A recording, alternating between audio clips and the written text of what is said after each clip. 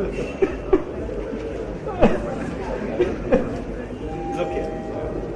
I'm here.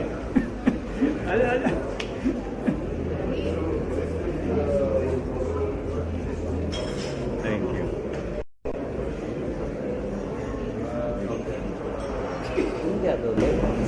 Still architect.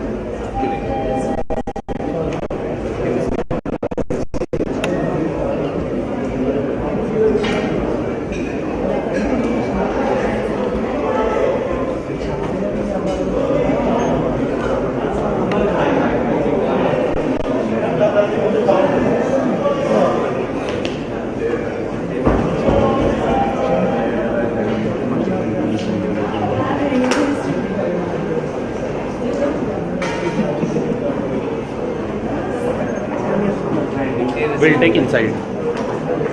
Just tell the lady there.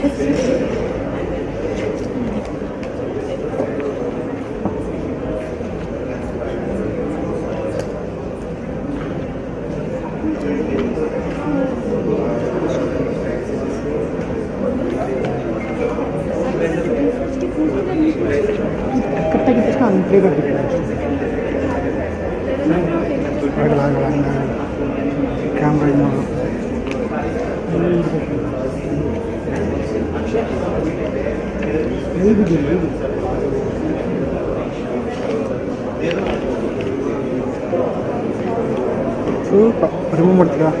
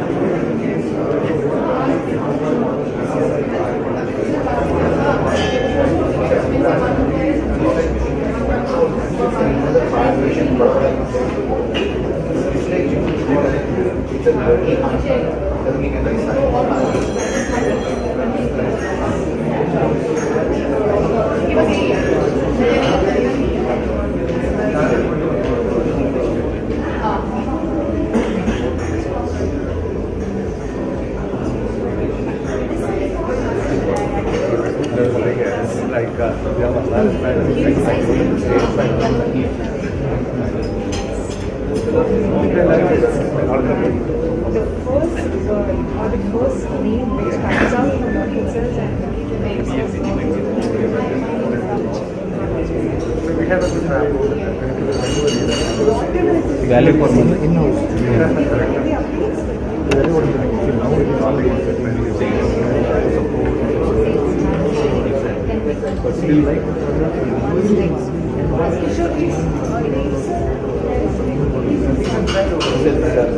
So is hotel your largest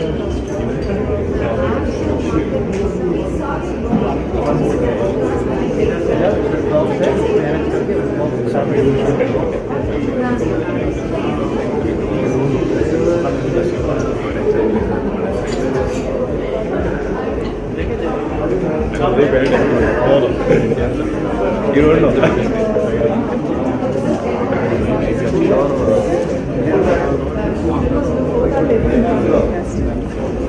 The principal architect was very interested in just architecture, but his son wanted to, focus on the interior. So they were pitching for a couple of big spaces.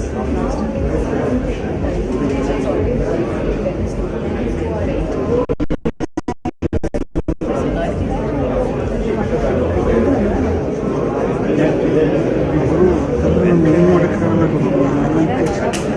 generation girls and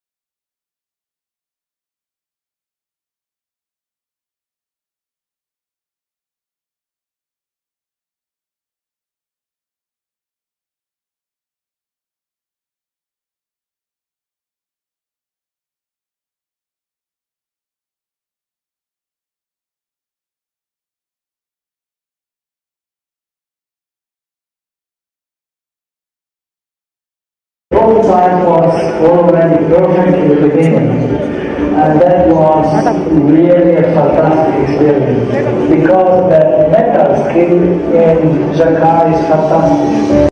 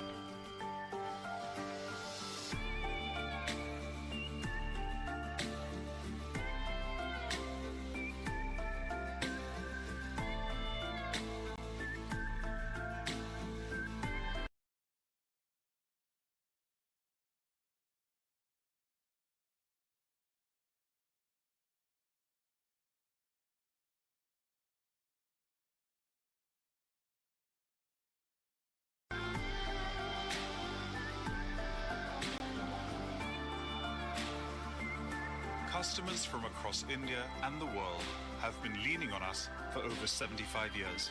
Blue Star, built on trust.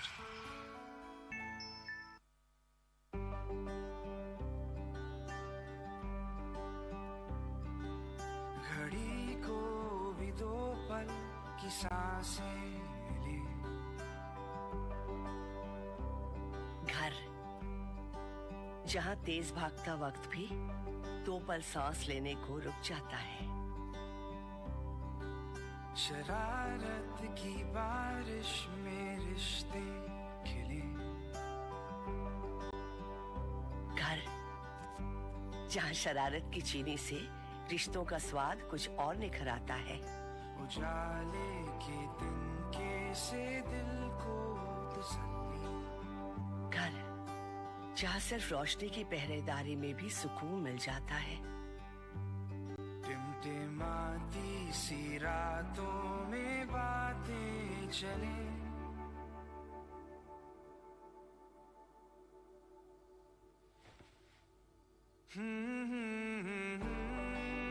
घर, जहाँ दीवारों के कान हो न हो, यहाँ खिड़कियाँ खूब बातें करती हैं।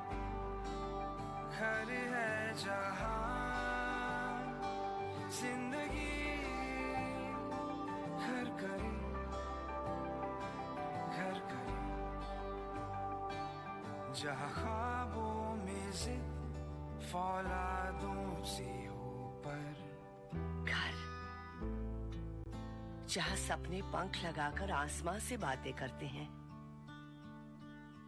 जहाँ होती है बातें इशारों में अक्सर।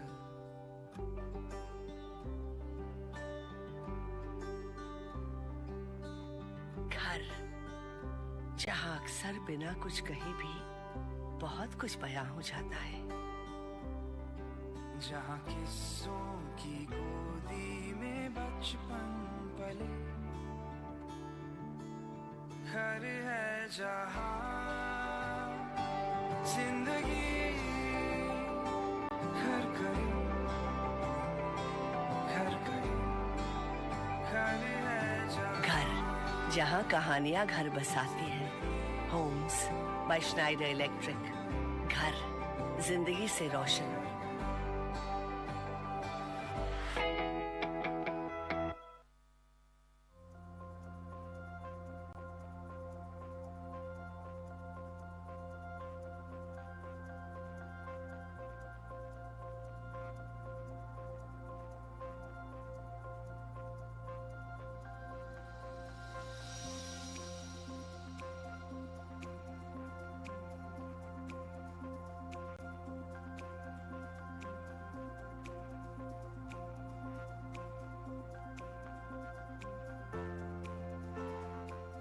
Reduction doesn't mean minimalism.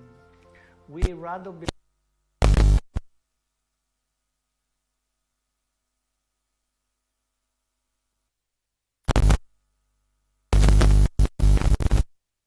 complexity of simplicity. A new series to add the existing series in Jaquar, but the fit with the international market.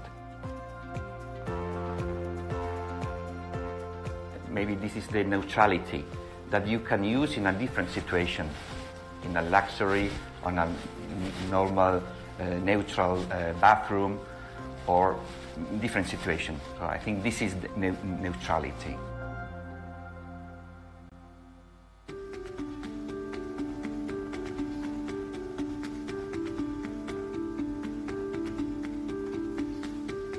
To have a variety of opportunities by changing the finish, by changing the way how you combine the different elements, to have a great modularity for Jaquar.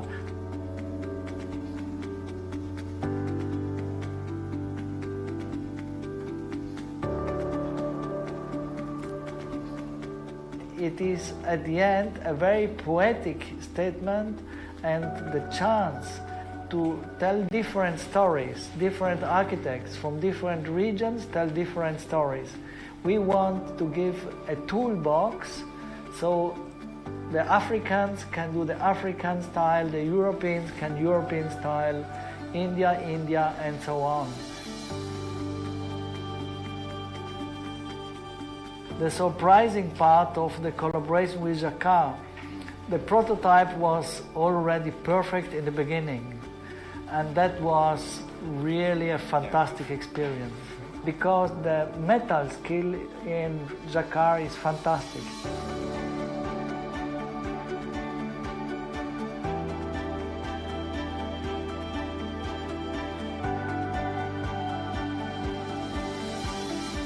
I think Laguna has the soul of India. Since the whole world is admiring the soul of India, you can export this soul to the whole world.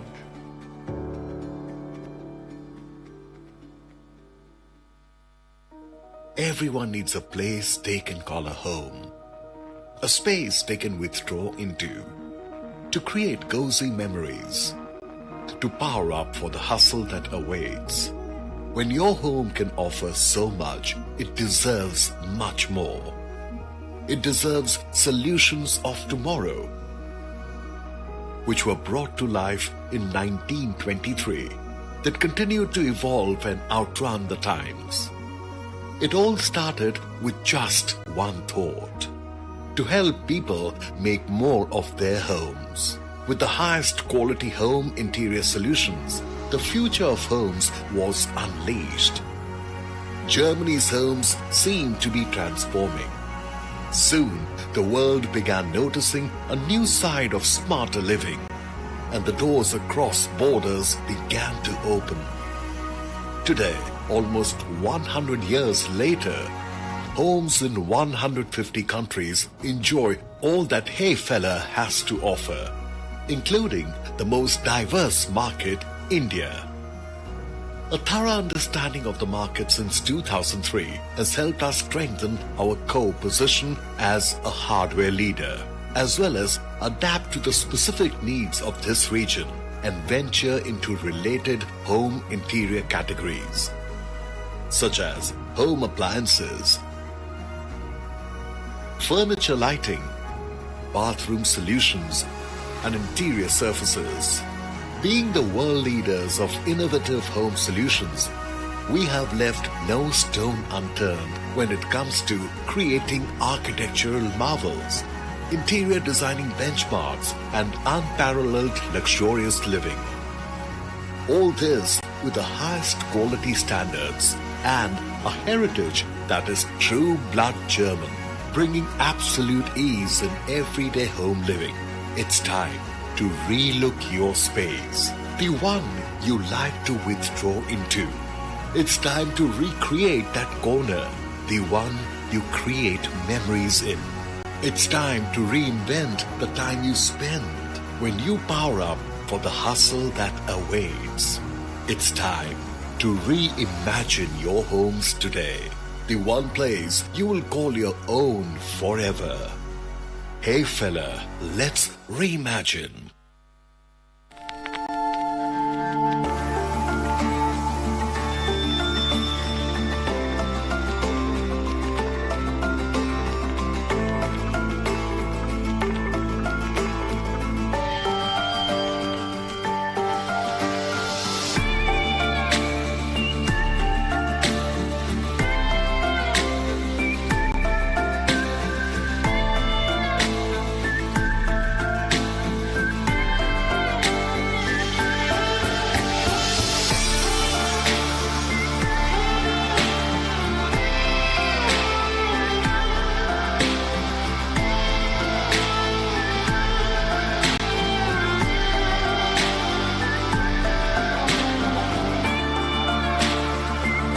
Customers from across India and the world have been leaning on us for over 75 years.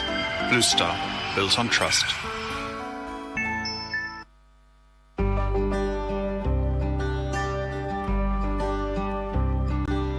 घड़ी को भी दो पल की सांसें ले।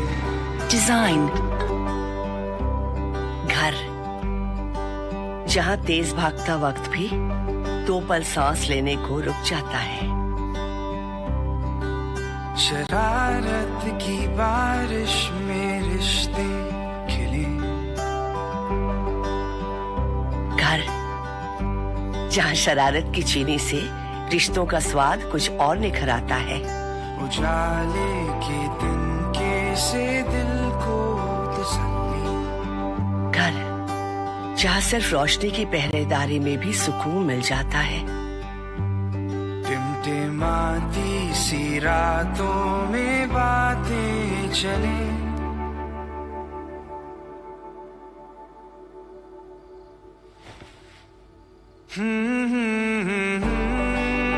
घर जहाँ दीवारों के कान हो ना हो, यहाँ खिड़कियाँ खूब बातें करती हैं। घर है जहाँ जिंदगी घर करे, घर करे। जहाँ ख्वाबों में जिद फौलादों से हो पर। घर जहाँ सपने पंख लगाकर आसमां से बातें करते हैं। जहाँ होती है बातें इशारों में अक्सर।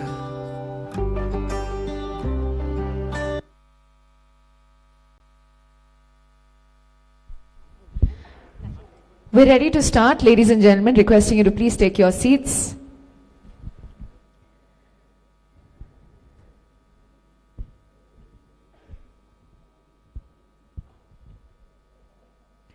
So we are ready. Once the hall is ready, everyone take your seats and we can start.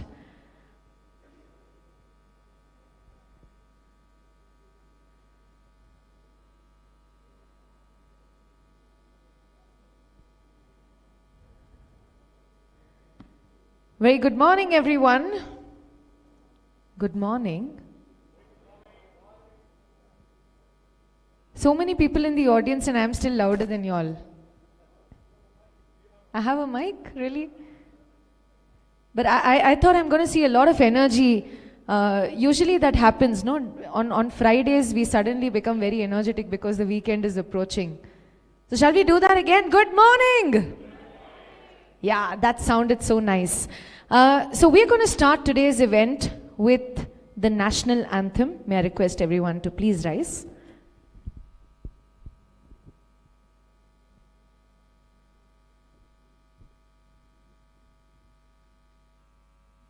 जनगण मन अधिनायक जय हे भारत भाग्य विधाता। पंजाब सिंध गुजरात मराठा द्राविड़ उत्कल गंगा। विंध्य हिमाचल यमुना गंगा उज्जल जलधि तरंगा। तव शुभ नामे जागे तव शुभ आशीष मांगे।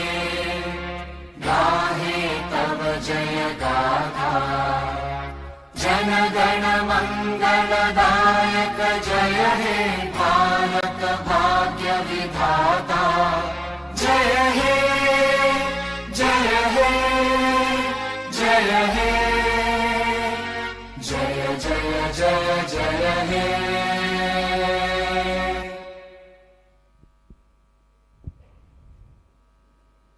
So I heard you sing the entire national anthem, which means you are a good singer. And we need people like you today. Are you going to sing for us later as well? Sure? Okay. So, very good morning everyone. Once again, good morning. Very warm welcome to this grand celebration of design.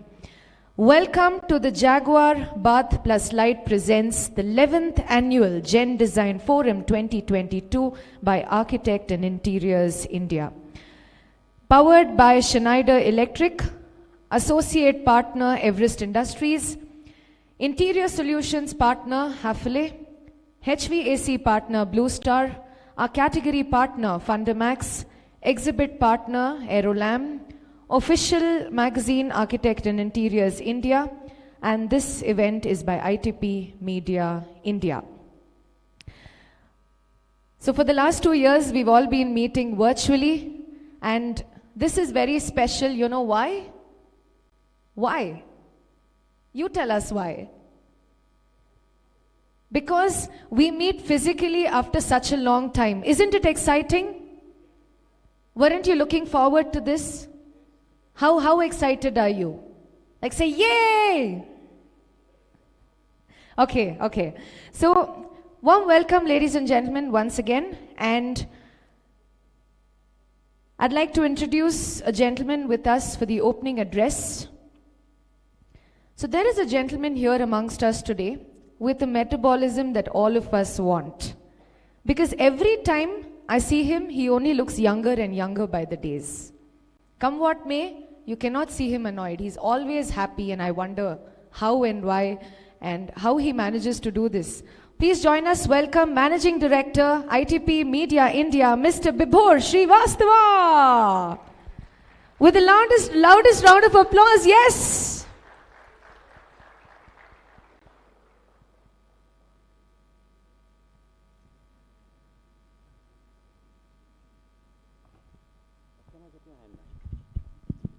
You know, this is the disadvantage when you stand behind this podium. You really don't know where you are. You'll get disappeared. But you know, my heart is full of joy, and this metabolism and excitement really comes from you, from the love that you've given us to us, the confidence that you've reposed in us. You know, the journey for ITP has been very, very significant for me, because a decade back, we started with one brand, Hotelier India, gave birth to many, and we are about 9 publications. So I want to welcome each one of you for making this day, for all of us, very special, and you are very special. So please give yourself a huge round of applause. This had to be louder. The next 20 minutes that I'm going to speak, oh, I'm just kidding. I'm not speaking. Just see the footprints of ITP. Can we have the ITP AV, please?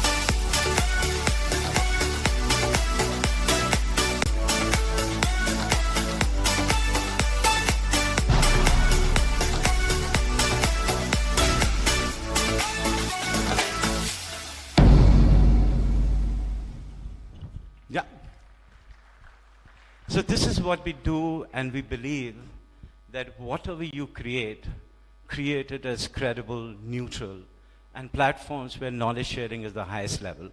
Ladies and gentlemen, there's so much to talk, but I think we've got some incredible brands and partners. Please take your time to visit them. They offer you solution, they partner with you to give you that cutting edge. And I'm delighted to welcome a gentleman, and I look up to him as a great management thought leader himself, and who gave us, the flexibility and the group, Jaquar Group, to, co-partner and create these platforms, many of this. And today we have Mr. Mohit Hajela. Please join me in welcoming Mr. Mohit Hajela, the group head for Jaquar Group. Mr. Hajela.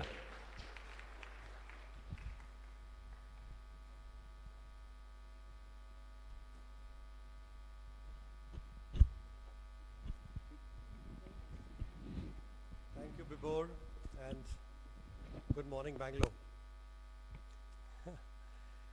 I think it's indeed a pleasure on behalf of Jaquar Group to be welcoming each one of you for the 11th edition of iGen Awards, being convened at Bangalore today.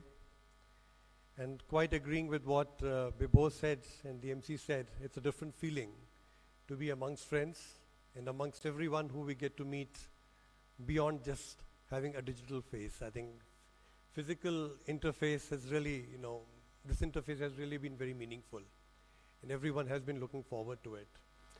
But for us, it's even more significant because as a group, we have always valued knowledge partnerships, and this particular initiative being pioneered by Architects and Interiors India is something that we have partnered for almost more than a decade now. And it's so wonderful to see some of the doyens of the industry and also the young trailblazers who are, trying to who are firming up their footing in the industry and also being shortlisted to be the iGen winners. I think it's a great feeling to have this combination of the most creative and structural minds coming together under one roof. So hearty welcome to each one of you on behalf of Jaquar Group. And must compliment Sumesha, the editor-in-chief, for choosing the theme, Conscious Design Vision. I think conscious design vision is something that evokes a lot of sentiments today. I have few thoughts, few penned thoughts, and few thoughts which happen to be the way I look at it. So possibly, I think when we talk of conscious design vision, we talk of an impact of a consumption on the environment that has become increasingly visible now.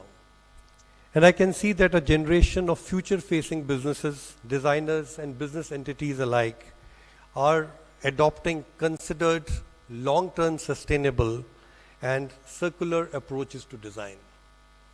Needless to say, it's equally applicable to materiality today. So it would not be wrong to say, welcome to an era of conscious design. The rise of conscious design stems from the pressing need to ensure that all the future products that we talk of are across categories are ethical, they are sustainable, and most important, they are regenerative. So I think in that combination, I would say that they are ethical, they are sustainable, and they are regenerative. And going by the planetary proportions, I think the society faces dual challenges.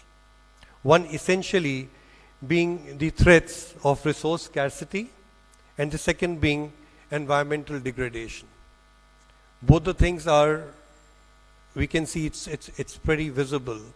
So I think somewhere down the line, if we look at the combination, I would call it sustainable concepts, and using a combination of sustainable material is something which is becoming the global norm today. And most of I think the entire knowledge-based society is having its awakening to it. And we can see that there are a lot of technology adoption roadmaps.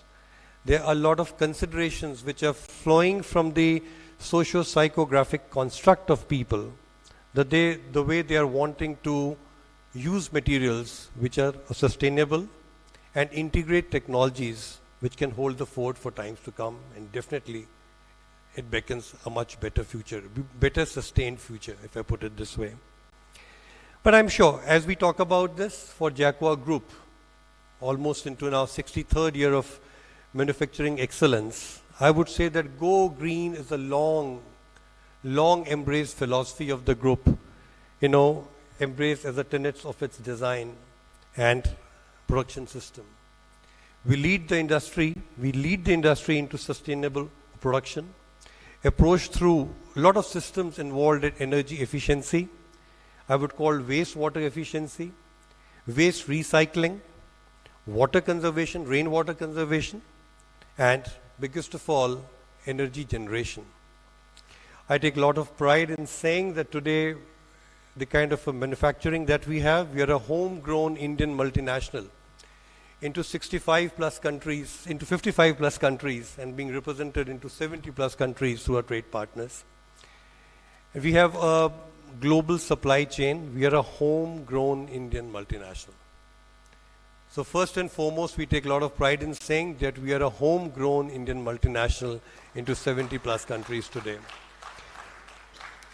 And all the manufacturing that we talk, besides something that we talk so proudly, that's about first LEED Platinum certified building when it comes to our global headquarters. While we work with some of the finest designers globally, our building has been designed by Gayatri and Amit from India. So we take a lot of pride in association with Indian designers first, because it's for sure a symbiotic relationship. We have grown with designers as much as designers have grown with us. So I think it's a legendary association, a symbiotic association. The kind of production facilities that we talk, which caters to a global supply chain, we are talking about we talk about a zero discharge manufacturing. We are talking about recycling practically 5 lakh liters of water every day. We shortly, all going well, inshallah, we should be getting into the Guinness Book of World Record of producing maximum faucets, closing to 150,000 faucets a day. I'm talking about recycling 4,221 metric tons of brass, what we recycle every year. I can take again a lot of happiness to share that we are almost, our chrome recovery plant is ensuring that 8 metric tons of chrome salt is being recycled annually. When we talk of our LEED Platinum certified building, we are generating 6.25 megawatt power through solar panel. We have used every bit of wastewater is being recycled into horticulture, irrigation, into cooling towers. Every bit of solid waste gets recycled into biomass. Whatever we use, we consume. We were the first entity in the country to have adapted to radiant cooling technology, when we could significantly bring down the heat loads by air conditioning loads by almost 40%. So I think it's a combination that made us win LEED Platinum, USGBC LEED Platinum certification. I think that's a responsible, I would call it to be a conscious footprint, because market leaders, being a market leaders is easy, but I think there's a lot of responsibility that vests in you. And for a nation which is embarked, which is fast tracking, I think it's very important for the Indian players to be playing a very dominating role. I mean, it needs to be a journey of much higher conviction for everybody to believe in India, as much as we say proudly made in India for the world.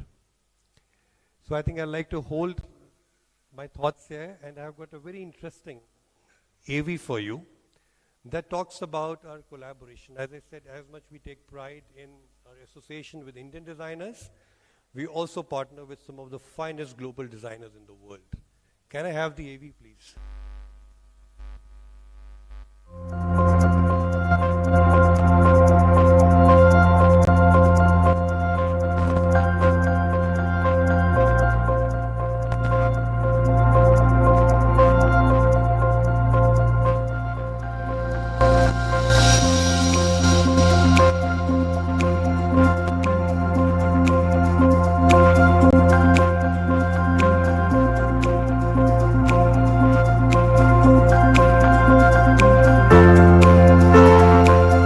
reduction doesn't mean minimalism.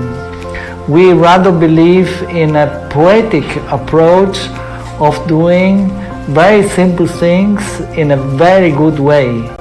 This is complex. That's why we call complexity of simplicity. A new series to add the existing series in Jaquar, but the fit with the international market. Maybe this is the neutrality that you can use in a different situation, in a luxury, on a normal, neutral bathroom, or different situation. So I think this is the neutrality.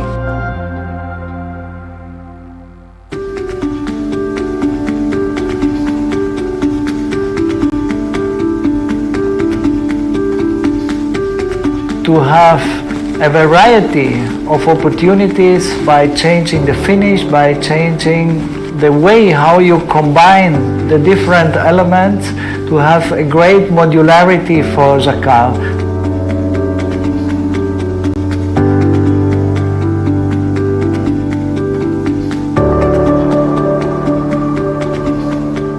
It is at the end a very poetic statement and the chance to tell different stories. Different architects from different regions tell different stories. We want to give a toolbox so the Africans can do the African style, the Europeans can European style, India, and so on. The surprising part of the collaboration with Jaquar, the prototype was already perfect in the beginning. And that was really a fantastic experience because the metal skill in Jaquar is fantastic.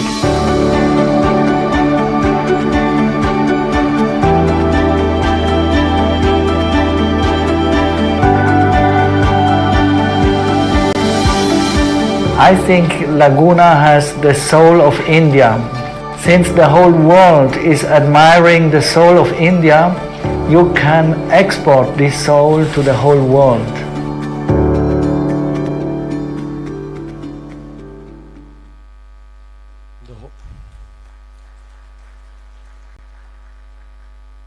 The catch line is the whole world is admiring the soul of India. I think this needs a round of applause, you know. Because I think in India we believe, in Indian designers we believe. But again, what's most significant about this is the way he has used sustainability. When he talks of sustainability, he's talking about aesthetic longevity. I mean, going beyond the contours and parameters of the generic appreciation of sustainability. I like the word aesthetic longevity, because when you talk of a timeless design which is very high on minimalism, less is more is being best understood in this fraternity, in this group of people. But I think it's somewhere down the line how you embrace minimalism, how you ensure that neutrality ensures that it blends with it complements every design. Your theme being Mediterranean, it could be contemporary, it could be neoclassical, it could be, you know, very, very modern. It all depends, upbeat. So I think it's something that it reflects every mood. And Matteo, believe me, is one of the finest designers in the world when it comes to hospitality, energy prefab, very high-end villas, condominiums across the world, and the biggest of all, master plans. You talk of the Bavarian Lake Village, you talk of Satellite Township in Munich, you talk of Train Italia hangar, the man is doing it all. And his effort into, I mean, the way he embraces complexity of simplicity, I think is something to reckon with. I'll take way less time. I've got a small presentation. Since we believe in collaboration, not only in India, but across the globe, we'd like to very quickly talk about how collaboration means keeping innovation and design in mind. Needless to say, lifestyle is, I mean, lifestyle homes. It's high time we are talking about convergence. We are talking about bathrooms bathrooms became an integral part of our homes, but eventually I think now it is transcending to the next level. A little me time that we get to really use happens to be in bathrooms. So I think bathrooms again are seeing an extension beyond what is just obvious. So when we talk of arties, I would essentially talk it's reimagining bathroom space as a work of art. I'll repeat, arties is reimagining your bathroom space as a work of art adorned with opulent souvenirs. I think that's the kind of, when we talk of the born from art narrative, I'm talking about the ecstasy of freedom. That a person, you see, art has the ability to bend every straight line. So I think the way we talk of fluidic designs, the way we talk about morphing designs, that has an aesthetic appeal, I think that's essentially how we are reimagining the bathroom spaces as a work of art. It's practically bringing the modern day lobby at home. When we talk of collaboration, we talk of Daniela Meroni, again having spent very good practice with Norman Foster. Matthewson and Antonio need no introduction because they're one of the finest in Europe and across the globe today.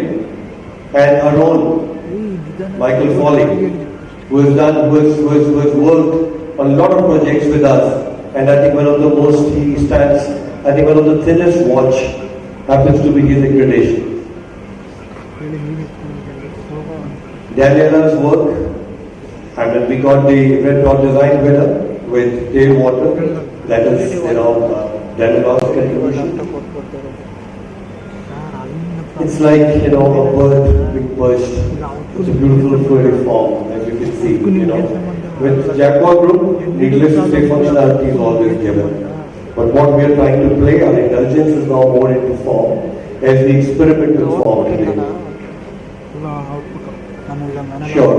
Good about 40 plus years of experience and a 70 plus studio in Milan. Matteo is making heads turn across the globe.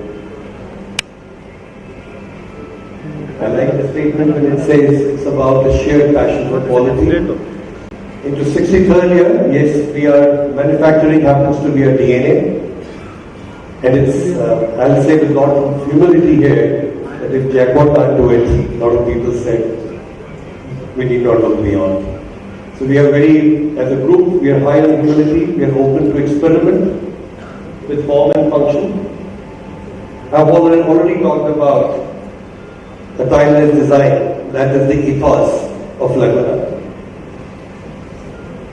Michael is worth it all. I think Tierra happens to be another, the way it's being installed is being seen as a jewelry that adorns your bathroom space. The similar extensions go to our Whirlpool and Airpool coffee systems. Some of the finest collaborations and the awards that have been conferred to us, right from good design to L, to German design to Wi-Fi awards, Red Dot, everything is there. Thank you. Thank you so much.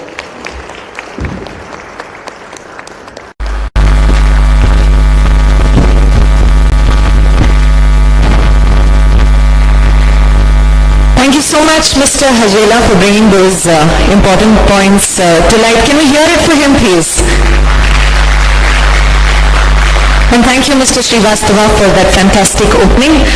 I'm sure with this, today promises to be a very exciting day full of insightful discussions, debates, deliberations, and much more, a true celebration of design excellence with none other than you, our beloved members of the design fraternity. My name is Usha Melwani, and once again a very warm welcome. With this, I'd like to introduce to you our keynote speaker for today. We have with us the eminent architect, Mr. Kamal Malik, founder and principal architect at Malik Architecture, as our keynote speaker today. A name to be reckoned within the design fraternity, I'm sure he needs no introduction. He hails from the picturesque hills of Shimla, and to date, he draws immense inspiration from nature. His work and the way he explores connections between architecture, context, and ecology have captured many hearts and interests across the country. A veteran in the field of architecture, please join us, welcome the one and only Mr. Kamal Malik.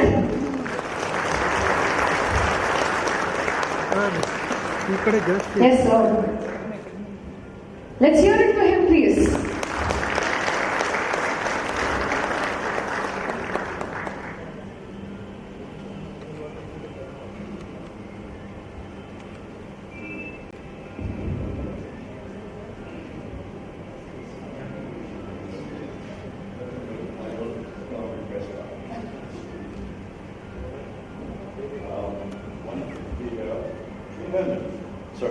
Hello? Yeah, I think now you can hear me. I was informed about the topic, conscious design vision. I'll just wind back a little bit. She mentioned I come from the Himalayas, come from the mountains. My entire childhood was spent there. Two things happened there very early in my life, because I'm here to share a journey with you. Please don't discount this issue of keynote speaker and so on and so forth. We have a common journey, and I'm sharing my journey. And one was a very well rounded off public school education. In a way, I mean, that meant I would do compulsory horse riding, boxing, etc., which actually, public speaking, understanding Hemingway, which in a way prepared me for my interface with the outside world. Most of my time also was spent with my grandparents. My father was in the army, and so I had the privilege of being brought up by grandparents in an environment where constantly there were evolved people, sages who would come and stay at our house. So from an early childhood, I was also slowly made aware of an inner journey. Very early again. I didn't understand some things. As you grow older, you understand more and more. So, the centripetal and the centrifugal, the inner and the outer. In Sanskrit, there's a beautiful word called samyam, which means balance between the two. So, when I look at this word, conscious, I don't react immediately. Because I've always been taught that dive deep into everything. So, where does this word come from? It comes from a deeper word called consciousness. What is consciousness? I will only take a few minutes on this and get along with things. But now we go a few thousand years back. We wind the clock back. And so we can get the first click, please. Thank you. I'm sorry, I'm very clumsy at this operation, so I will ask for forgiveness.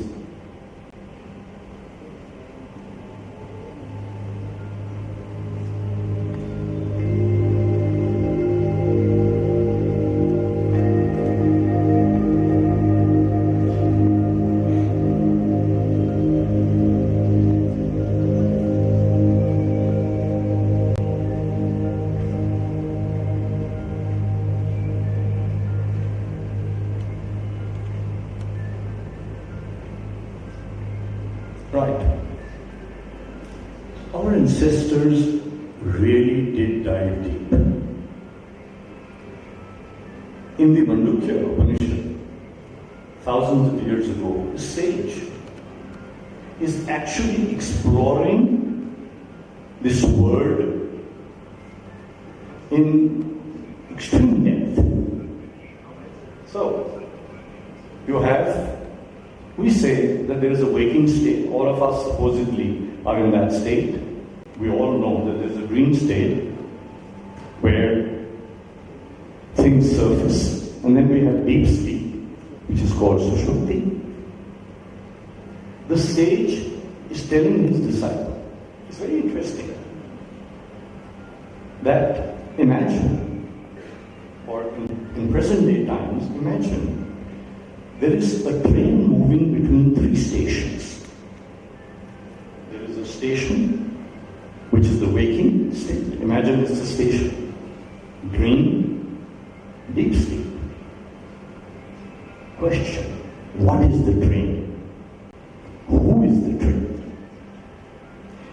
That is how the subject of consciousness was explored. And then they came to the last state. If you see Turiya, Turiya simply in Sanskrit means the fourth. People have called it Samadhi, people have called it many things. But this is the final frontier of consciousness. What is consciousness? For me, as I said, I'm blessed because this journey came upon me. I never undertook this journey. So it came upon me. And therefore, with this, and what represents consciousness? Nature. We are all parts of nature, but we are combating nature. We're an intrinsic aspect of nature. So, I will actually share with you, now that we've spoken about the centripetal, and I don't want to bore people with this because we can go on for this for a couple of days, maybe months, maybe a lifetime. I don't know.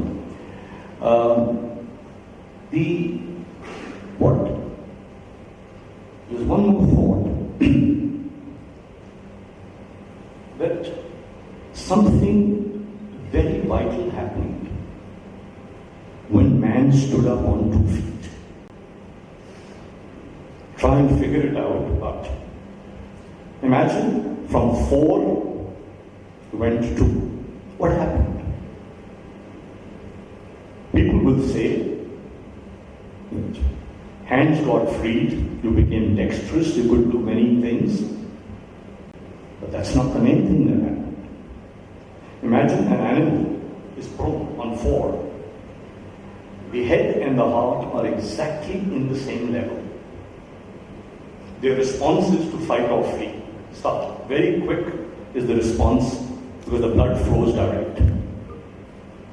In the case of man, the heart is here, pumping, and the head is moved there. The brain's moved there. So man became capable. These fine capillary vessels that carry blood to the brain actually made him capable of a tremendous amount. Consciousness again, moving. We have 1 trillion, we are made up of 1 trillion cells. And each of those cells has intelligence. Can you imagine what man is capable of? So, for me, I was simply trying to explore another dimension of consciousness. I think we can move on now. So now from the centripetal, let's move to the centrifugal. I thought I would share with you a few works which are seminal under just either moving through now or executed, but more importantly, for several decades, people have asked me, how come you never worked in Bangalore? How come you never worked in Karnataka? Sure enough, and I told you before that this is a journey I'm sharing, and I'm a great storyteller, incidentally. Only thing is, the stories are factual. One day we got a call from this gentleman saying that I want a project done just outside of Hampi. Okay, what kind of a project? He then, on the Zoom call, said that he had almost concluded the project with Zaha Hadid. Then she passed away. So he was heartbroken. For what? I don't know. But it's his problem. He was heartbroken. And for 2 years he searched. Anyway, he stumbled upon a name, he saw 1 or 2 projects, whatever it was, and he did a Zoom with Arjun and me. More with Arjun because I don't understand Zoom calls. So, and we got around to working with him. It's actually a very peculiar kind of project. It's a large, they're doing a 20 windmill project on complete sustainability. It's part wind turbines on a hill overlooking the Tungabhadra Dam, very close to Hampi, a place called Husband. And this is part of that project where they have to build a guest house. The family has a large collection of sculpture, of art. They're a very philanthropic family. So they wanted some parts of that project to be almost museum-like, etc., etc. The one thing that we told him is, the one discussion I had with him is, I don't want you to be disappointed because you have shifted away from Zaha. I said, the Western world is very obsessed with form. Here in India, our search has been for the formless. They know the beads of the necklace, and we are searching for the invisible thread that ties the beads together. So as long as you're prepared for that journey, maybe we can work with each other. So the entire project is being built in granite, all 70,000 square foot of it, including pieces of granite which are 6 meters long, weighing several tons.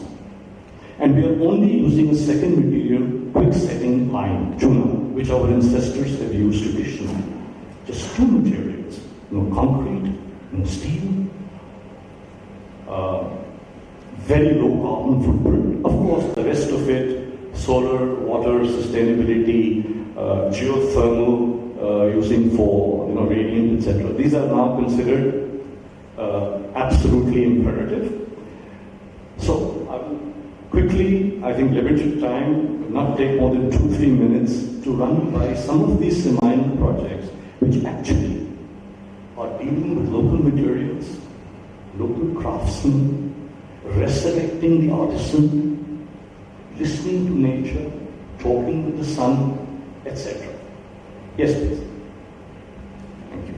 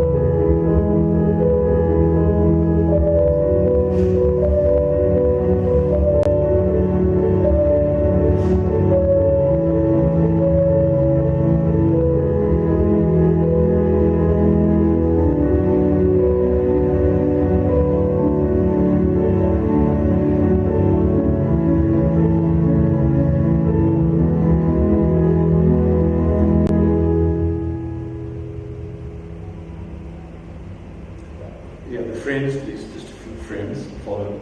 Yeah, the site, I'm not going to deliberate on this because this could be, as I said, 4-hour discussion. But the site is a fascinating site. The plan that has been evolved essentially inspired by Hampi, around the traditional courtyard systems. In dealing with extremes of climate, the temperatures can go up to 48 degrees. How to funnel the winds that come from the Tugabhadra reservoir, funnel them through the gaps between the buildings. So that's how the form evolution also took place. Generally working with nature. And apart from 3 of the largest structures, which were museum quality spaces for housing their art and sculpture collection, the rest of it is simply lost in the background. You will never really see any structure whatsoever. And that was the intent. Yes, please. Next. Okay. Right. Some of the, views generated. Yeah. Yes. Please keep moving. Okay, this is interesting. We've been working on, we always relied a lot on structural engineers. Here, a lot of the structures which are mainly in compression, the very nature of stone, we've actually been able to make models in our office by suspending weights and getting the exact shape of the catenaries. So the engineer has simply to come in and say, he has to take your architectural drawing, give you the thickness of the stone, and he's out of it. Because that's how masonry is. So really, that's one of the things, especially for the youngsters, we are too reliant on engineers. I'm nothing against engineers, but we have too little knowledge of how structures behave. We simply are looking at form and then not able to understand how things work. So this is how, and there is a very nice example, why I've given that is, of the Sagrada Chapel, where, in Barcelona, where almost 100 years ago, this chapel was designed, and then the University of New Zealand did a computer study on the forms that had been generated. And they found they're completely tight. Something done manually with weights, and something done generated for the computer, he had it perfect. Please, thanks. Yeah. You can see how the computer model on the left and how the, yeah, go on. Go on, please. Just race through this quick. Move. Next. Next. Yeah. Next.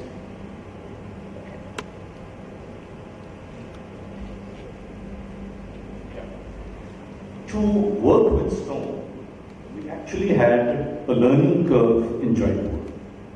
To work with stone and chulu, limestone. Learning to walk before we started to run. So this is a smaller project, but again built with the same principles in stone. Yeah, please. Just press.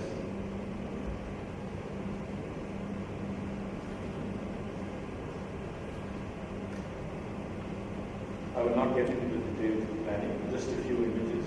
But this was a learning curve for us.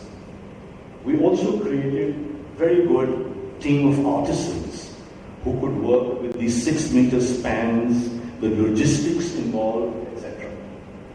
So, okay, next. Shifting gears. Yeah, just a minute. Go back to last. Thank you. We're doing a couple of projects in Bhutan now, working with rammed earth and wood. I'm simply covering those projects where we are actually working with materials close to the ground. This is my own house, held up for COVID. Now hopefully we'll get the green signal, but rammed earth literally means you're not bringing any material from outside except the local wood. You're just digging, whatever you're digging, excavating is going in, rammed in, and then used.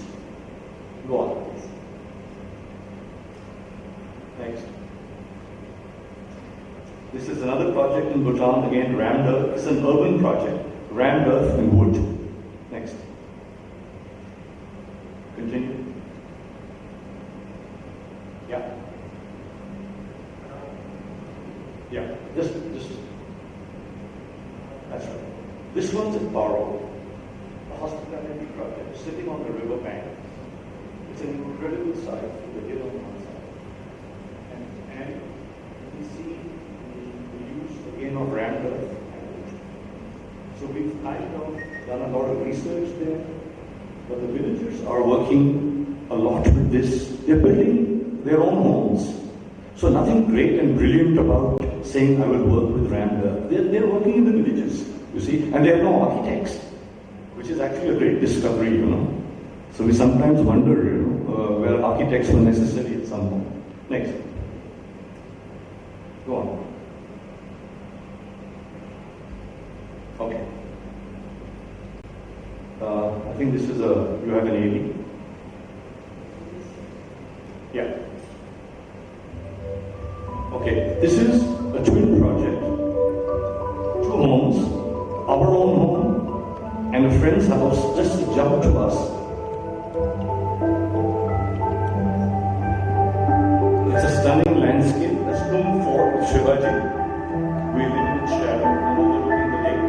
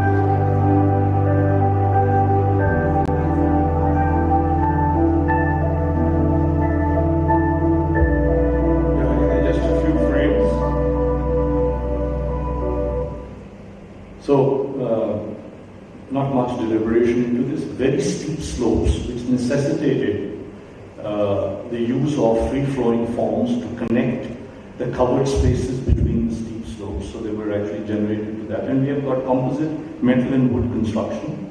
You can see that.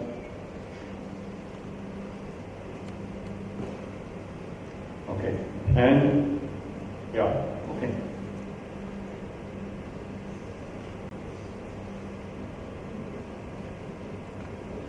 Yeah.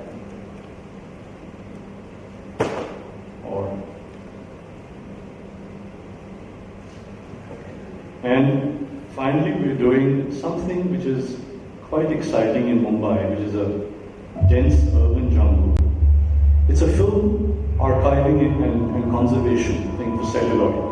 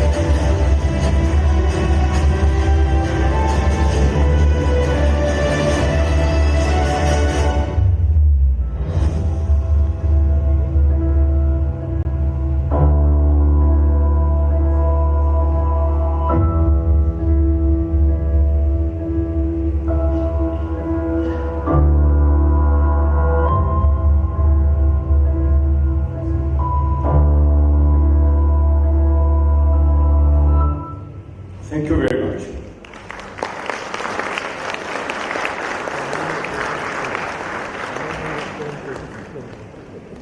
So thank you so much. I'll request you to please stay back on stage. We have something for you. Let's hear that for that fantastic presentation by Mr. Malik. I'd like to invite Mr. Ranveer Mehra, Director of Jaquar Lighting, Mr. Mohit Hajela, Group Head, Business Development, Jaquar Group, and Mr. Vibhor Srivastava from the ITP Media India to please felicitate Mr. Malik.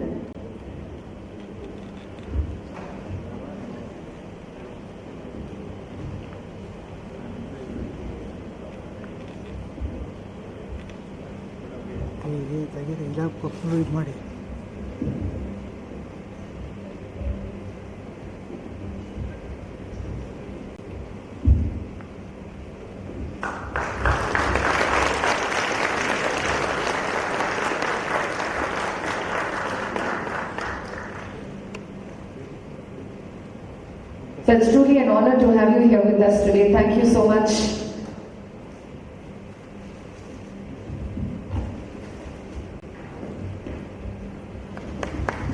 Let's hear that for Mr. Malik.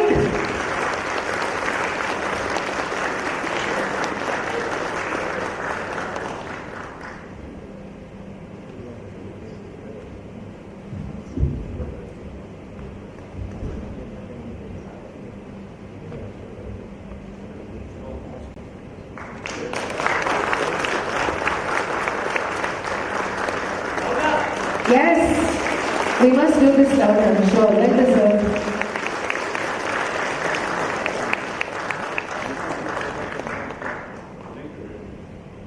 If Mr. Malik was not an architect, I'm sure he would have been a Bollywood actor for sure.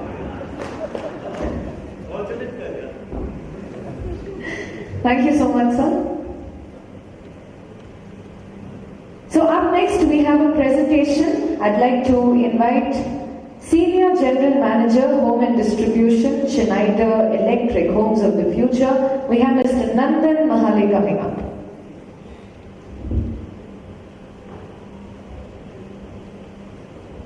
Let's hear that for him, please.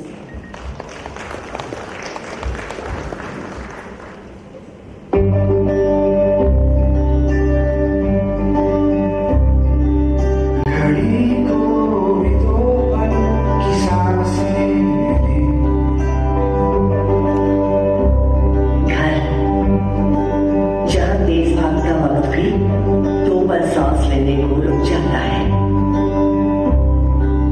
शरारत की बारिश में रिश्ते खिले, घर जहाँ शरारत की चीनी से रिश्तों का स्वाद कुछ और निखर आता है। उजाले के दंके से दिल को घर जहाँ सिर्फ रोशनी की पहरेदारी में भी सुकून मिल जाता है। टिमटिमाती सी रातों में बातें चले,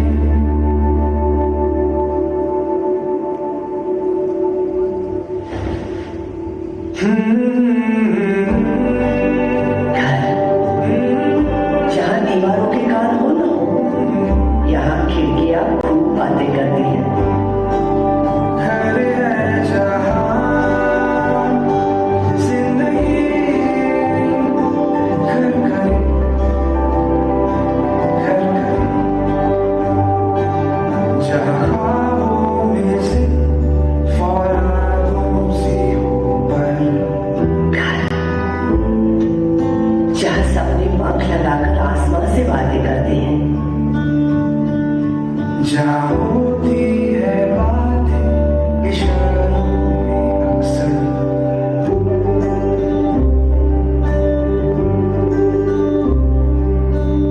घर जहाँ अक्सर बिना कुछ कहे भी बहुत कुछ बयां हो जाता है। जहाँ किस्सों की गोदी में बचपन बने, घर है जहाँ जिंदगी घर करे, घर करे, घर है जहाँ जहाँ कहानियां घर बसाती हैं। Homes by Schneider Electric. घर जिंदगी से रोशन।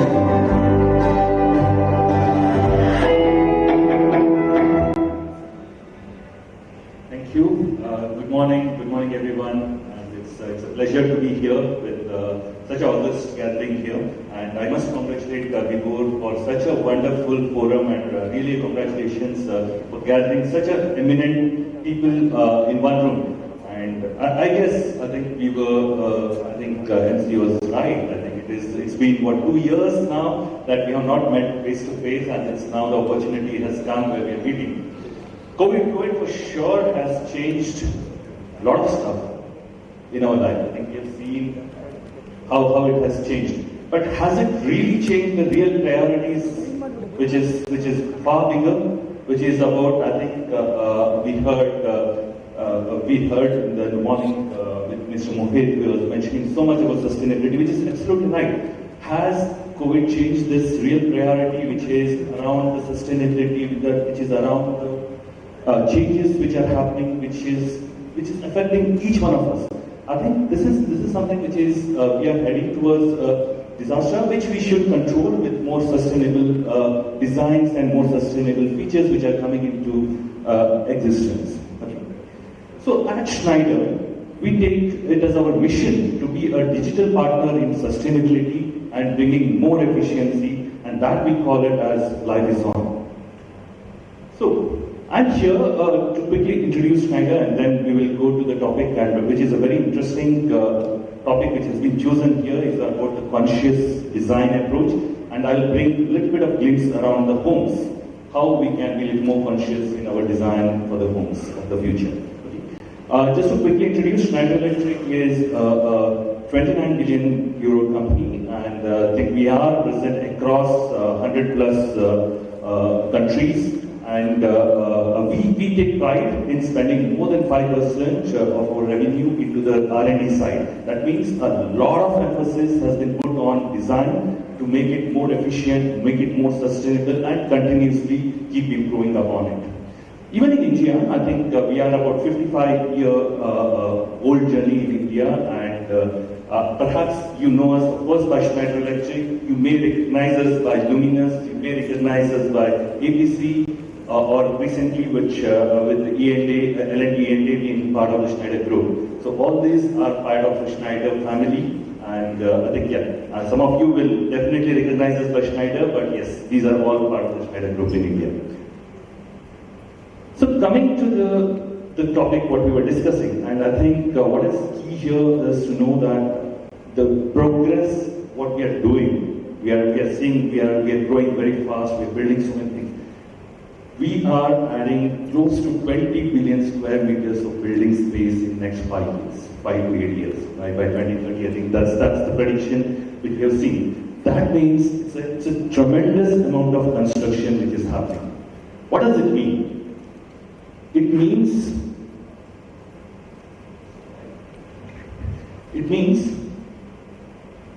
there are some facts. We are spending more and more time within the buildings. That's something which is about 90% of our time within the homes or buildings or during the offices, like these places where we do spend. But the most critical element, which perhaps not all of us know, is buildings contribute towards 40% of the carbon emission. 40%, that's staggering. Okay? And that's something we need to be even more conscious as we go forward when we are building. I think Kamal sir rightly pointed out about the localization and local use cases so that it minimizes this overall carbon footprint in the world. Okay? When we talk of building, it's not just about buildings, it's about the homes. Without homes being more sustainable, we will never be able to achieve the agenda which we have set across to limit the temperature rise to 1.5 degrees. Because homes contribute about 34% of the carbon emission, which is part of the buildings when we say. So it's about the homes, it's about the design of the homes, it's about the homes where we can make it far more consciously designing them and far more, we become more conscious in terms of how we can make it more sustainable. This is going to be the future agenda for all of us. So, what about the three elements or three pillars when we say we can put in conscious efforts in terms of design to make the homes far more sustainable, far more smart and sustainable? I would say three pillars. First one, we need to be more conscious in terms of selecting our materials, what we are using, that becomes more renewable, more towards the circular economy. We need to have that. More electric in the sense we will be becoming multi-source compatible because the electricity sources are going to be more renewable, and that's something which we will be having a glimpse in the coming slide. But yes, we will be more electric so that we can reduce the carbon footprint, and also smart and scalable homes. We don't need to design everything now. We need to make them future ready so that it becomes far more scalable and far more smarter. So let me take us into what we need for each one of the pillars. I think it's something which is very simple. Each of the material what we select in our design, if they are complying towards the green revolution or towards the green premium certifications, that in itself will be a big impact in terms of reducing the carbon footprint. We have a complete grid-to-plug solutions in Schneider, and I think we are one of the highest users of plastics because of the wide range of products what we use, and each one of our products, we take pride in saying that each one of our products are green premium. That means they are completely compliant with the norms which are set by the global agencies, so that it becomes our conscious drive towards making planet more sustainable. And we have a beautiful set of products, and I think some of them you will be seeing here, either the switches or be it the panels, or starting from the medium voltage to the last switch. Each one of them are green premium. Then what about electricity? I think recently we heard our Honorable Prime Minister mentioning about our mission to be producing 40% of our electricity within India to be more renewable.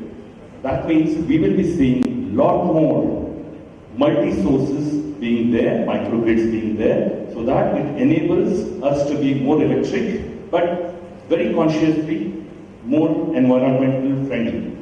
That means it will be a lot of renewable energy sources will be added into our array of things what we are doing, so that it supports the more electricity needs what we are going to have in the coming days. Another staggering fact, I think, which we know, in the transportation side, we are seeing a heavy evolution towards the electric vehicles, and that's something which is very much required because Transportation contributes to roughly about 27-28% of the green gas emission what is there with the current usage of the renewable or non-renewable sources what we have. And this is where we will see a huge movement towards the electric vehicles. That means we need to produce a lot more electricity. And that electricity what we are going to produce will be renewable or that can be multi-sources. And this is where we need to be more electric ready.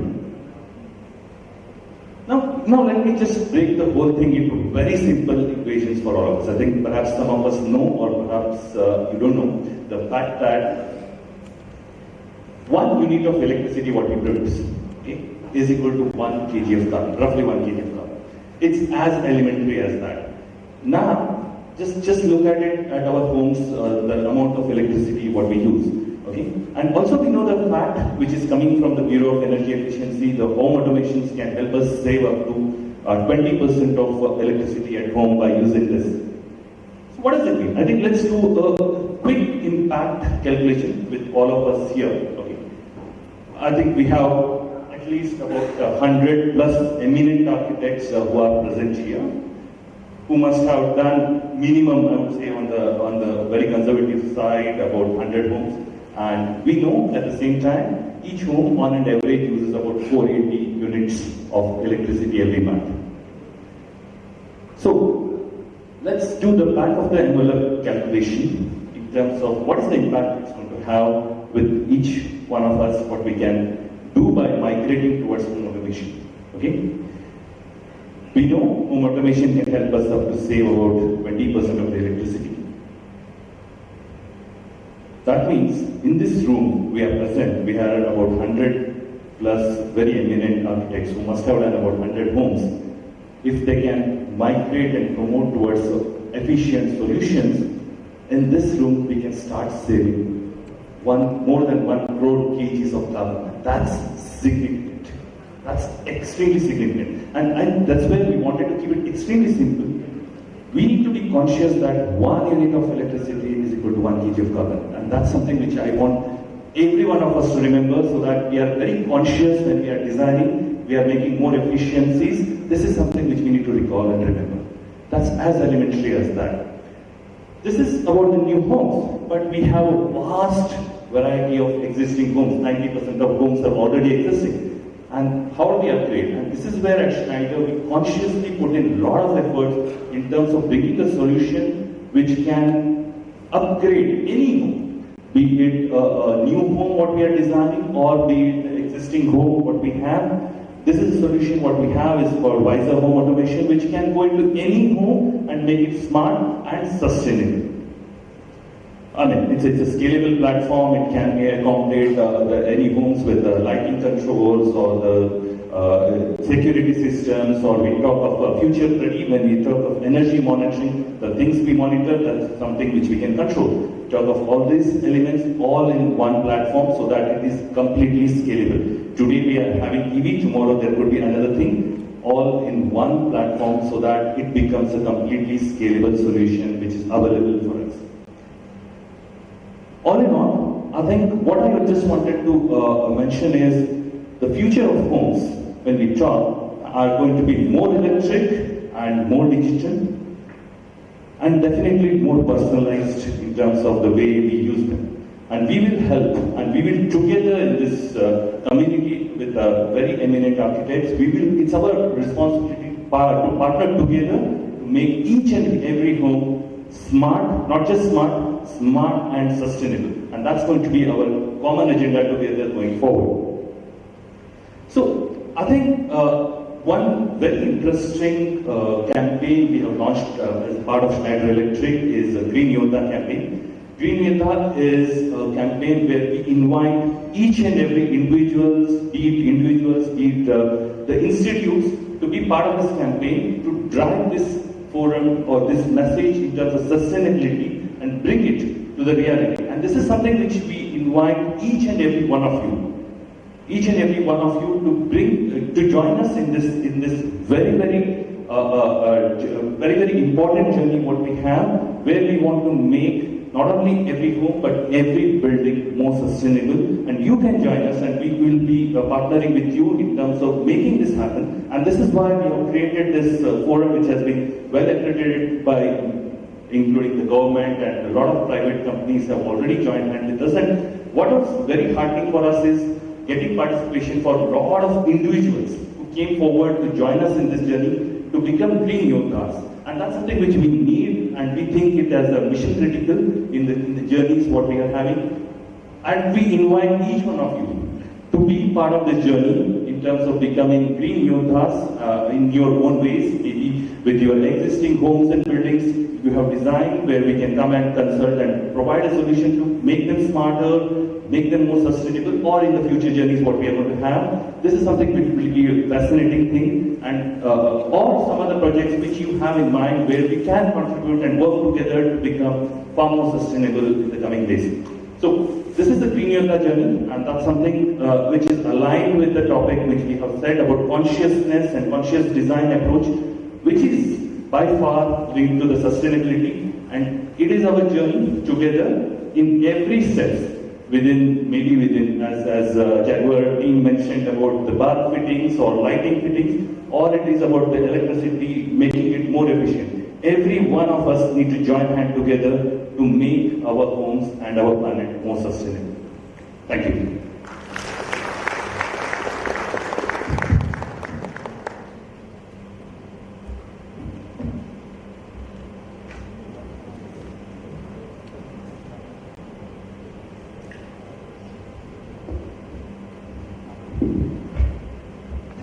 Thank you so much, sir, for that and your valuable inputs. Thank you. So welcome to the era of conscious design, a design theme that is all about coming together to pave the way to a better future together.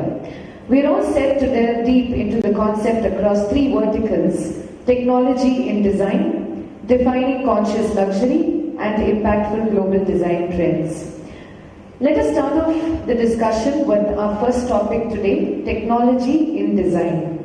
With unprecedented growth in this sector, with what the metaverse and digital architecture, the future is constantly in a state of evolution.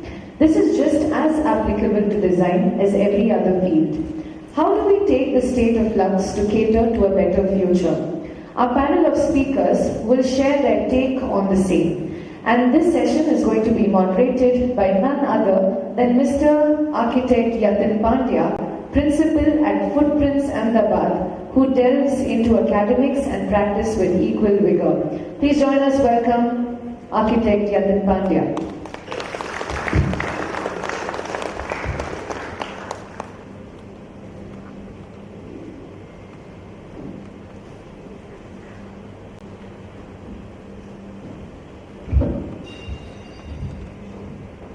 Namaskar, very good afternoon. I guess with my punch I should be hiding it behind the podium, but I think I see the audience, I'm the only one having it, so I thought let me flaunt it. So I don't mind being here. We are talking about technology and its integration with space making, especially for the designers. How does this apply? So I'm simply reminded of, for each professional, how does technology come into play, and one of the numerous examples that you probably have heard is, how many professionals do you need to change the bulb? So we have Snyder and the Jaquar here, and if you ask the product manufacturer, how many of those you need to change the bulb, they would say none, the bulb will change by itself. If you ask the efficient engineers, how many engineers do you need to change the bulb, they would say just maybe half, because they're very efficient. They can do 2 at a time. How many psychoanalysts do you need to change the bulb? 1, but the bulb must be willing to change. How many mystery writers do you need to change the bulb? 2, 1 to almost put it on, and 2nd to give a last minute twist. How many lawyers do you need to change the bulb? 3, 2 to argue how to do it, and 3rd one to give a judgment, this is the way to do. How many social media ever do you need to change the bulb? at least 202. One to put it on, second to photograph and upload, and 200 to like it. But how many designers do you need to change the bulb? 1,000, one to hold the bulb, and 999 to rotate the room. So with that kind of out-of-the-box thinking, we have to understand how technology comes into the play, into our profession. Now you're wondering, why am I here?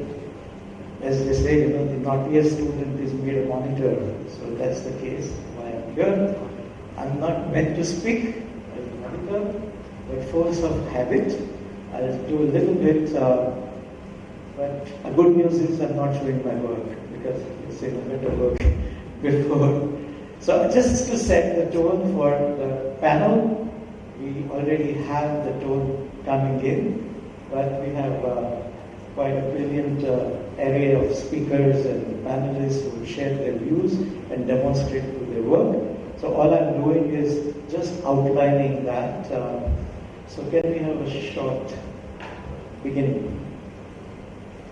Architecture and technology, architecture versus technology, architecture in technology, technology in architecture. You can take it different ways. I leave the point of view to each. Next please, just quickly. Well, there are many ways to define what technology is about, whether it's automation, mechanics, computer coming in, the mechanization of the processes, robotics, etc., etc. Next. So we have to figure out what of that, for different contexts, what applies to architecture. So it's not a generic idea, it's specific to different takes. Next please. As we saw, typically a holistic design would be the one that goes through aesthetic filter, cultural appropriateness, timeless aesthetic, kind of environmental sustainability. So if all of these are demands, technology is the one that keeps changing the fastest. The race to, you can more or less say, to be the constant. So in that context, how do we adapt to that? Next please. So technology-inspired architecture, and how does that transform the way we think or way we apply? Next. So it's not just the application of some tools, but thinking differently, if at all, and again for the collective good. Next please.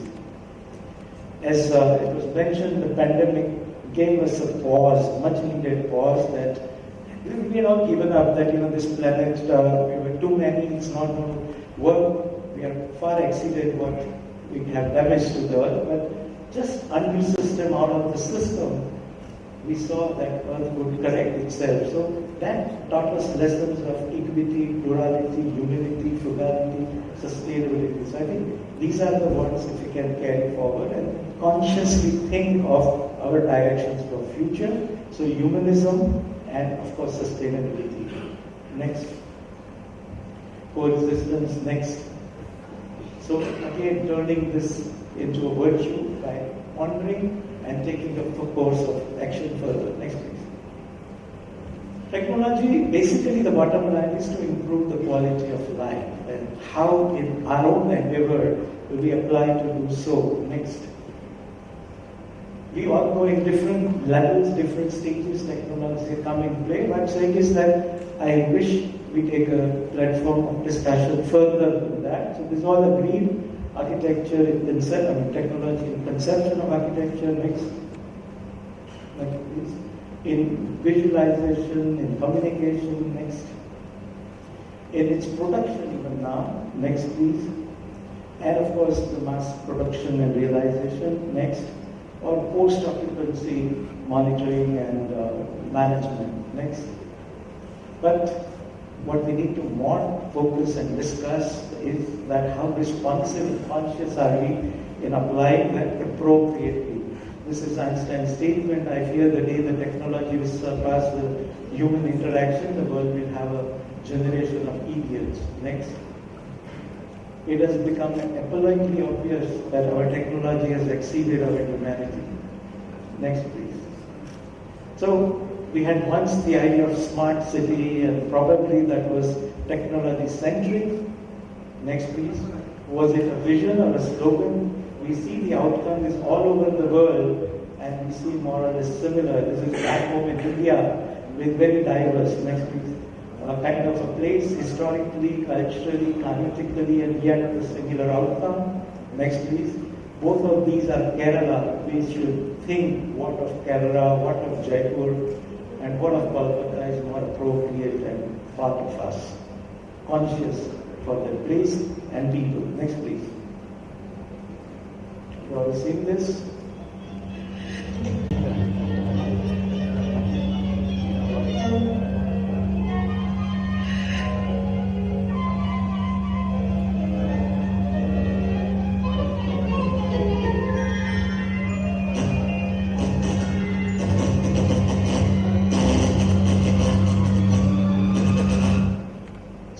Technology for convenience, next please, versus technology when it starts commanding. So it's in that light what the panelists can discuss. Loss of human control in creative decisions. So nothing to blame or nothing to take one side, but how do we bring in more of that, where architecture can shake hands with technology for different contexts, to bring in the human touch. Technology rooted to place in its realities, loss of spontaneity and creative interventions, technology not as a hype, just to be different and modern, but as part of the routine, degree of technology, because it's a generic term, so what level of predominance for given context should it have, engaging with human emotions. Is technology against the tradition? Is it a contradiction to say the two terms? Next. Next. Spontaneity, diversity of natural or organic thing versus this. We had a technology which brought family together, the other one even on a dining table separate was apart. In one used to change the dog, now we change ourselves. Next. And with technology change, has our human endeavor or DNA changed as much 100 years apart? Next. There were technologies of a different kind, time ago. There was once, without technology, we had to push the child to come in and work. Now we have to take child out to play. Next. So glamour, beauty, what of technology we want to integrate, which is more integral, which is more humane, which is more timeless, and which is more conscious. Next. So we definitely can make a difference, empower through design and technology as simply a tool to help us improve the quality of life, where any development ensures the harmony between human and human and nature. These are the two fundamental responsibilities of design and development we are able to meet with. I'm sure that would be a better plan to live in. And I think in India we already have this plethora of wisdom.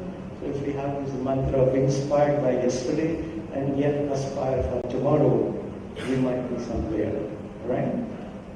So let's dialogue and diagnose and deliver the cure. So as doctor, patients come to us for diagnosing what's wrong and then of course treating the cure.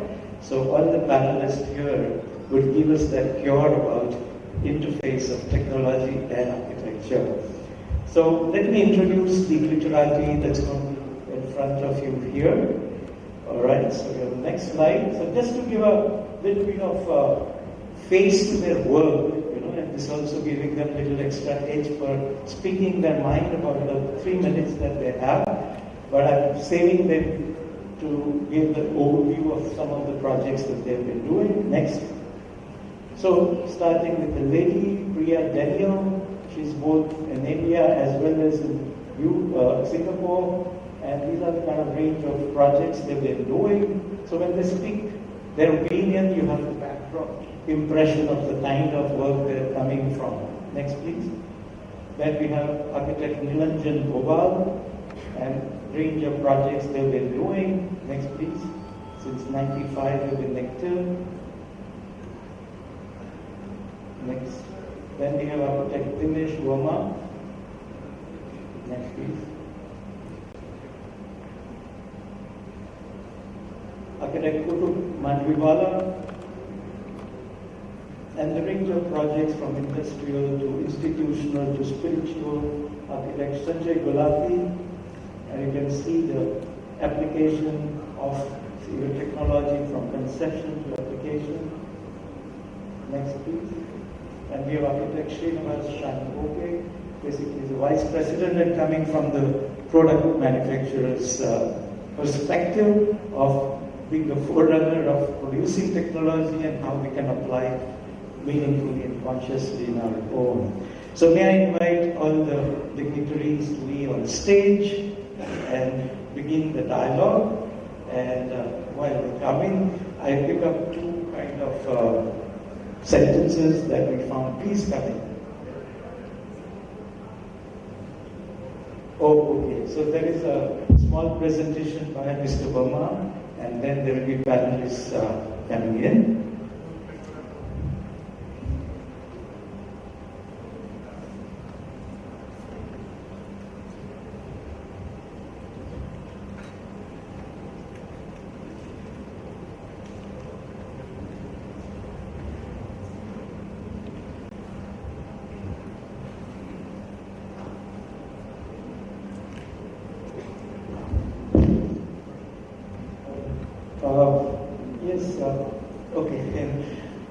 There's one format discussed, or one thought it could be, is that each panelist be here.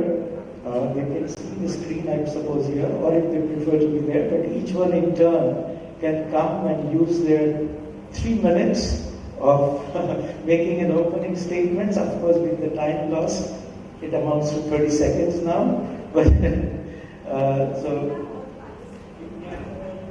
so you can all be here. If you wish to look at the screen. Okay, so if you wish to do that, then one after the other, not to waste time, you can be here and make your opening presentations. And sure. Thank you, Mr. I think that was really great, a full-fledged introduction made our work much more easier.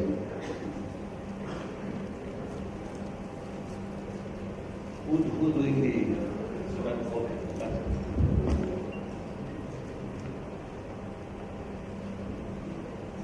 right. So here I go for my 3 minutes, and then what I'm just trying to tell you is something very simple. Just let us close our eyes and imagine as to what you visualize when you hear the word technology. Something which is dark, something which is dark blue, something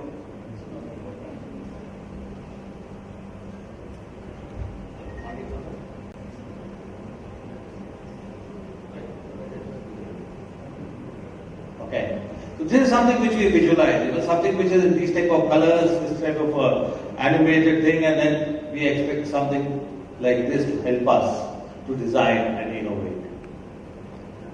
Something which is broad, which is there nowadays everywhere, is something like what we call the web. And we all are dependent on it. And this is something in Estonia which I saw, which was very, very interesting, where somebody tried to make a web out of technology. And this is in the technological museum there.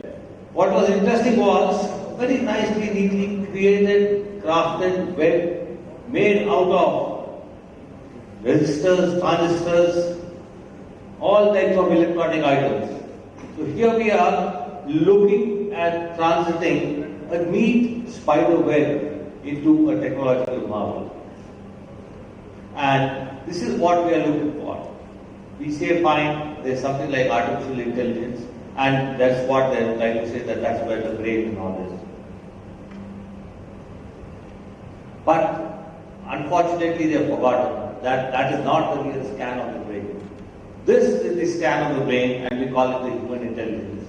And that's what Google has done it. He has really gone deep into the thing, and they made a detailed scan which puts it as the real intelligence. What I'm trying to say is that it's our mind which matters, and the intelligence and what the mind can do is the real intelligence and not the artificial intelligence. Because When we look at ourselves, each one of us have a mind which thinks different. Rest of the body, whether it's my liver or your liver, we all know the mind moves. They all work the same way. And that is what we say, that technologically we are the same. But when it comes to design, all of us are different. This is something very interesting which has happened, I think 5-6 years back, when there was a big consortium of car manufacturers and they were trying to define as to what would be the car of tomorrow be like. And we won't believe it, that when they sat down and started thinking, they found out that technologically, all cars of tomorrow will be the same. But what will be different will be the design. And they describe the cars of tomorrow as moving sculptures. So this is what I am trying to say, is the difference between design and technology. Technology can be the same, but design will not be.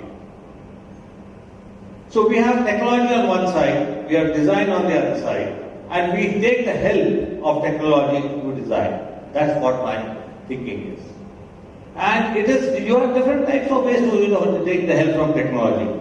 But what if there's only technology? And all of us are sitting, writing equations, putting computing norms, and putting A plus B plus C is equal to whatever it is. Then what will we have? We'll just have everything which is just cut, paste and things like that.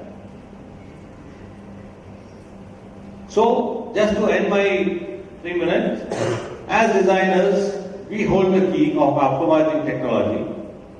More power to human intelligence than artificial intelligence. Thanks. Thank you, sir. We'd like to next invite Kutub Mandviwala, Principal Architect at Mandviwala, Kutub and Associates, Mumbai.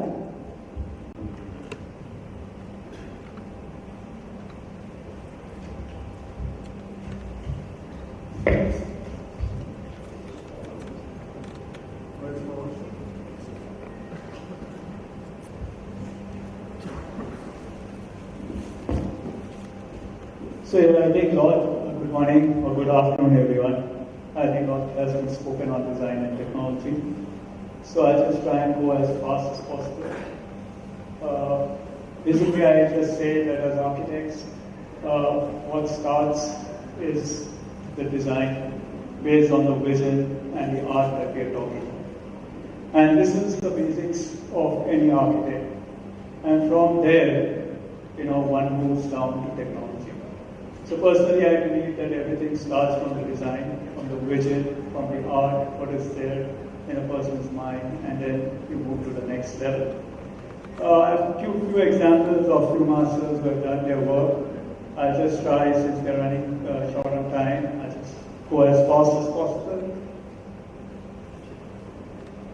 So this is the museum by Frank Perry, and we see that how one starts with a sketch. And this is exactly what we talk of. That we talk of the kind of the sketches which give you the volumetric forms. It gives you, the sketches gives you the functional, the formal and the contextual part, what you talk of a concept of a project. And then you move to the next level. And we try to create this thing in form of these kind of models which are created. These models made out of paper, made out of cardboards, and this gives us what we used to call the scale. To move next is what he did, was he created or he went and he searched for technology to create a building like this. And at that point of time, he was able to use the CATIA or the aviation technology to create a kind of an format which helped him to create the final product which he was looking at. Sorry. Similar to this is the example of what Mr. Malik explained us, and taking it forward here, where Mr. the architect body had these sketches, and with the sketches he kind of made a model which was made out of these wires and made out of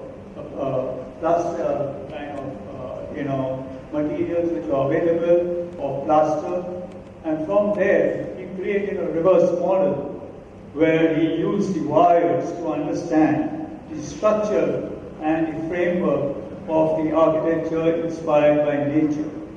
So again we see here where we have the initial concepts coming out, and then the concepts go to the next level, and there's an innovation or the following of technology which happens to support the design rather than technology driving the design.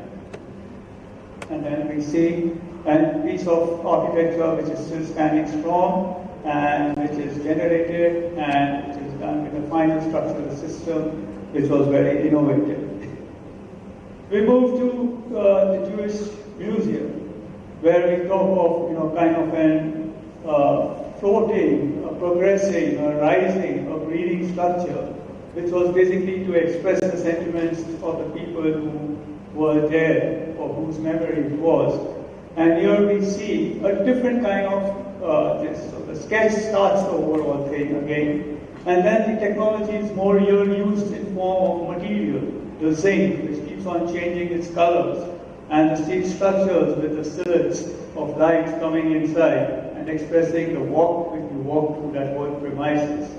So again, technology comes in at a time when the design has already got its concept and it's got its own basics right.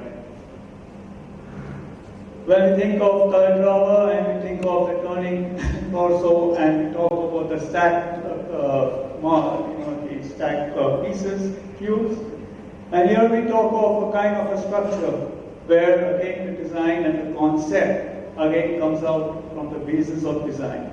And then to support that, we started working on the ecoskeletal system of the human, inspired by the human, and how we kind of created a structure which was based on these structural systems.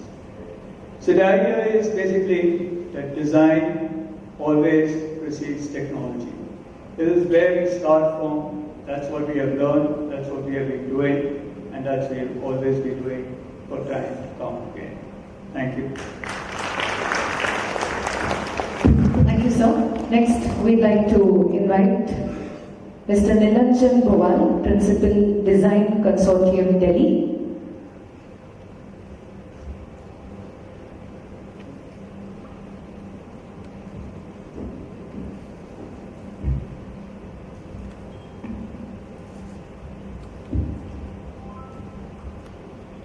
I would like to thank Architects and Interiors India as well as Jaquar, Schneider for bringing us all together. Can I have the presentation to put forward my views? What I'm going to talk about is something that is very close to my heart. It's about how technology affects all of us as human beings. How technology helps in design. And I strongly feel that technology is an enabler, and it was amply shown in the presentation of Kamal Malik, how architecture is influenced by technology and how it can actually bring about a total sensorial experience. Because I strongly feel if we are relying too much on the technology part of it in the design, sometimes it makes it very visual. We tend to make forms very iconic, while the other four senses of the humans, that is the olfactory or the gustatory or the auditory or even the tactile, is missing. So I would put forward my views as to how these five senses can be easily brought together with technology, demonstrating it through various projects, some small projects of ours. The first is the visual, where forms can be inspired by technology, brought together by technology. This was a site in the hills of Kumaon, Ranikhet, surrounded by thick forests of pine trees, and we felt it was important to address that issue of being cocooned in nature. So we decided to have a form which is inspired by the cocoon, which is a natural form, and this was a gated community of about 8 villas on a 2-acre site, where the forms were like cocoons. The whole concept came from the idea of a caterpillar where it breaks the cocoon and goes into a flight, becoming a butterfly, where these pods could multiply vertically or horizontally, prefabricated structures, because it's not easy to execute projects in remote areas in the hills, and how these pods could be multi-purposely used as the different spaces. So 5 or 6 such modules would come together to form one villa. The auditory. How can we bring about that, or titillate that sense of hearing in our architecture through musical fountains, to other aspects? One site we did in Kashmir long back, which was on the edge of the river. That was me 10 years back, and you can see what architecture does to us as professionals, and we age so easily. So we diverted the river. Fortunately, it was a Kashmir tourism project, so we could do that, and now the river flows through the site. So from every part of this Pahalgam club, you can hear the river, sense the river, see it all day long. This is our studio in Delhi. It's in the basement actually, and again, the challenge in Delhi is hardly any space. Most offices are in the basement, and how to bring back that experience where there is the constant sound of the stream from the time you enter the office. This is a rainwater which is harvested and it is circulated throughout the day. The olfactory, very important, but sometimes we negate this part, the sense of smell. Can our architecture invite the sense of that smell? Can it bring the aroma of flowers, herbs that we plant in our gardens, or the smell of the fresh breeze touching our hair? Or how many of us love the smell of the wet earth, right after it rains, when it falls on the dry ground? Can architecture provide for these courtyards? Well, in our small little studio, again, the courtyard, which is like a stepwell or inspired by the Kunds of Gujarat, where I studied, where it becomes a space for interaction. Even while it rains, you can smell the wet earth while you work or you discuss. The tactile. Now, this is something which is a sense where it invites that architecture or design can almost encourages us to touch and feel the structure, most beautifully demonstrated in most of works of Carlo Scarpa, the Italian architect, the palazzo within, and here you can see how the smooth Italian marble polished contrasting with the rough concrete and the exposed brickwork and the shiny metal. It almost encourages you to touch and feel that cold steel polished to perfection and against that rough granite on the right hand side. Also in our small courtyard at the office, or which becomes a lunch courtyard, we walk barefoot on it, on this pebbled courtyard. Or on this terrace, my little house, on the terrace you can walk on the soft grass, or when you sit, you have this pebbled little area where you can sit, and of course it transforms into a different space at night. It not only brings the 5 senses together, but the 5 elements of nature, the earth and the sky and the air and everything together. And finally, the gustatory. How does design arouse that sense of taste? So Johanni Palasma describes this very differently. He says if you want to actually touch, if you have seen these laminated visiting cards or a nice menu of a restaurant, the menu card where the food photograph is so nice and there is a spot lamination where you are encouraged to touch it and feel it, where he says, where your eyes want to touch and your hands want to taste. This work again by Carlo Scarpa, where you can see the glass, the smooth glass and that rough granite which has the name inscribed in smooth polish.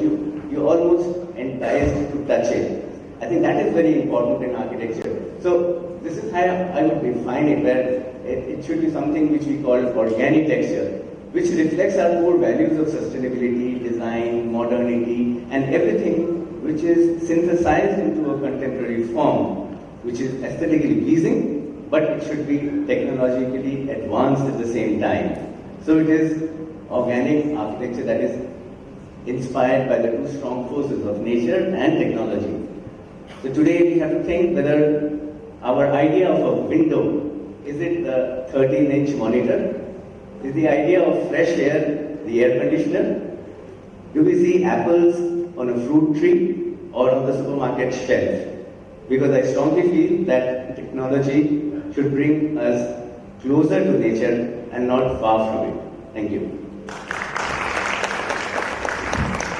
Thank you, sir. We'll invite next Mr. Sanjay Gulati, Managing Director of Gensler India from Bangalore.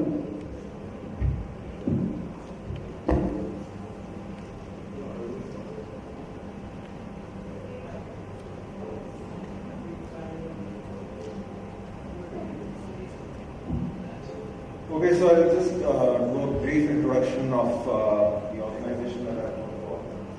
It's Gensler I work for. It's been in business for almost 57 years now. Started in 1965. They have more than 6,500 people. In India, we have close to 130 people. There are 29 practice areas.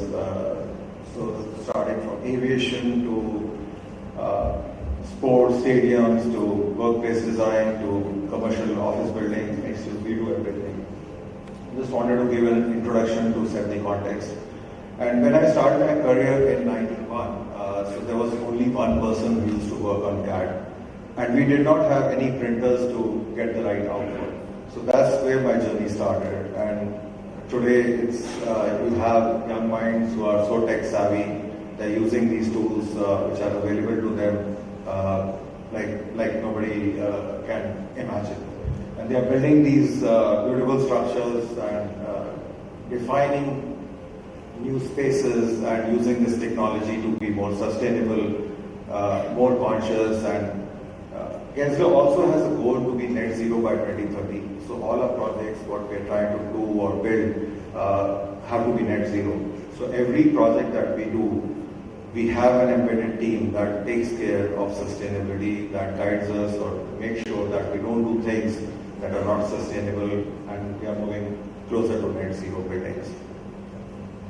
So I'll just touch upon a few of the technology tools. So in Gensler, what we have, what we call is a technology team, design technology team, that also these are our own colleagues, architects, who have chosen their career paths to explore ways to develop tools which would help us as designers to be more, like these tools are all means to an end. They are not going to be like push of a button, they are going to produce a design. Unless you are creative, unless you are doing the right things or providing the right inputs, I don't think you can do much with these technology tools. So Gblocks is one such tool. When you're doing large master plans, you're trying to figure out the mix of real estate, like how much residential, how much commercial, how much entertainment. How do you manage to fit that FAR into those large master plans like 100-acre sites? And how do you play with that to make sure to look at getting the right designs and which are sustainable designs these buildings? So this is an internal tool developed by Gensler which helps our colleagues to design projects which are more sustainable and which are more in tune with times. Then sustainable simulations. This is, I think, we use a lot of consultants are there who help us with energy modeling. But this is an internal tool which our designers can quickly use to study the orientation, the wind direction, everything that's possible to help you be more sustainable. G-flows, again, this is to help the workplace designers to do quick test bits. Again, these are not tools to, like on a push of a button, create a design. You have to provide data like what kind of settings you want, what kind of sizes you want, how many rooms you want. So you have to provide in all this data. So there are people like we saw this slide by where Einstein said we are going to be producing aliens. So I don't agree with that. The generation now, like it's very different from our generation. They are much more advanced, they are much more learned in terms of how to use these tools more effectively to be more creative. So that's, I believe this generation is much smarter, much sharper than we were. We don't even know how to use these push buttons. So the new generation, I'm really proud that we have these tools. These tools, technology is to assist us as architects to create great designs. Thank you. Thank you so much, sir. And next, we'd like to invite founder and principal architect at 5-Scale Design Singapore, Priya Daniel, with us. Hi everyone, wonderful to be here, catch up with familiar faces and meet new ones too. Just gonna share my views on the subject.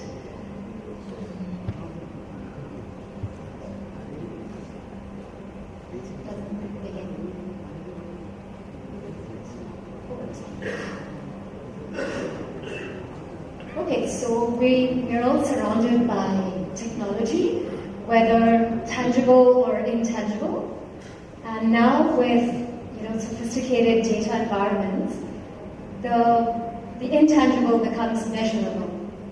And so with all this computing analysis that's available, the goal should actually be to to design for the intangible. So that means happier families, enhanced work productivity, better educational performance, or even a better night's sleep, all aided by technology.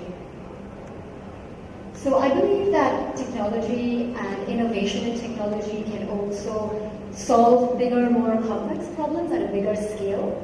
Like, for example, I'm going to show a project in Saudi Arabia, which is nicknamed The Line.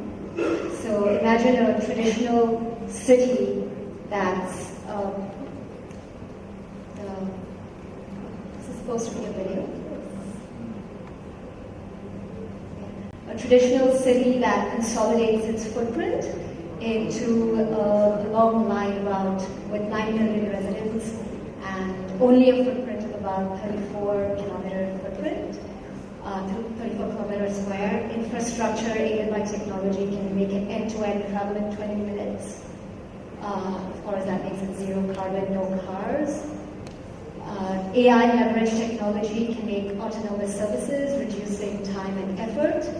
So basically, this is an example of design informing technology and technology in the end aiding design. So another view is tech advanced buildings do not always have to look futuristic or out of a sci-fi movie.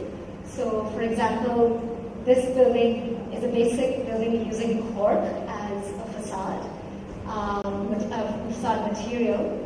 But the process that makes this interlocking tiles is using 21st century construction techniques, but it's a very basic, sustainable natural material, not harming any trees, but has durability and insulation properties.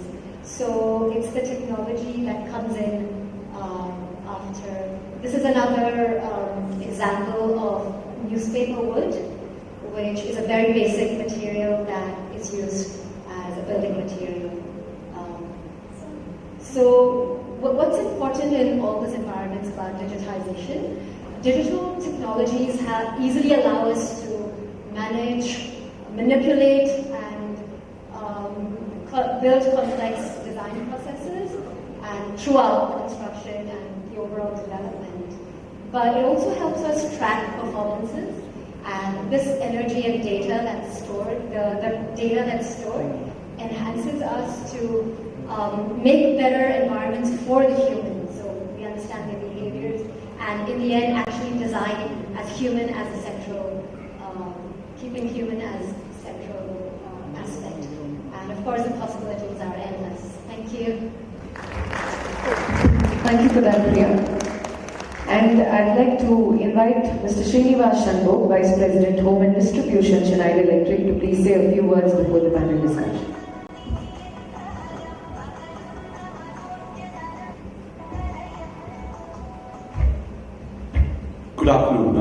this is not by design. I requested for 2 minutes. I don't have any slides. But I'm amazed. Coming from a technology side, last 20 years I've been working on different technologies we have evolved. This is one community. I'm sorry to say this, but I'm staying straight. I always felt that you are more now fascinated by design and various things. You proved me wrong today. Since morning, I'm hearing so much about conscious design, sustainability, net zero. I think you've stolen my heart. I think this is at the core of our strategy at Schneider Electric. For us, we are a global specialist in energy management and sustainability solutions. And I think I'm very, very happy to be here with all of you and looking forward to partnering with all of you in building the better future and a better planet. Thank you. Thank you so much, sir. So please stay back on stage because you're on the panel with us. May I invite our moderator and all our panelists to please take stage.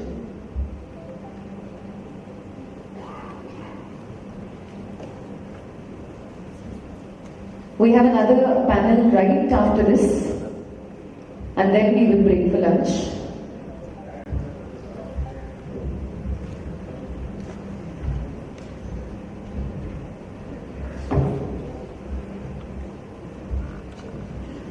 So after this panel, we have another very interesting, very insightful panel discussion next before lunch. Once again, let's hear it for all our panelists.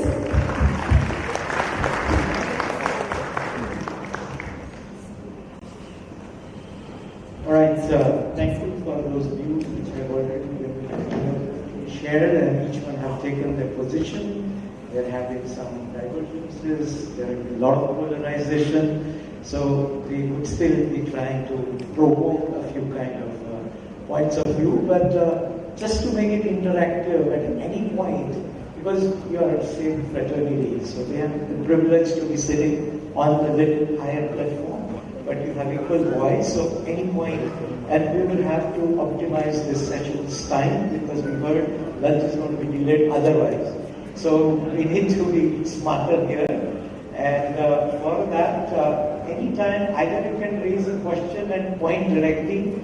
I'm just going to be hiding behind the podium, thankfully, and otherwise, if you are shy, if you want to be in the video, you can raise your arm and say the question. If you want to be silent, you can. Everybody has a pad not for the photograph, but for you to use it to take back home as well as to share it here. Okay. So first, let's hear the opening kind of points of view based on what they've said.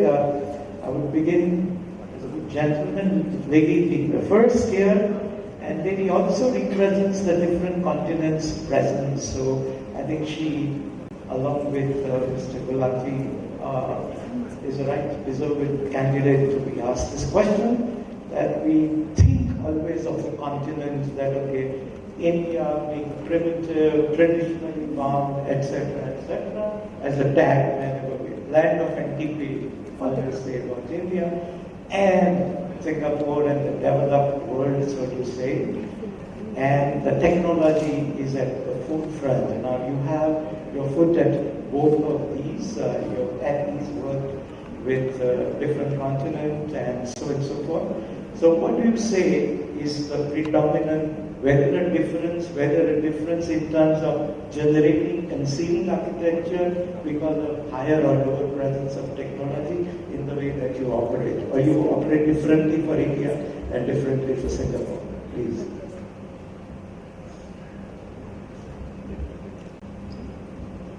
So personally, I feel it's all boils down to the mindset of the client, the stakeholders involved. So I've noticed that outside India, probably because it's a little more omnipresent, it's easier for me or my staff to actually talk about the value add of having technology in your designs. But and in India, it's not. It depends on the sector and the project. So it takes a little longer process, of course. Economically benefits of it. So it's definitely a challenge in terms of.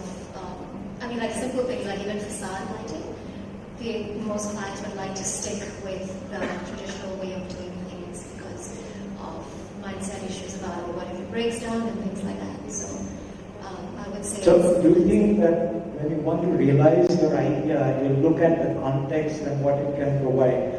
Like Corbusier, he had to be shown concrete in India, and luckily in Ahmedabad we had PRL, Physical Laboratory, by Mr. Kamlin there before him, and Mr. Doshi took him to that particular site to see what kind of brute baton or the kind of concrete that was coming in. So when you work in Nepal, would you have thought differently for its realization in terms of technological support than you work in Singapore?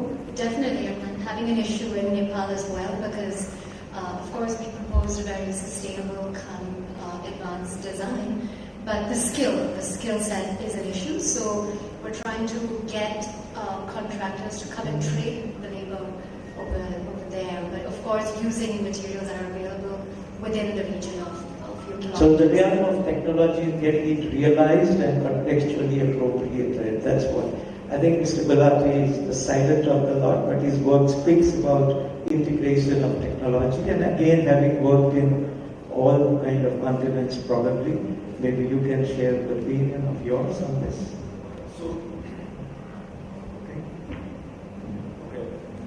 So, Gensler is borderless when it comes to the teams that work together.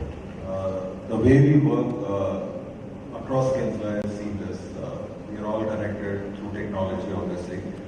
So whenever we are designing any project or take up any assignment anywhere in the world, so we have 50 offices across the globe. So it's not about putting a piece of art which we've created previously into another continent. It has to be from grassroots. You have to understand the context.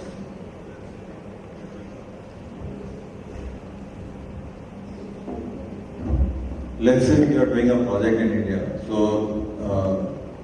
the way we deliver projects is trying to do the right thing for the clients, and how do we do it, and how do we bring the best knowledge to our clients is what is happening across the globe, the best that's happening across the globe, but also contextualizing it. So it's not teams that are isolated within Gensler and working from US or from let's say Europe or maybe Tokyo doing a project in India. There are always these teams are all mixed teams. They are people who are from here, they're designers who work together. So it's all contextualized. It's never in isolation. It's not, so nobody will take up a project in India without consulting with the India office. So we don't compete against each other, we work together. So whenever a client comes to us, we get the best minds for that particular project. Let's say there is an airport which is to happen or an air terminal building. So we will go to our aviation practice area leaders and say, okay, this is something which we're doing in India. How do we do it? But then there will be designers from here who will be guiding them constantly that we can't do these things in India.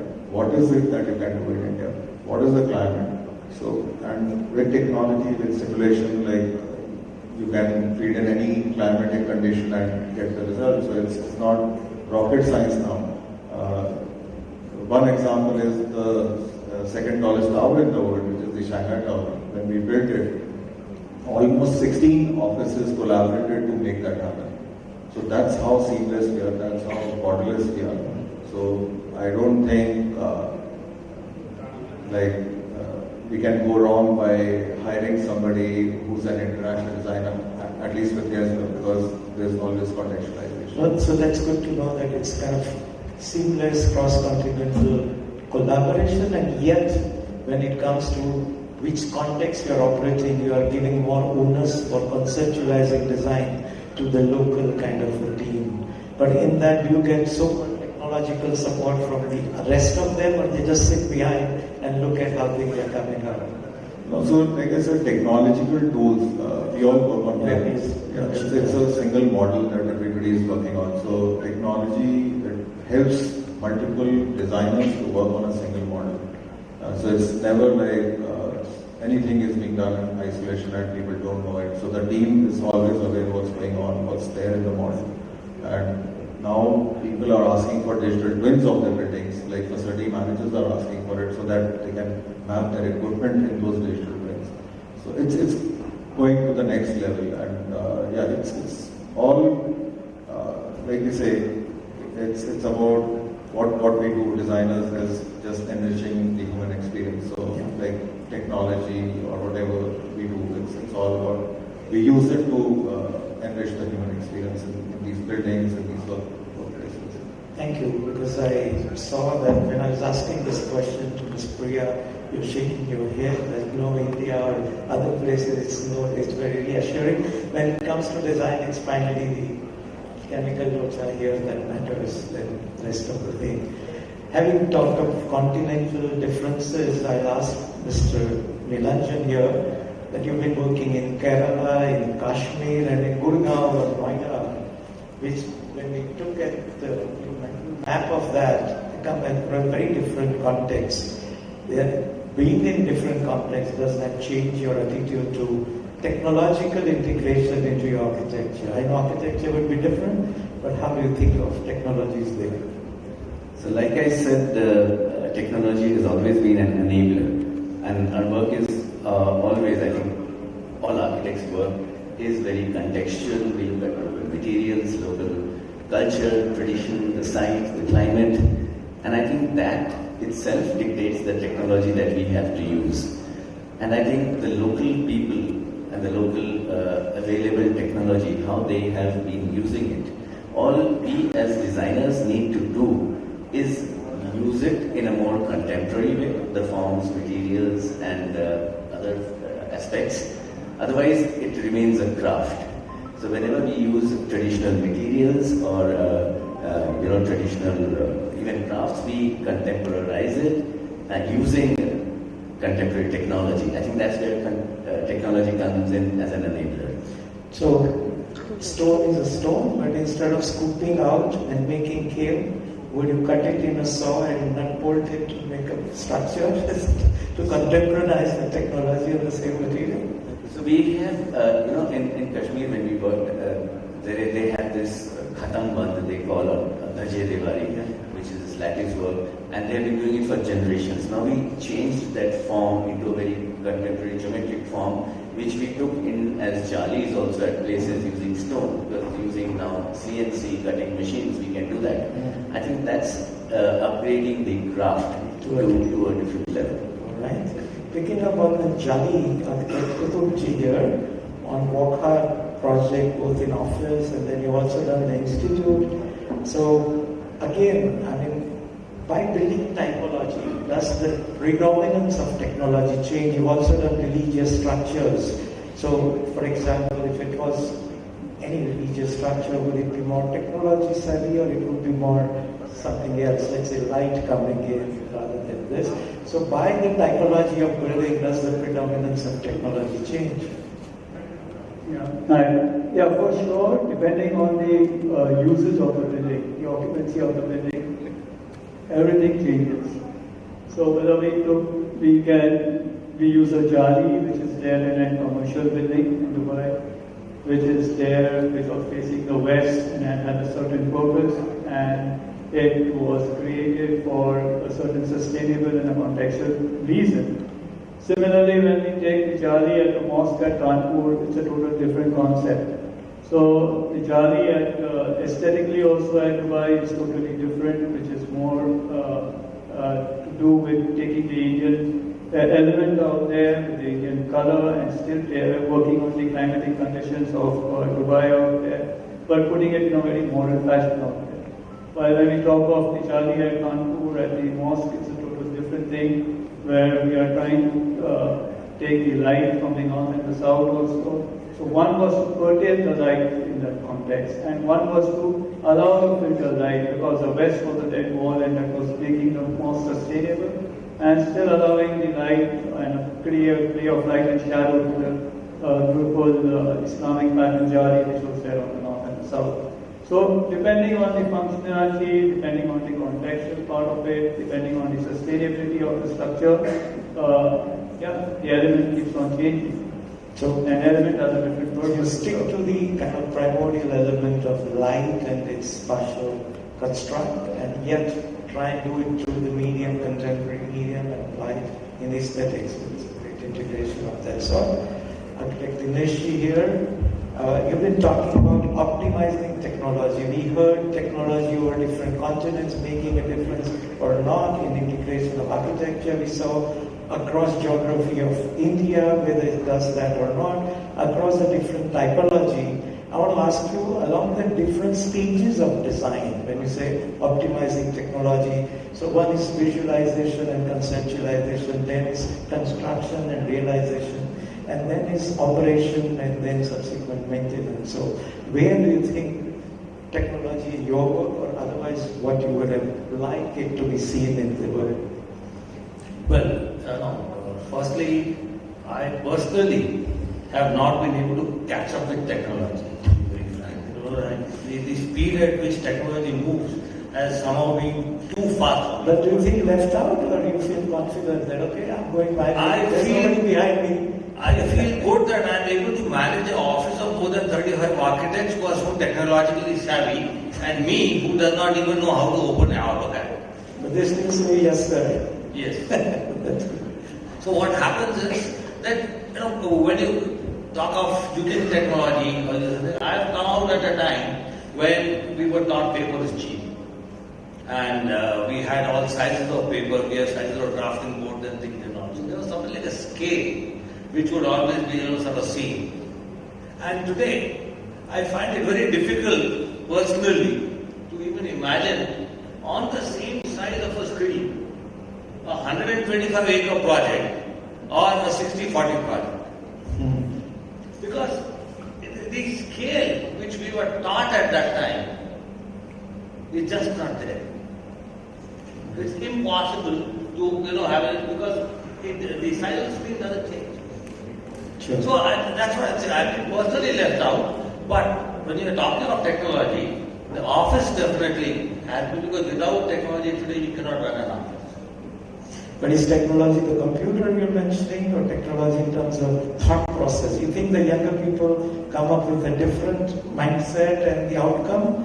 Or it's your sketch they're only trying to realize? No. They try to do a sketch on the computer, whereas I try to force them to use a paper and pencil because I feel they can move their mind. I think the sketch on computer is different than what you draw on paper and pencil. Definitely. Okay. There is a major difference between. So that's a generational thing, you think? Yeah. All right. Mr. Srinivas, sorry, it was an architect's bias that I took architects first, but actually I've seen I know. for the last one. Last one as a final say. First of all, I'd like to congratulate on your promos. I thought it was selling the high-tech with a very humane dimension of it. And I think that's the core of this discussion, that how technology can be closer to humanity or bring in the humane aspects of it, sustainable aspects of it. That's what we've been two benchmarks of technology. But as a producer, you have to be avant-garde, you have to be kind of forerunner.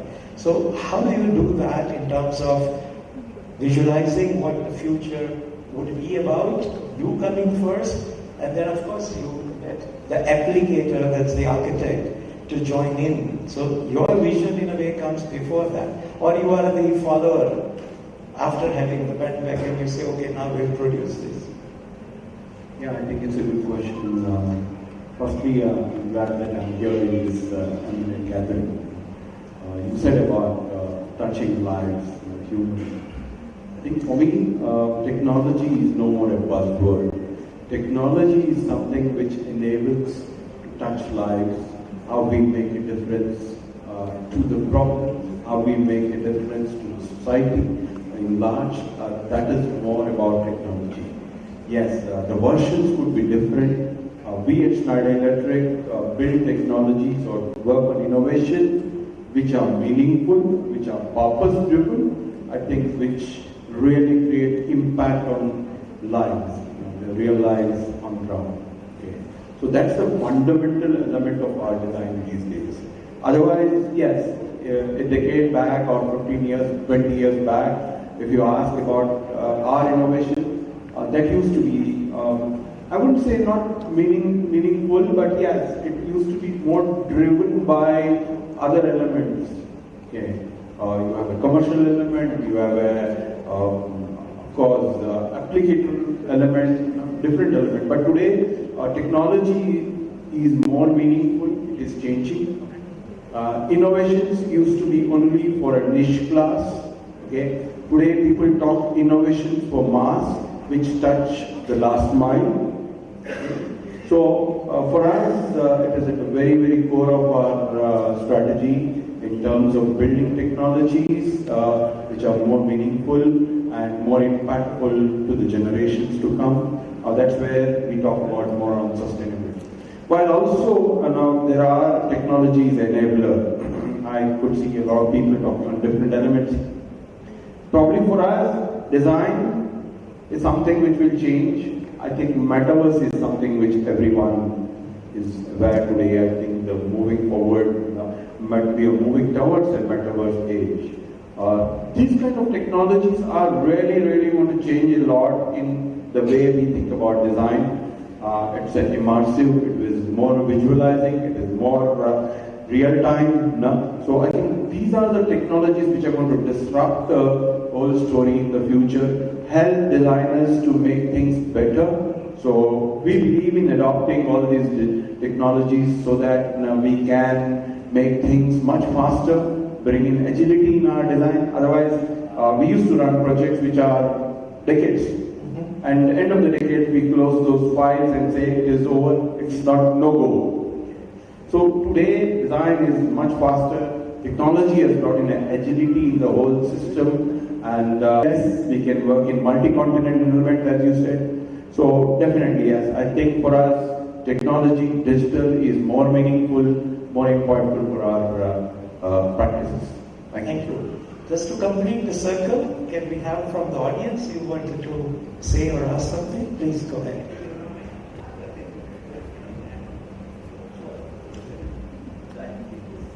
I just want to add that mostly as designers we've followed technology, but I'm aware of especially product designers, they predict what technology would be coming and innovation, and they pre-design the products. Even some architects I know of Zaha, the studio, they design their own software. They don't work on Revit. Gehry, for example, they design their own software which they share with their consultants and contractors, otherwise they can't work on their projects. So sometimes designers, yes, they customized it. So as designers, we need to predict what technology can do for us and use it as an enabler in our design. I think good example. I would add one more point here. In the recent thing, we found that a lot of times it is difficult to reach large mass of architects and bring seamless things what is required on drawing board. So we're working with a company called Dressy now, where working on a platform which will help designers to choose products and different things from a library, and also through augmented reality or a virtual reality, get a feel how these products and look like in your buildings, look like in your things, and how would be the ambient, what it would be. So, of course, these are the things which will for sure help people to build a better design. Okay, so I have a question. So we've just gone through, last 2 years have been tough for everyone, and there was a article which I read about what happened if the pandemic struck 5 years back, from when it actually did, and where we wouldn't actually, the whole result of the pandemic would have been far worse if it hadn't been for the technology reached at that point to do all that. In fact, the millions of people went through with the education whilst sitting at home, went through with their, did most of the jobs, I don't know how efficiently, that's a different question, but did that, all that went through because of technology. And the fact that theoretically a person sitting in rural India can probably access a lecture given by someone in Harvard. I feel that technology is going to define how our future is. And you're talking about sustainable and we're talking about, and I think intrinsically at that cellular level, I feel the lifestyles are going to change, and those are we can be romantic architects, but those are that cellular level change is what is eventually going to give us the sustainability which we want. Okay. Thank you. I believe it's a point of view and not a question, I suppose. Okay. All right. Anybody else wants to interject here?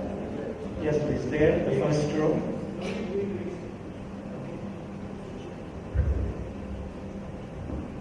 Please identify yourself. This madman. Hi, I'm Sandeep. I represent Jaquar. I think it's, we're one of the largest manufacturer of bath and light products in India, but I still feel, and it's not a question, it's just a thought, eventually, between design and technology, to me, design rules. That's the, technology has its own, we, at times, it's very, empowering, it just changes perspective. The COVID example, the way, we able to reach out to people, the COVID apps and all that technology has, but the heart, as Kamalji said, the consciousness, the design, the purist. So somewhere that aspect should never be left out. That's the heart and core. And from there everything flows. And so in Jaquar actually it was a design being their SOP to sell in a way. And design had in itself consciousness for both the shape, the conservation of water, etc. Any other thing coming from anywhere? The last benchers usually are the notorious to falter everything they say. Okay, so continuing on what you said, it's not my response I want to superimpose, but it's a lead to the question that was going to be next to Ms. Priya here. Actually, you think we would have lost out if we didn't talk to somebody in New York? Actually it's a technology that sprayed the pandemic. It came top down from the Prime Minister to Secretary and never in the last two Dharavi or the slums or the villages. So I think it was the technology that spread that virus. Otherwise China, it would have been only in China. So think another way, we always think of centralization and globalization when we think, as against the decentralization and localization. We would have never had a problem with the dollar falling to a farmer in a Zumri Talaiya. Why on earth do we have to link the two? So it's the same one when she talked about this line.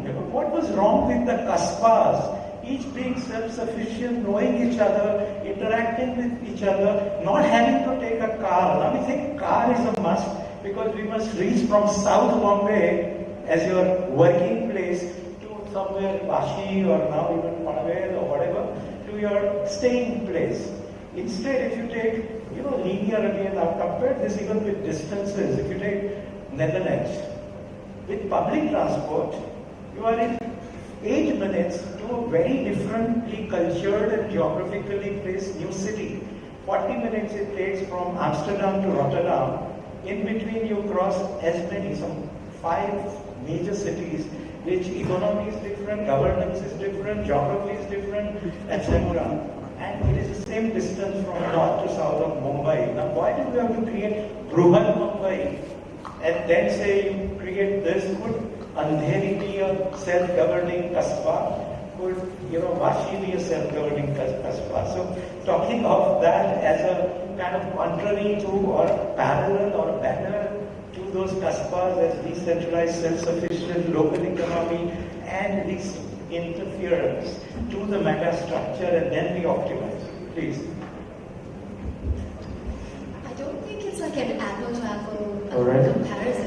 Obviously, the line is a new project. It's on barren land and it's a concept that is projected to solve problems because of distances but you still have the same environment. You still have the physical interaction going on. You have the ambience. You have everything. But of course, for an existing city like Mumbai, when you want to, I think we can look at technology in the way of creating little nodes or transit-oriented developments, like how we do in Singapore, where everything you look at a problem and you find a solution, and of course aided by technology, right? So that makes it possible. True. So technology coming in to connect people rather than isolate. Just for example, we had a high-rise as a model with Mr. Korea's Kanchenjunga, where it became like bungalow in the sky. The fact that you go higher up, your kind of connection to the ground is lost. So why not everybody get a terrace? As against high-rise as a speedy construction with mass produced component. So which way is technology taking you? Is it taking you away from the humane quality for living versus? So I think where is it helping and where is it becoming a kind of a misoriented direction? As I said in my 3-minute presentation, for me I feel it's an enabler, it's augmented, because we're not moving away because we're digitizing everything. We're actually providing better experiences and better, where we're actually customizing more for the human and not taking away like greenery or anything on that end. Nilanjan, you talked about tactile. Add something to what you just pointed out. If we are looking, see, it's not one against the other. Technology has always connected people. I strongly feel that. So we cannot talk about this kasbah and a self-sufficient concept, because if that were the case, then this iGen would be a Bangalore-centric event and only architects of Bangalore would be attending it. I would not have invited from Delhi. Would it be wrong? Why Bangalore? I wouldn't have met Priya, I wouldn't have met you, I wouldn't have met Sanjay, I wouldn't have met Jaisim after a year, or Kamal, and I think that's a beautiful thing. It is connecting all of us. Okay. But point is that in that, if we saw each other on a Skype, we had our technology to connect, but we flouted rules to physically meet each other. So that's the human fact, which the technology could not come over. It's a tool which is nice, I can talk to everybody. If you consider the carbon footprint, it doesn't substitute. And that's where I was coming to, just for teasing. It's a short answer because it says 0000, now it's going to be shocking the stage or something like that, electric thing here. So you said about tactile faces, just for the teaser, I'm saying that Jaquar has come up with the rain shower with multiple foam, the lighting, the sound, and if it adds a jasmine flower flavor into that, would it be a great idea? Or you would have a jasmine creeper, not always smelling, sometimes it's not seasoned, as a kind of thing that you would have. Yeah, it's a fantastic idea. I think Jaquar should consider that. It's a multi-sensorial kind of experience. Why not?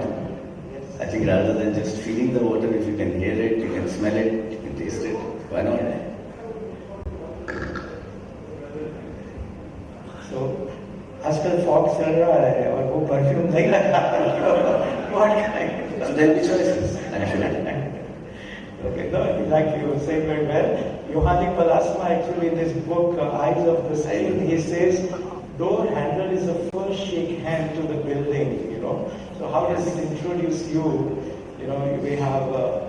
We had shaken hand with the Blue Star representative Ford here. So how does that express? See, the most beautiful thing is when we visit these palaces, let's say 400-year-old, the Vodiyar Palace, this brass handle, which is polished by centuries of millions of people touching it, holding it. You are automatically enticed to hold that brass handle. I think that's a beautiful sensor. Right. So, you say you're the dinosaur of technology, not I mean in a bad way, but how would you bend the straight line of technology into a non-linear one? See, firstly, my own take on technology is that, it's made us so dependent on it. Yes. Right? And also what has happened is that our confidence levels, our own personal confidence levels have been shaken up. Previously, when you do a sketch and we would give it to the client, you would be confident of doing it. Today, we use technology. And the people who are doing the sketch on this, or the concept, on the technology, They would do it in this angle, that angle, and all the things just because they are not confident as to what they are presenting, or their confidence is a bit shaken up. Yes, just to quickly go on and take answer to that. When say, you with a gut response using your upper part, create a particular direction for design, and get it validated by the software. Versus now software telling you that you must have 22% of opening. So, customize these kind of tools for yourself. How much of that becomes a substitute or a kind of tool to reduce the human intervention, or how much does it become more of a furtherance sort of a cost? All these tools are enablers and they provide you choices. So the human brain is not going anywhere. It's what you think. You're trying to sketch it. Let's say on a computer, what you said. When you're sketching by hand, you can only see one angle. But tools give you a choice to look at every angle and every aspect of that project before taking the right decision. Sometimes decision making becomes much easier. Let's say we are talking about augmented reality, immersive design. So you can actually get decisions from your clients much faster if you immerse them into those buildings and show them what they will see when they are inside the building. See, we did a project there. The client was not sure what this facade is going to do, like how they will feel when they are inside the building. How do you show that? So you do sketches from inside, or you immerse the person inside, they get a sense of scale and everything, and they take a decision, they say, okay, this is beautiful, let's go ahead with that. So it's an enabler, it helps you take decisions faster, it gives you choices. Yeah, it's all about that. There's always been a challenge in architecture that you have conceived things, it's very clear in your mind, but how do you share that with even your team member and then subsequently? It's your clients, it's your, even when you're talking to them. I see one thing we have not discussed is that what technology has done to our clients, for the end users. Now they are very much enabled, aware. Of course, there's a nuisance part also when they come up with a Pinterest image. We've all faced that. But I think they are much more aware, thanks to technology, about what's happening around. And that's really, as an advantage, comes as an advantage to us as designers. Right. Final question. It's already 18 minutes of the talks from there. So, just a teaser. How much of kind of a visualizer of what the world should be as a technologist? Would you play a role, or would we be a smart marketeer that follow the background now that it's all the environment? Speak of the product from the environmental point of view, or you think that you are taking your own role and lead to see that that should be the vision of how the planet should be for further whatever decades, and you will apply and reinforce that to the application. Yeah, I think you said it right. Our job as a technology partner is to look how the environment is moving and what is the need of the heart.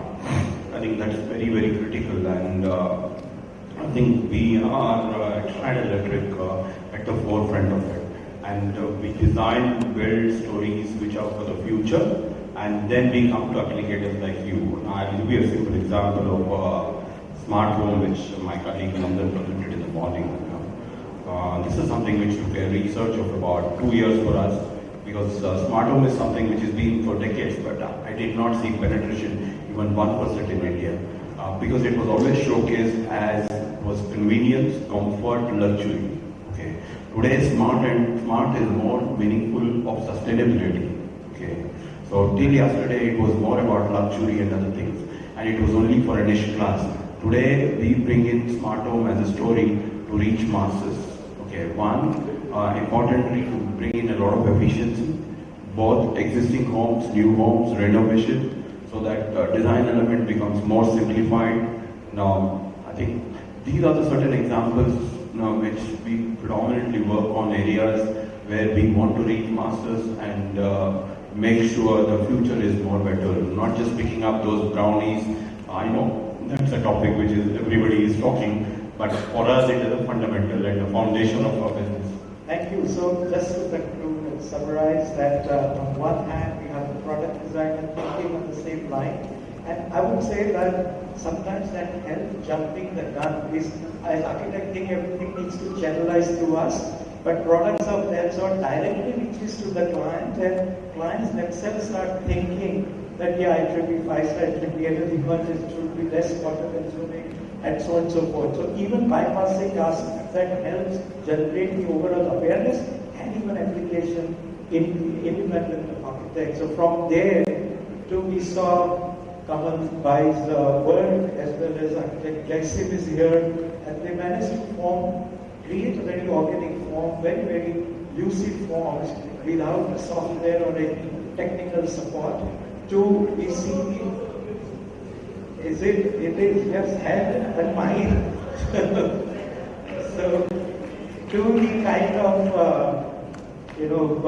the aircraft or what you call aerodrome design that they have done, and using the parametrics to come up with some certain kind of form. So it's a whole range, and I think all of us have, as I said, head about the heart to analyze, to interpret, and make it appropriate. There's nothing good or bad. There's nothing to make brownie out of something. It's not to feature in the first page of the magazine, but it's being right to be able to cure the patient. And I would say that while the head may be about the heart, we need a second heart. First one, the impulse. Second, to interpret. And third one, to think in a humane and sustainable way that it is appropriate. Thank you so much for being here.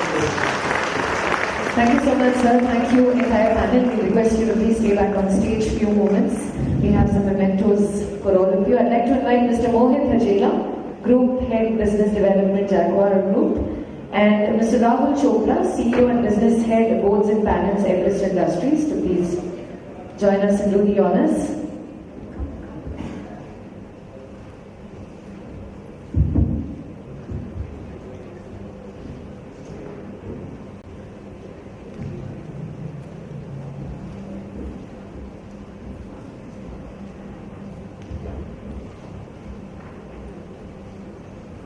Let's hear it for all our panelists, please.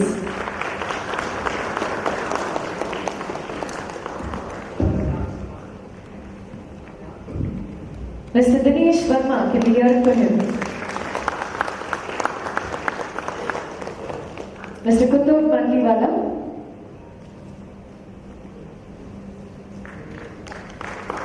Thank you, sir.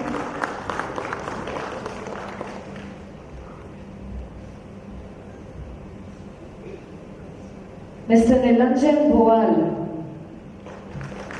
Yes, we can do this louder.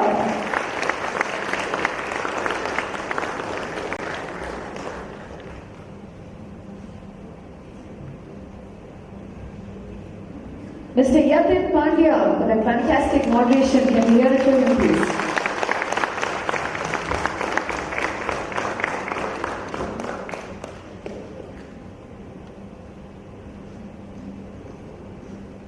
Mr. Sanjay Gulati.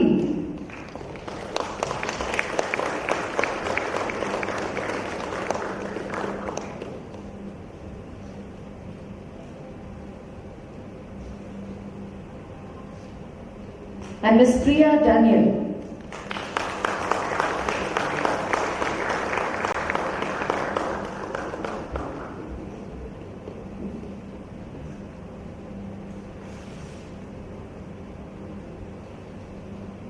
Mr. Srinivasan Bhog.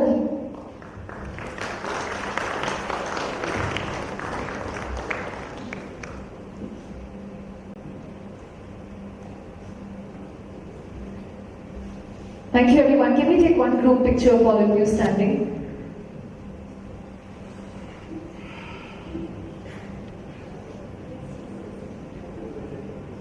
Yes, we can hold the plaques. And we'll take one nice group picture. If you enjoyed that panel, then I'm sure they deserve a bigger round of applause than this. Yes.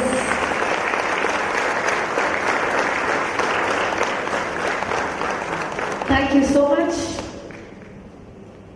So we are driving right into the next panel discussion for two reasons. One is we understand you are not hungry.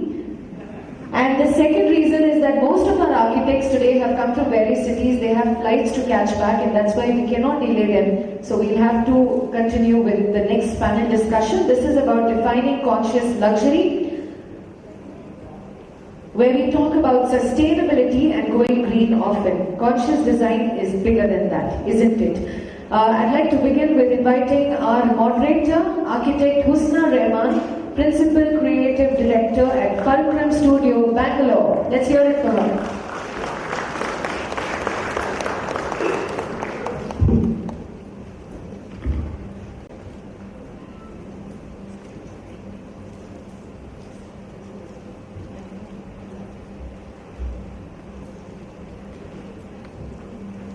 Hello, it's wonderful to be here today.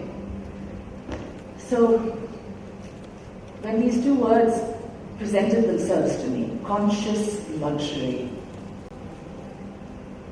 they seemingly coexist, or do they? The first time that I was introduced to a concept was about 10 years ago, when two words cropped up on the serviette of a restaurant that I was at, and it said spiritual hedonism. And I thought, what a compelling oxymoron. A contradiction in terms. Consciousness and spirituality, when combined with hedonism, which is the act of complete and total self-gratification. So, the chemistry between these two is interesting and a bit unsettling. When we refer to consciousness, we talk about the act of moving forward in the right direction in the evolutionary cycle. However, the question should be asked that when we choose luxury that is depleting and exploiting the natural resources of the world, is that conscious? And depletion and exploitation is precisely what all of us in this room have been guilty of doing for decades. Are we then conscious? Is that then luxury? And what is luxury? I think the topic elicits questions, poignant, profound questions. Answers, perhaps, but I think it's the questions raised that have the ability to actually resonate within us and hence create possibly streams of consciousness that may previously have not existed. Now, consciousness is a very large term. Our mystics use it easily to talk about various aspects of opening the inner self, making the right choices, and seeing the world as a different place. And yet, would we be conscious if we are destroying the very source of our existence?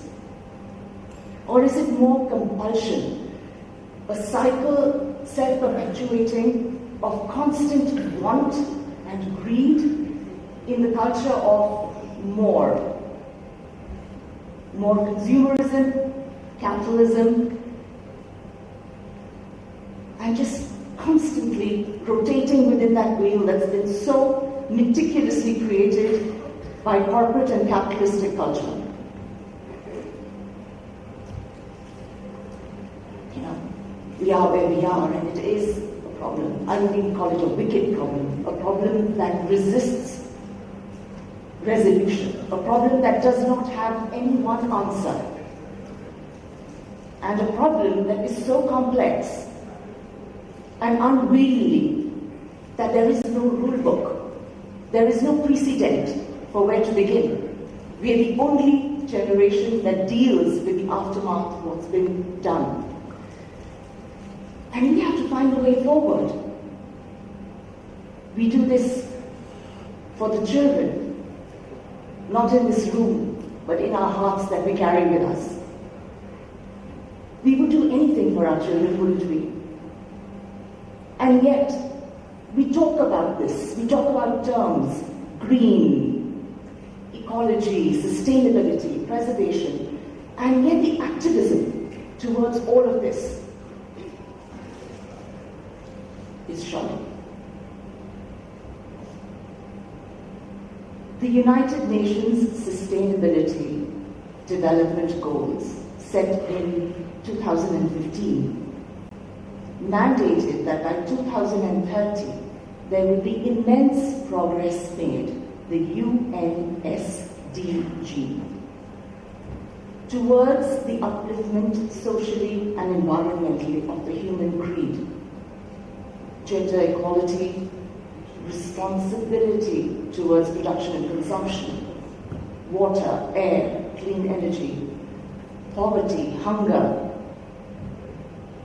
a whole host of problems self-created. We are the victims of our own success. Ironic. Now, these goals were created in order for human beings to interact with one another, to be able to come together in groups such as this. And hereupon comes the point I am making. The 17th, and there are 17 goals, talks about partnerships between people to achieve these goals.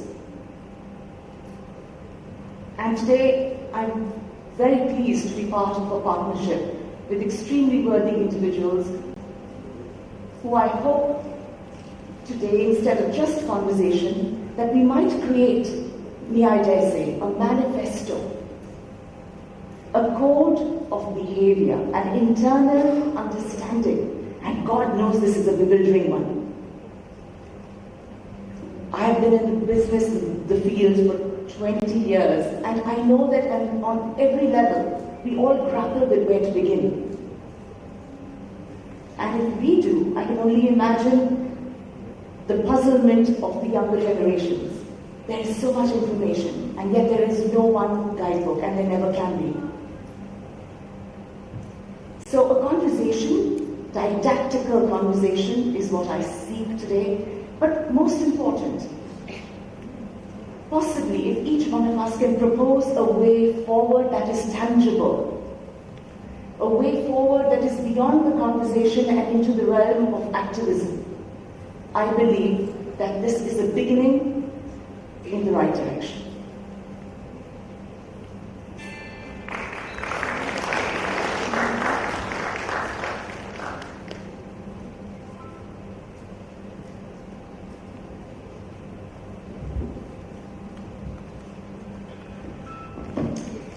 So, this is a visual of a basin, a product.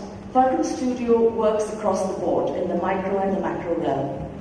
And a very significant aspect is, of course, we all know the collaboration with the grassroots, the people of the earth, the people from our country, with expertise that's exquisite, with the word handmade taken into a whole different dimension. This is a table on which a basin is kept, so exalting the idea of washing, using the art of bidri, which is the inlay of silver into metal, with a languishing group of 90 artisans in the northern part of Karnataka. This won an international El Jaquar award. Using bidri again, using our ideology and their craftsmanship to make relevant ideas and put them in the forefront, therefore sustaining man and product.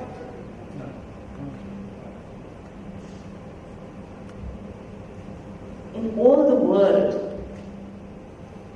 there isn't a place with a kind of incredible civilization and hand form as India.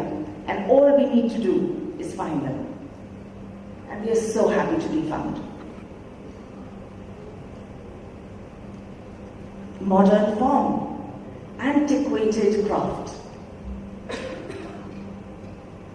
a clean cube, but resplendent with the touch of the hand and the craft of the eye. Motives from our country. But this could be anywhere. It could be a penthouse in New York or a regional home in India. It crosses and transcends ideology and boundary.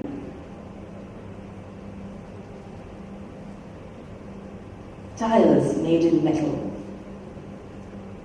The modernity and the eternity of the product. A very clean form, just a curve, but placed on a base, which then allows, like a pivot, for the entire chair to rotate, wearing a silver jacket with embellishment that catches the light, fit for a palace or a modern home. A very interesting idea of the mandu used in ancient India to purify water channels which allow the sediment to rest while the pure water will be then collected. So this is an example of a basin, if you will, with the top element where the water emanates, it begins right at the top, moves its way through the channels and then falls through. So the idea of meditative reception, standing, watching the water flow, hearing the sound, and then washing your hands in the lower form. It completely changes the way that a tap and a basin are addressed. There are two sculptural forms based on the mandu.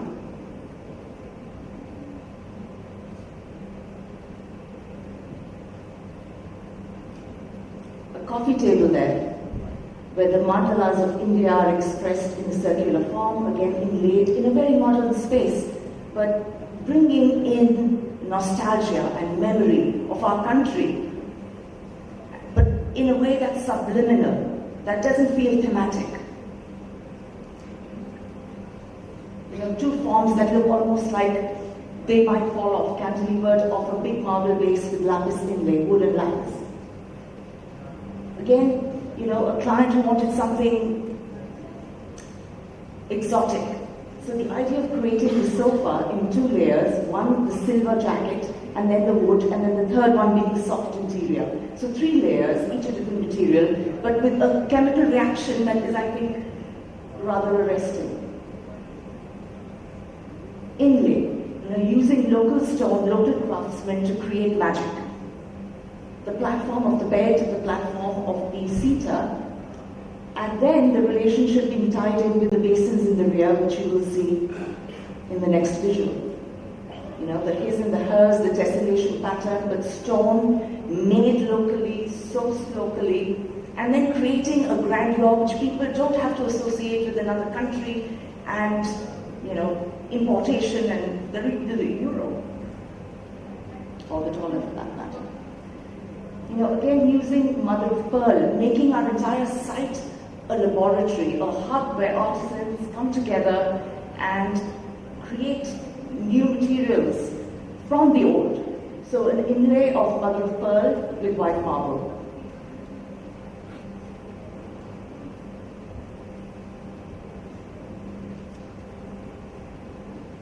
Again, the connectivity between spaces, an inlay in stone on an island bed, and just the glimpse, a distant glimpse of a faraway basin, which feels like the contiguity is intact.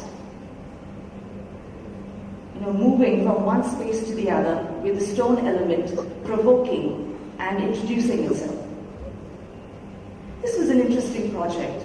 We were commissioned by a builder to create a marketing office on a site where the building was in fact on its way up. And the site itself was so energized with people and work and the whole aspect of construction. And the idea was to take the bars themselves and make them an integral part of the interior. This is an element that is always concealed behind concrete walls and then painted. But the art of construction itself can be celebrated. So the entire office has a network of the rebars running entirely through, creating walkways, creating the conference rooms, basically enveloping the experience and celebrating the unsung hero, which is the bars hidden between walls. And I'm constantly mesmerized on site by the artistry of the people tying the bars together and then the concrete being filled, but then it being lost forever. So a museum of sorts with the work of the builder, the history, but all of it, beautiful shadows and light, creating this augmented reality. So we don't want to hide the construction, we want to celebrate every aspect of it and take it to a level where it becomes poetic.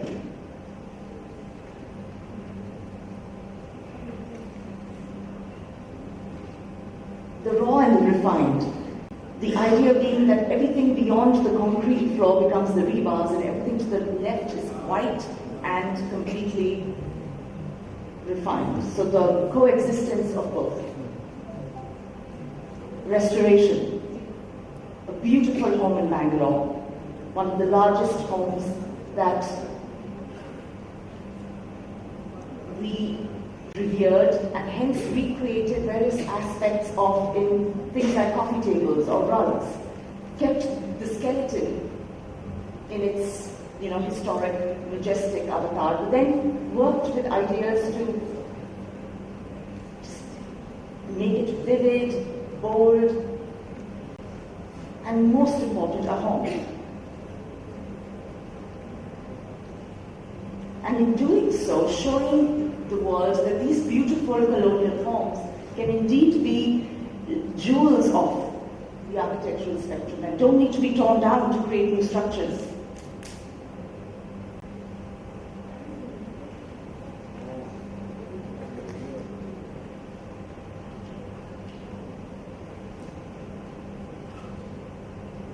The use of material. These are two railings, if you will, in a home, and we had about 25 artists come in with rolls of copper sheets, and what they did is cover these sinuous organic curves with layers of copper.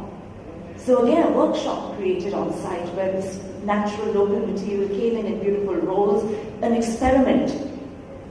Everything is an experiment. Every day is a new way to engage with a new material and a new person you haven't met before. And here there were a horde of them coming in to create, as we watched night and day, I think something entirely innovative. The use of copper. A view standing right at the top, looking at the two bellies of the curves and the light, almost blazing light that is captured and refracted by the luminous copper. Local materials. When a project like this happens and the monumental scale of the material presents itself, very little is then needed to add any more to it. It's a song in itself.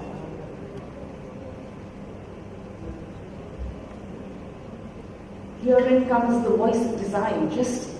We talked about the pencil, creating those two curves and having them move in different directions on the first and next level and interacting in a way that is most surprising.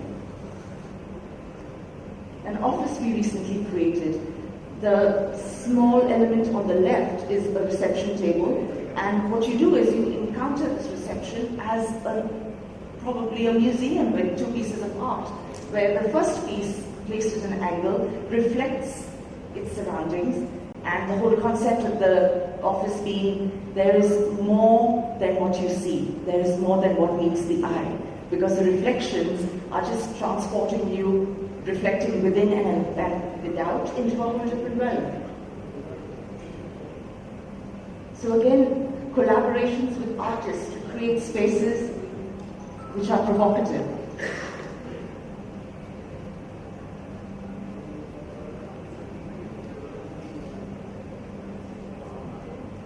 Taking the human mind on a journey, rather than walking in and seeing a chair and a table, but seeing something that is something else, and then you ask yourself, who am I and where am I? A piece of sculpture, a mandir. The only brief the client gave us here is to create a puja in the center of the space, which then could not be a room any longer. So we created the idea of the lotus. Architecture as well. One of the earliest projects we did.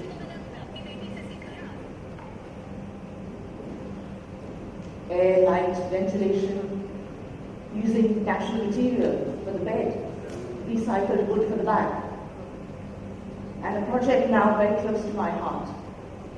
A home and office that we're building for ourselves, and the idea that there is so much and so far to go, and this is just the beginning. Thank you so much, ma'am. May I invite our panelists one by one. We have Abha Narayan Lamba, Principal Architect at Abha Narayan Lamba Associates, Mumbai.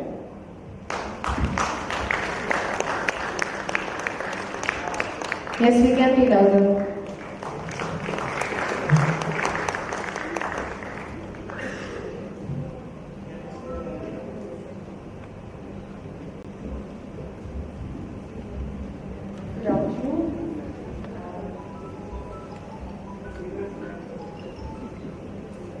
Okay, I'm going to begin with luxury and a couple of slides to show some of, I've spent now 30 years as an architect and 25 years working on conservation. And to me, truly luxury is what we have been, to me, truly luxury means what we have been building for the last 5,000 years. India has a building tradition of 4,500 years that's documented. It is the definition of luxury. So over the last 25 years of my practice, be it the Chaumahala Palace in Hyderabad or the Jaivilas Palace in Gwalior, the Bharatpur Museum, these are all epitomes. These are the standard bearers of what defines luxury. For the last few years, we've been working as consultants to Punjab government, restoring the monuments of the legacy of the Patiala Maharajas.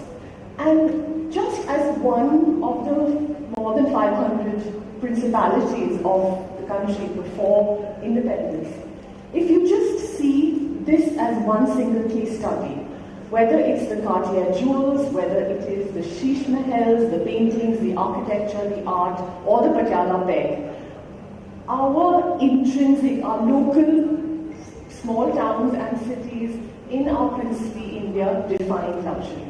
And what is luxury? Luxury is something that takes time, that takes craftsmanship, that aims at excellence, that is sustainable, that generates employment, and that is one of a kind. While we were sitting here, Suprija and I were discussing that you can have a Birkin bag, but so will 500 or 10,000 other rich women. But can you have two of the same kind? When it comes to an intricate Sheesh Mahal, a Bidri work, a Kalamkari, because that to us means luxury. Really, when we talk of luxury, therefore conscious luxury, to my mind, it's about the legacy of Indian craft traditions, of textile traditions, of the materiality, and that also makes it carbon neutral. Because in Hampi, you're dealing with natural granite that's there. In Dholpur, you're dealing with the sandstone that's local.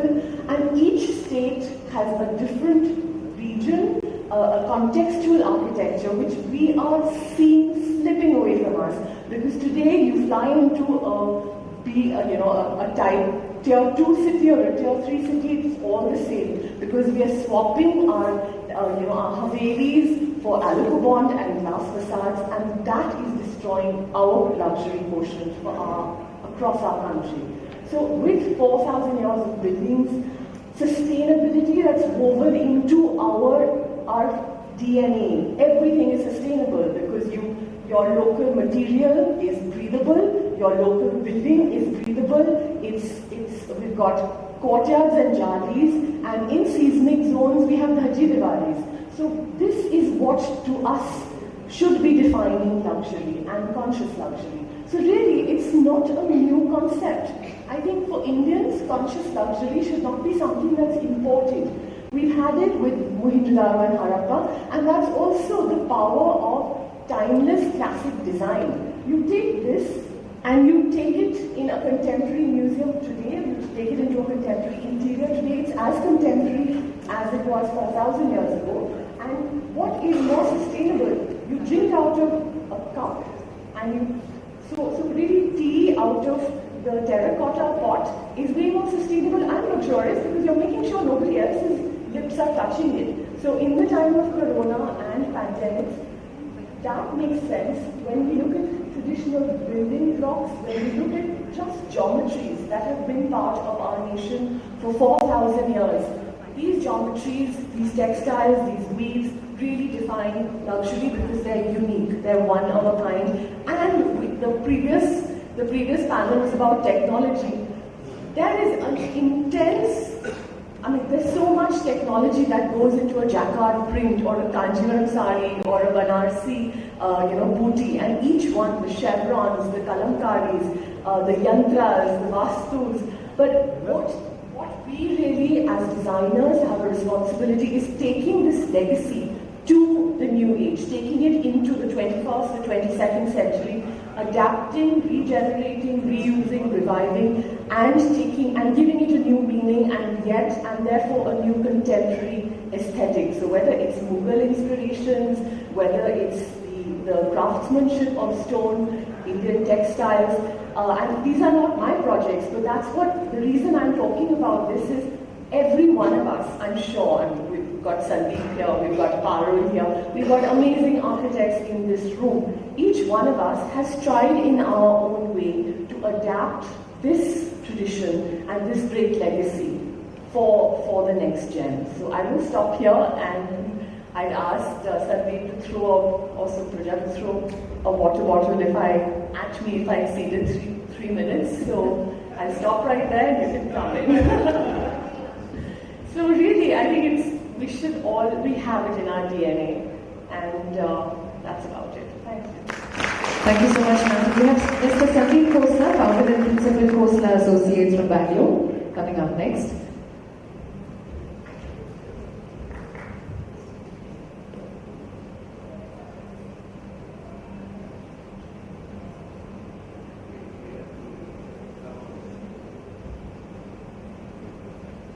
Thank you for having me. So we have the presentation. I want to make sure that I don't exceed the time.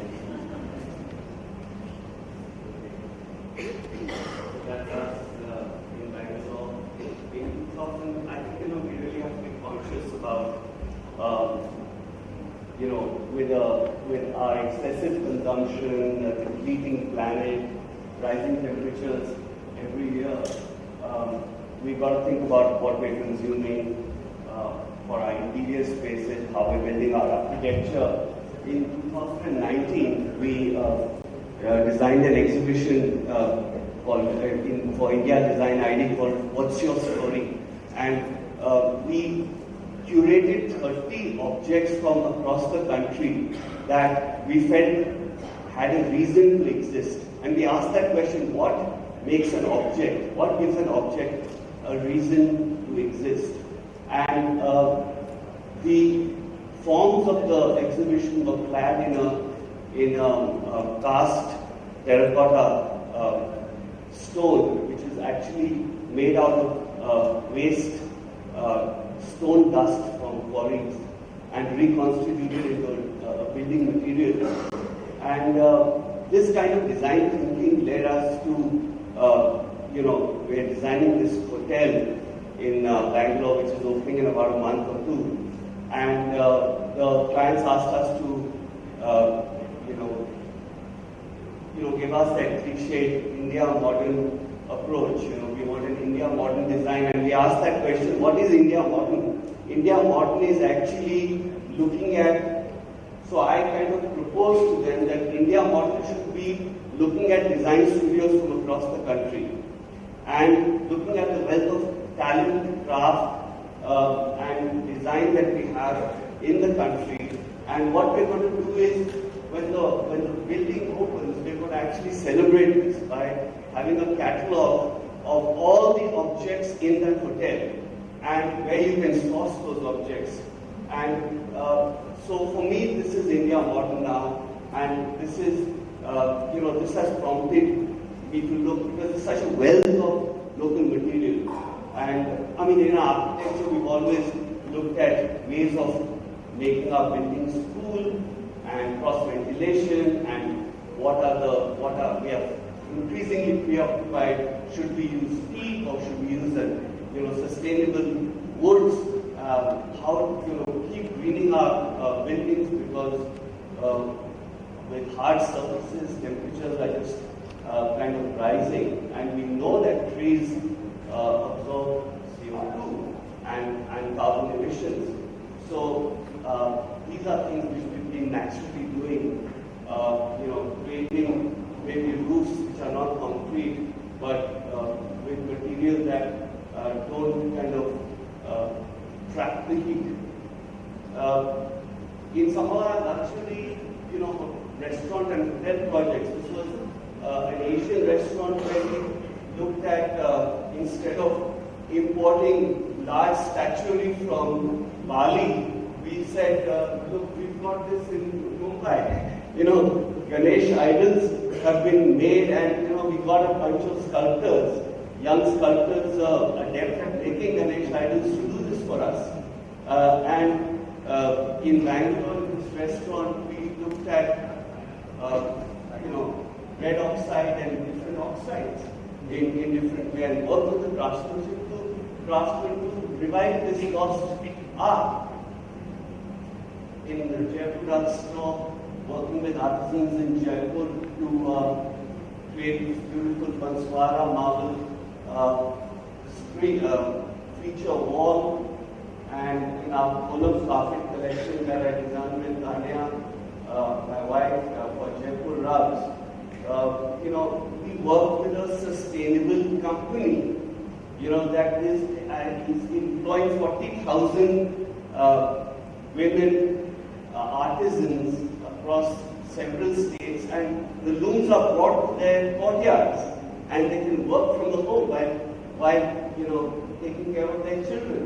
So for me, this is sustainability, and we have the responsibility of making those choices.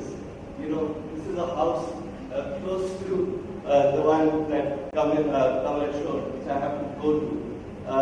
This is made entirely out of the local black basalt stone found on site, and the interior narrative is also from the architecture and from the region. So we've got the copper vessels, brass vessels from Nasik and places around in Maharashtra. So I think it's the choices we make, and which define luxury, and it's our perception of what luxury can do.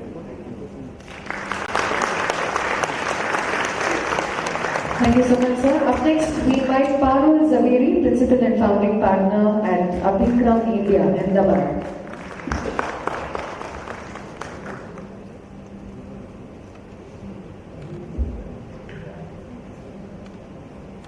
Hello everyone. Like he said, it's good to be here.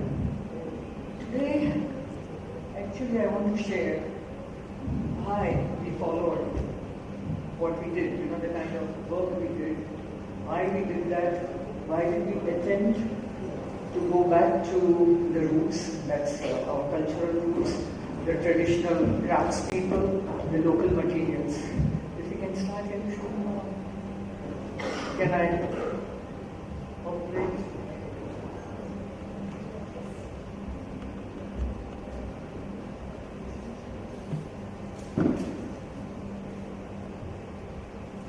Can you hear me?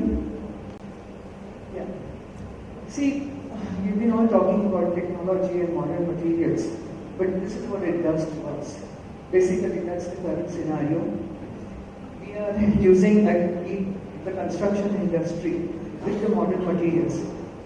Accounts for 45 to 50% of global energy usage, 50% of worldwide water usage, 60% of raw materials, and 50% of landfill, because we can't reuse that material.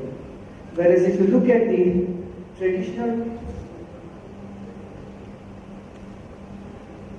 materials, you will be able to reuse all of it. This, again, air-conditioned buildings, 60 to 70% of energy bill and CO2 emissions that we create. Then most of the materials that we use, or even here, where you're sitting on, you're walking on, it's creating you toxic buildings, sick building syndrome. It's all toxic. It's creating toxicity when it interacts with oxygen. But we are not aware of it. And this, we have already reached this place. Forest fires, floods, etc. And pandemics everyone has talked about. So Chief Seattle, many more than 100 years ago, said, only when the last tree has died and the last river has been poisoned and the last fish has been caught, will we realize that we cannot eat money? Will we stop printing money? That's what we are doing all the time, creating more and more and more, making people renovate, reuse, throw what they have already used. When did we learn? The Indian subcontinent is the world's most disaster-prone area. 85% of India's area is vulnerable. 40 to 50% of population is settled in urban areas. And more than half is going to be built in 2030. You think we'll be able to be sustainable by then? We are only talking to our head. Just because we are waiting for the last fish to die, basically. We need to think sustainable. How? I want to go fast, so we have to question our needs. We don't have to market all the time so that people keep buying our products. There has to be a limit to grow. Small is beautiful. I don't know if you have read Shoemaker's book. And we have to see that whatever is sustainable today remains that way for hundreds of years. And that's what Jaquar talked about. Like Laila says, while economists and activists agonize over unemployment, carbon footprints, and the depletion of natural energy resources, craft is an obvious alternative. Craft is one of the few professions that is a direct result of natural environment in which it is practiced. The existence of the surrounding natural materials, stone, wood, metal, clay, cotton, cane and bamboo is the impetus of most traditional crafts. And they form every one person in 200 Indians is an artist. We are forgetting that and we are only focusing on machinery and present technology. Are we saying that whatever has lasted for 5,000 years or hundreds of years or which can be recycled is not technology? They did not know what was technology. Crafts can become the continuous driver of sustainability and economy, depending on the attitude being the designers, planners, economists, and policymakers and the citizens of India take. Do you know that our craftspeople had to know Atharvaveda before they started working as a craftsman? And that's how we also had Vedic times, we had Shrenis and Pugas, and all the craftsmen who were working in their villages, in their homes, like these carpet makers that we are talking about in Rajasthan. And there was a system established to get all that, and we were sone ki chiriya. We were exporting more than importing anything. And let me talk about just one practice, ours, that of two decolonized minds. I think we need to decolonize our minds. We are still looking at the West all the time, that it is they who teach us. It's time we started teaching them. We have benefited 40 lakh users and 40,000 artisans and crafts and craft persons. We have provided, this is conscious luxury. This is a palace. We were given those two sofas, silver sofas, and we had to change this room, create it, and this 100-year-old paintings, we had to match that. We got textile designers to help us, and all that is hand cut. This was done in 90s. Everything here is handmade and hand woven. That is conscious luxury. And block prints. Again, a house renovated in Tithal, that is South Gujarat, using wood, local wood. We recycled the building that had to come down. It was a 120-year-old building.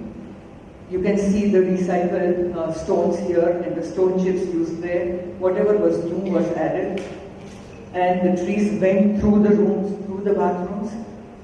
All that was saved, and we used almost 16,000 cubic feet of wood here in renovation and extension. But all of that was planted. It was all local wood, Valsari, which is even better than Burmati. Let me tell you that, if you know anything about wood. And the plant was made to plant. He already had in this farm plenty of teak trees, but we made him plant more than trees that would give him more than 16,000 cubic feet of wood. The toilets using all local Indian materials and wood, everything that's recyclable.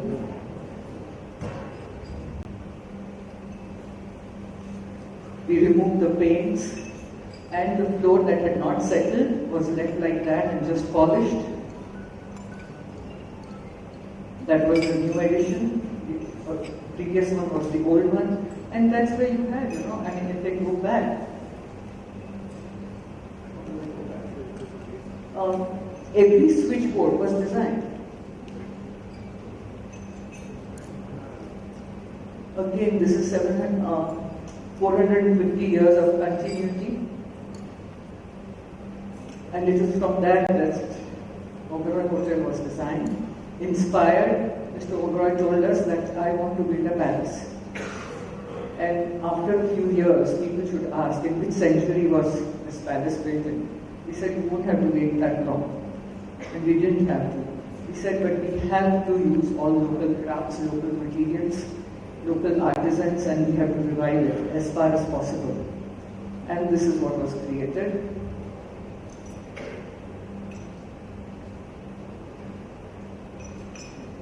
We got him to stop using carpet, wall-to-wall carpets, because that causes maximum lung diseases. We brought him all the scientific, he just brought him all the researches done by people, and he was convinced. This is again a balustrade made in stone and lime. He said that there need not be any negative space, we just have to get our artists to create a better space in the room. A 700-year-old palace, which was renovated and refurbished, 6 census Barwara. Here our brief to other consultants was that we have to use local as far as possible.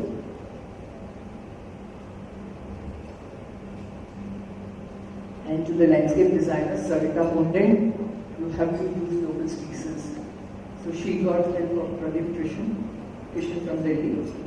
And they had a horticulturist survey for 1 year, all the farms and villages around, collect the seeds, create their own nursery, and this is what we got in less than 2 years, because it's local. You have only 10 inches of rainfall here. I must say also in Uday Vilas, not a single stone, not a single trunk went out. Whatever stone was dug there to create levels, etc., was all reused in the building. And it was all done in lime. I mean, we work with lime and stone and brick. We avoid cement as far as possible, or use minimum. This is in the middle of desert. Again, local stones, local craftsmanship. The hardest stones are put together. Mandana, black granite and white marble, and the craftsman would say, just give us anything. We have no problems, we'll polish it, give us any complicated design. Again, up there, you see Lakha, which is one of the hardest granite. And you have it with a locally found marble. Most of the clients, most of the artisans came from 20 kilometers, and so did the material. And this column that you see is made like this, from stone tablets. That is all that you needed to do for adding concrete. Because we were going to do storage. every material here except for the upholstery is made locally. Local designers designed it, and it was made in the clusters nearby. This is Techu near Jodhpur. This is again a place beyond Jaipur, near Amer. And again, it's local stone, local people coming from 50 yards to 2-kilometer radius, all the artisans and craftsmen. The client wanted this type of a dome. So we said, okay, we will do the dome, but it will be done by the local artisans and craftsmen. This is what it looks like now from inside. So Nimish told them that I know how to do a dome. Be artisans. But how do you do the dome in your villages? You do it accordingly, and this is the way they did. But what happened is, then the shape that we wanted to create, we calculated the load of line. It was 12 tons. So we said we need to do the load testing. Once the load testing was done, this was the photograph that the client sent us saying how strong can strong be. And all these people, artisans and craftsmen, stayed in their own homes, looked at their business in the morning and at night when they went back. During the day they came and worked here. They went and farmed in their own farms. And today they are all employed. I mean, it's double employment. We need to change the way we look at things. Take responsibly, design responsibly, make responsibly, sell responsibly, use responsibly, reuse, recycle, reduce consumption, replenish the environment and all. Thank you. Thank you so much, ma'am. We have Supraja Rao, Chief Designer, Design House.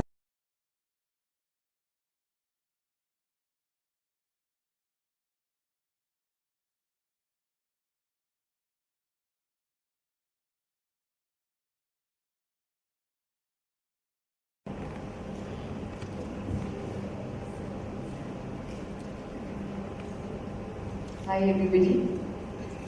Luxury means different things to different people.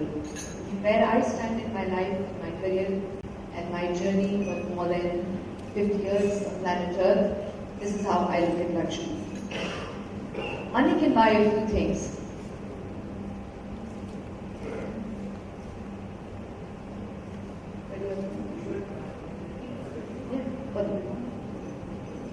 Money can buy a few things, happiness is not one of them.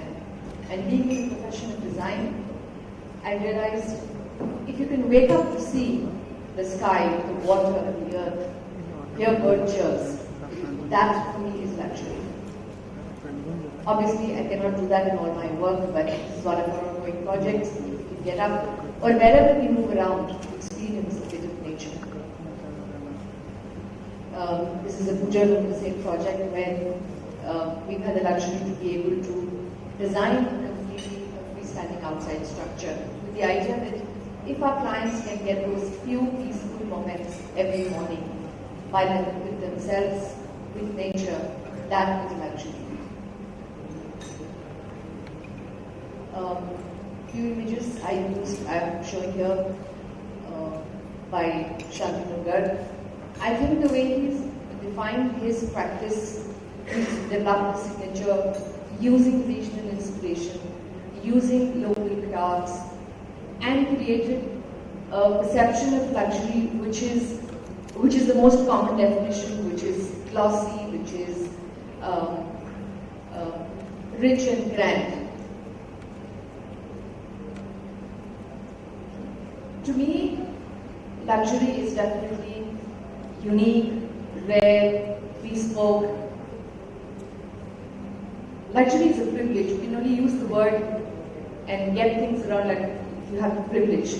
And whether it's a beautiful piece of chair, or any piece of furniture, or just decorative lights, and like Barbara just said, things like these which can be used for generation after generation. If you're able to gift it to your grandchild also, I think that is luxury if I can inherit a piece.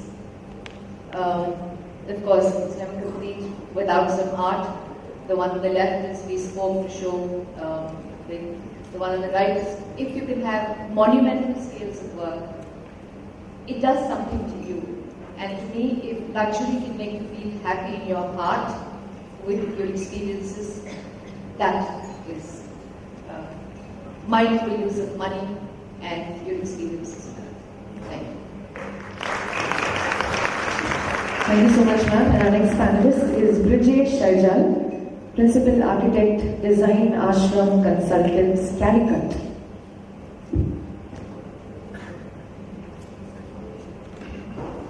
Hi.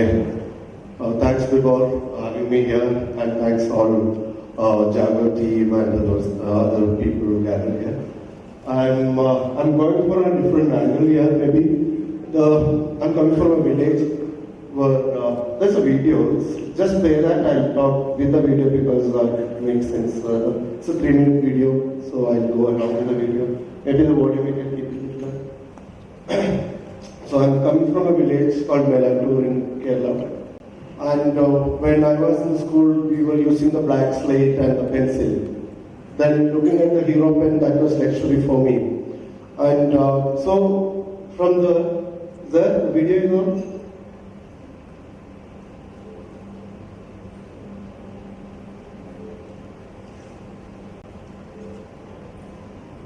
But yeah. So I keep on. So here I'm standing how we define luxury for a common man or a mass. So we were working on few projects in Calicut, that's more schools and public projects. So looking at our young students, for them it's not affordable, so where they dream and what is the dream you can show. So where we stand. So the schools which were supposed to close, all the government schools, we worked along with the local people and of course the MLA over there.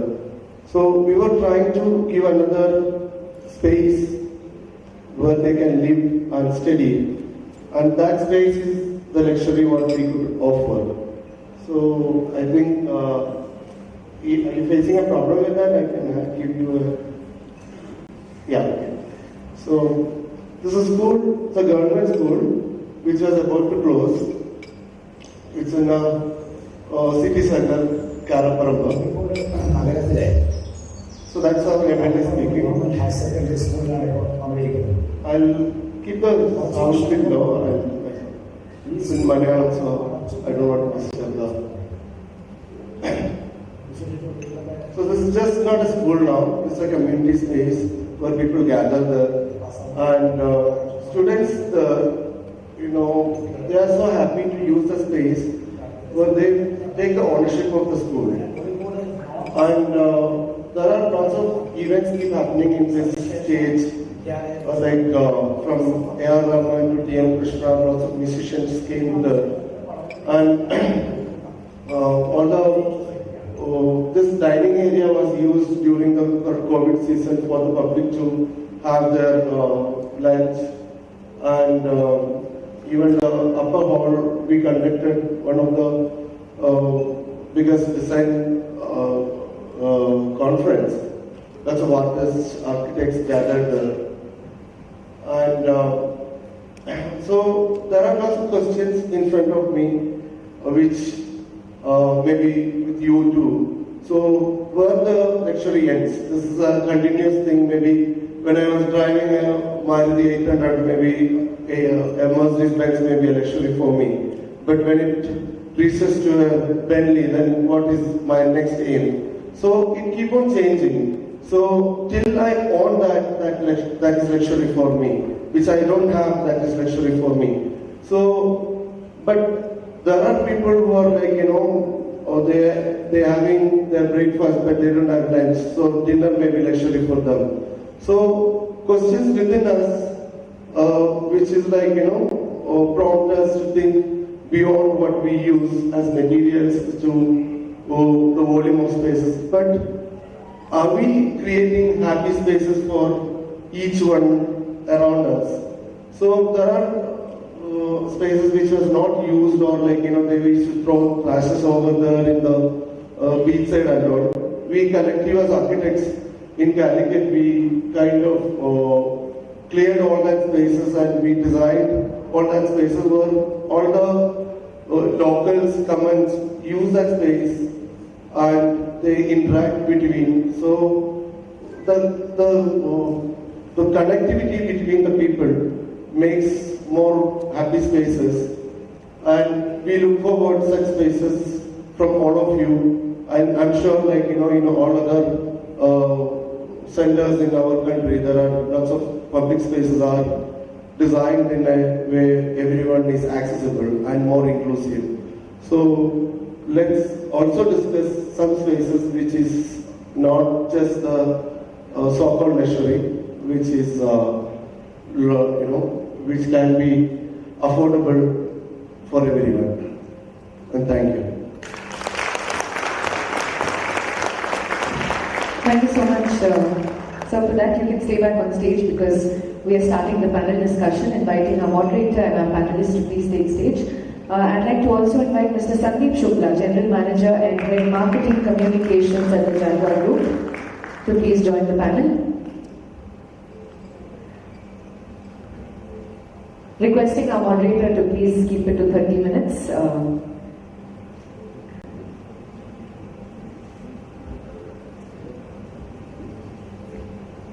She's doing all the hard work and the tough one, so I thought I'd step in. And I have to really thank everybody in this hall for being so kind and so patient. I know how much we love you. So thank you. Stay kind to us for the next 30 minutes. Yes, you can eat more. As Thursday, you can eat more. We'll have a prolonged lunch and a great evening. Promise you.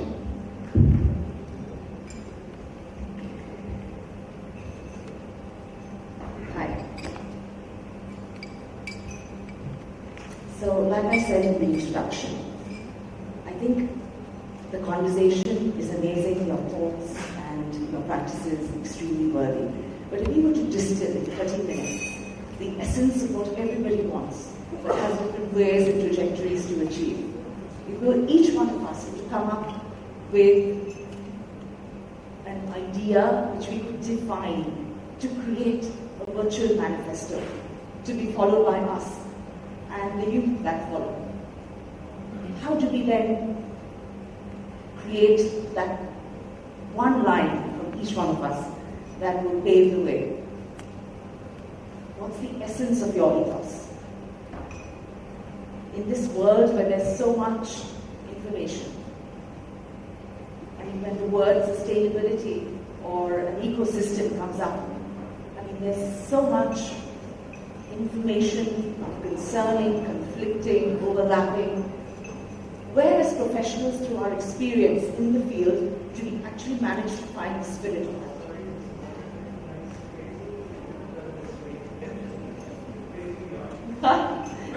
That's a nice way to put it. Thank you. So, yes, seems like Subrata would like to say something. This is the manifesto. This is the moment of truth. Keep it simple. We've complicated our lives. Layer by layer, we've complicated it. And now we're trying to unravel the layers. So, keep it simple. If you keep that formula, I think we'll solve a lot of problems. Are there any particular implementational ideas towards keeping it simple in design? Like something simple like the very genesis of the design and the vocabulary of minimalism was to keep it simple. But in the name of minimalism, you will see someone make a building with whatever XYZ material, then panel it with another material, then use something else on it. It is no longer minimal.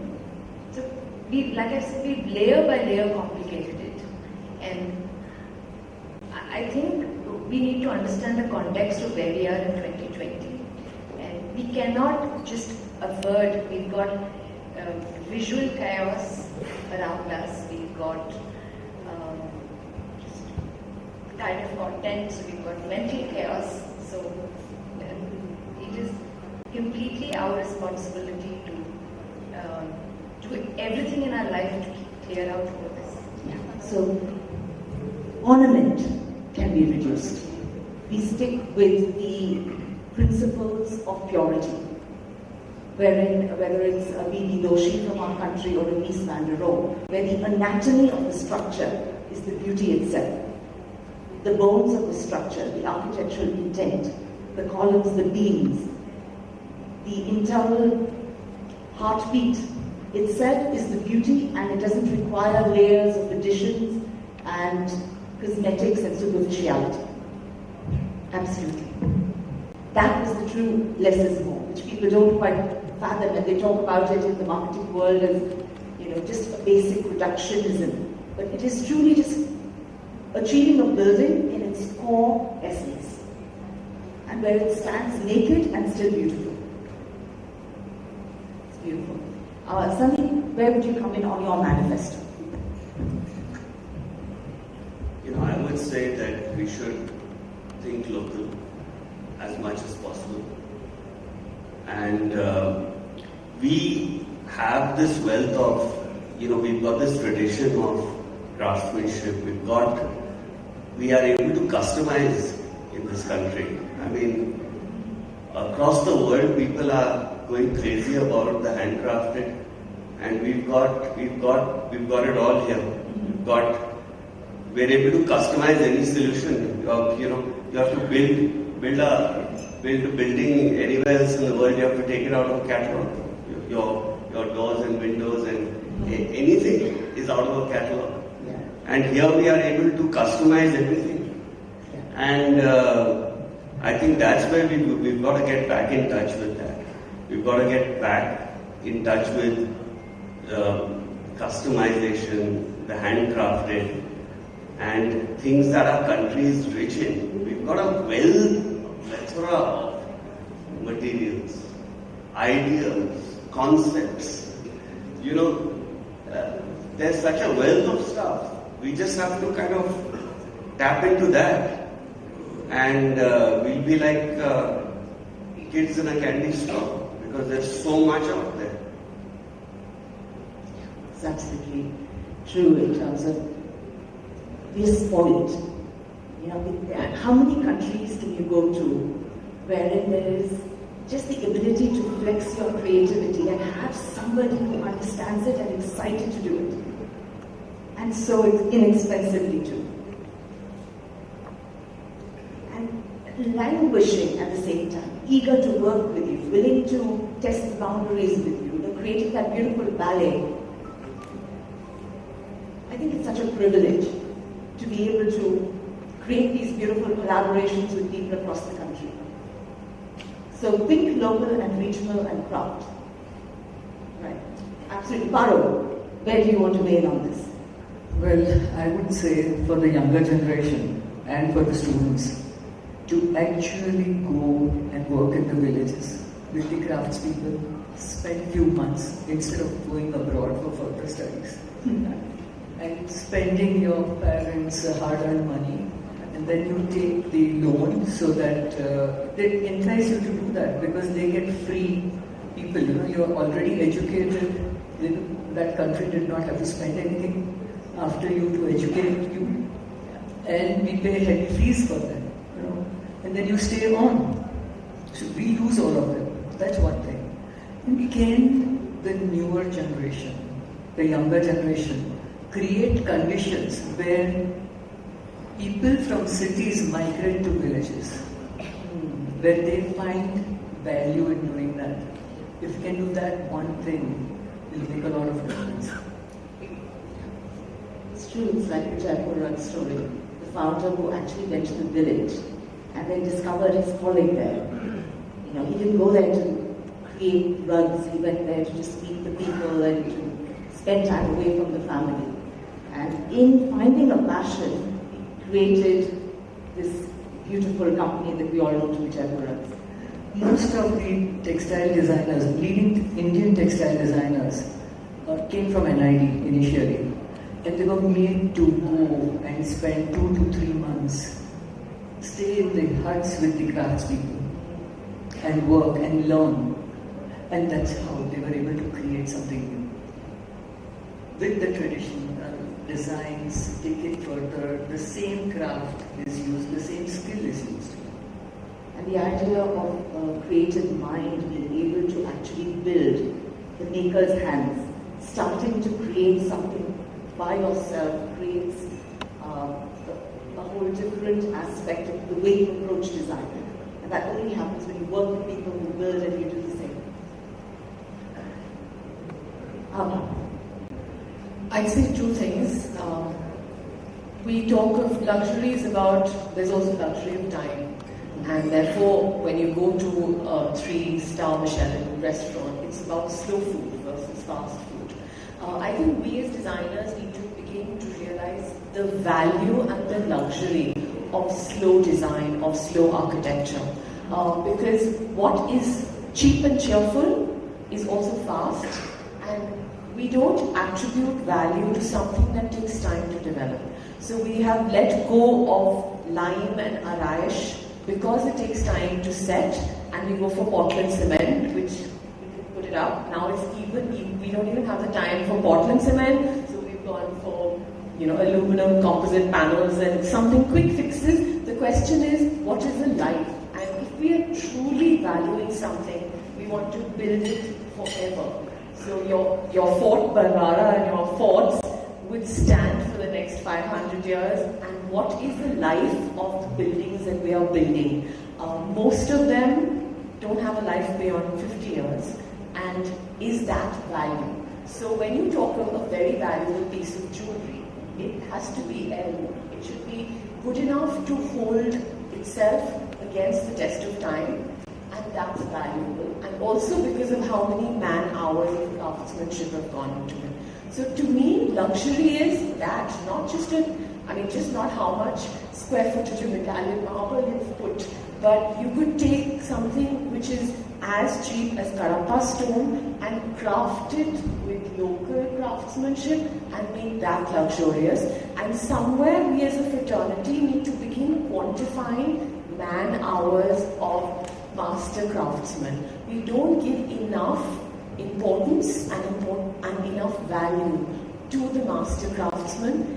That generation of master craftsmen, whether it's Araish or Bidri or Tikri or so many other, or even basic simple IPS and red oxide floors, they are going to die out, disappear in another 10 years if we don't invest in it. And how do we invest in it? By giving them that value, not treating them like labor, but as craftsmen. When we talk about great Japanese architecture, it's because they have a tradition of living assets. They actually celebrate master craftsmen, and somewhere we have, as a culture and as a society, not given them its due. So it's the Shilpkars that we need to value and keep these traditions alive before they just completely vanish. Which is a really interesting idea for a forum of this nature, to each time shine the light on people other than the architects and bring in the craftspeople, have conversations with them. Don't keep them as well-kept secrets. I'm sure each of us knows people in our own zone, but how about sharing them with each other and creating this interdisciplinary vocabulary of design and celebrating them, yes. Giving them a name, giving them a space, and the respect, really. That's an amazing thought. How about you, Vijay? Yeah, for me, architecture never works by its own. Design is just a part of the whole system. So when you look at luxury, there is a strong disconnect from the people around us. When it so how make it more inclusive, and at the same time, architecture is a very powerful tool. As such, we ourselves is a big group of activists, where let's say the poets and the authors, and even through movies, they connect with the society. So with our tool as architecture, that's our way of representing, to the social connect.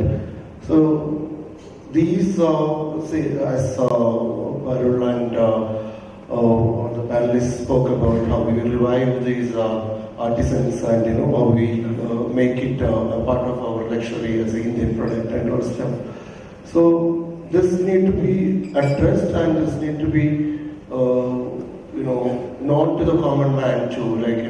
We have lots of Indianism which can be celebrated. And keeping all these people are at the second level or not a white collar job, that creates lots of impact. So let's include them and move forward as a single force to the next level. How about you, sir? In fact, before I just just try and build my thoughts on the manifesto, we've been associated with iGen for almost 10 years now. So as a process, what we do, all these videos are getting recorded. We do go and spend time, read them, listen to them, archive them, and a lot of you see the value addition in the products and services is outcome of such forums. Because as a marketer, my job is to go and listen to our customers, the users, and especially the beautiful minds like you guys, and create solutions and services. I think the discussion we had again, the luxury and how it can be conscious. I think what we try and do this is to focus on the process.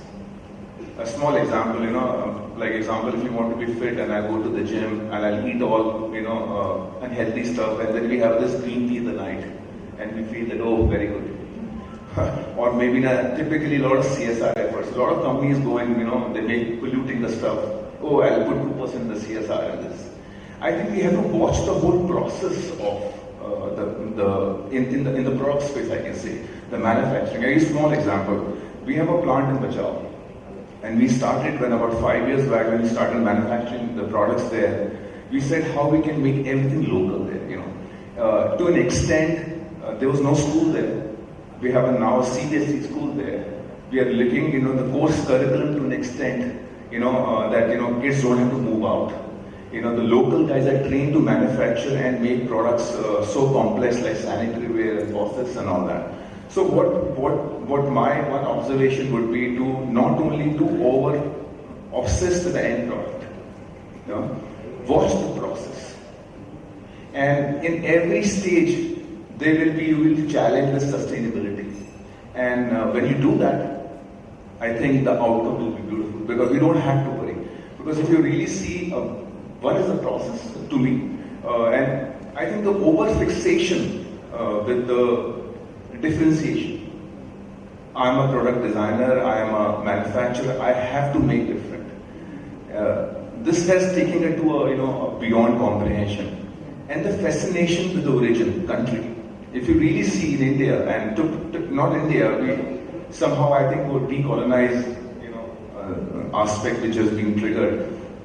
So if you really see the way we are over obsessed with the West, and we are all lucky that we are in India, we're young.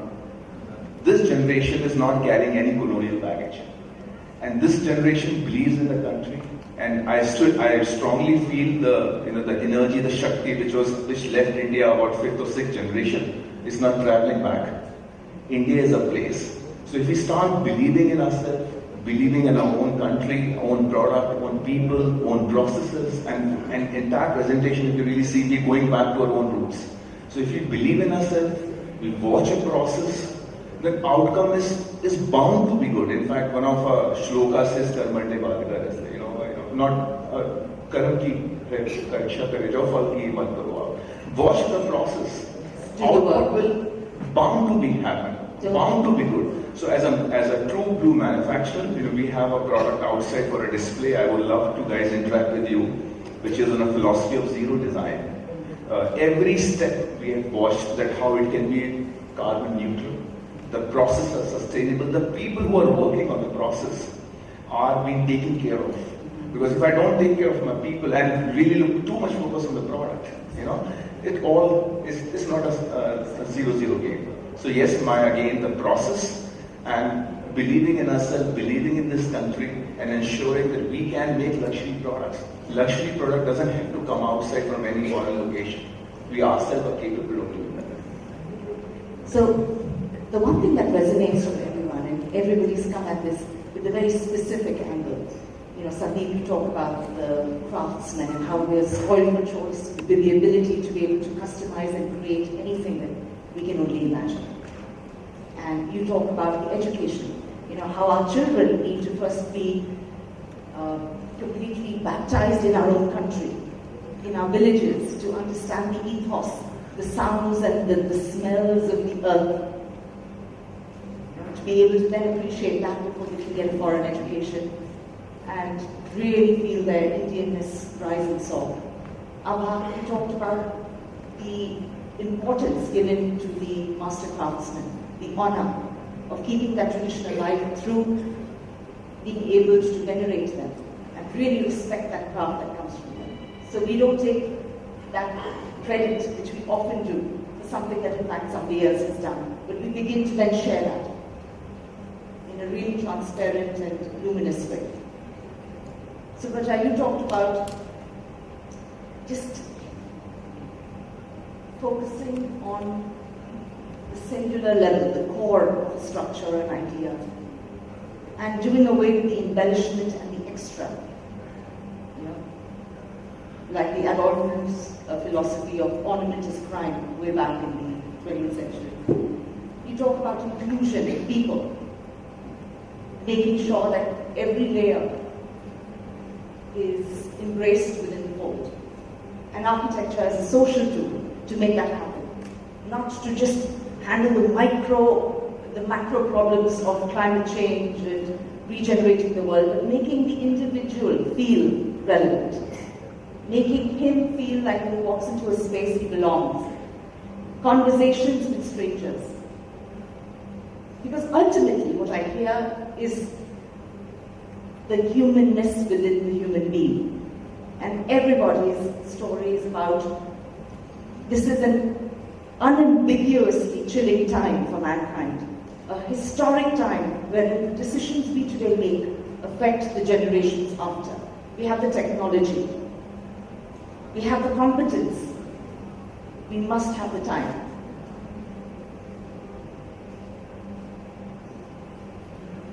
You talk as a manufacturer about thinking about the process and everything within that rather than the final destination.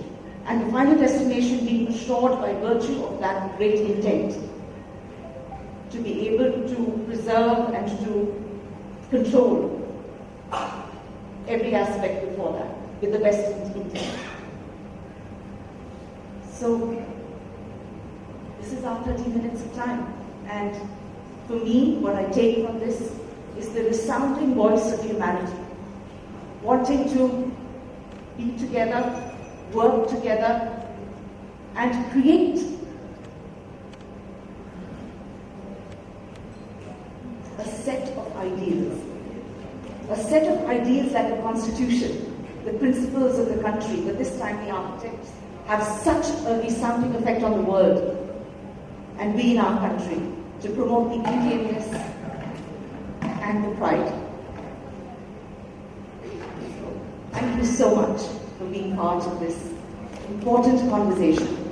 I have enjoyed immensely, as I hope we have in this room today.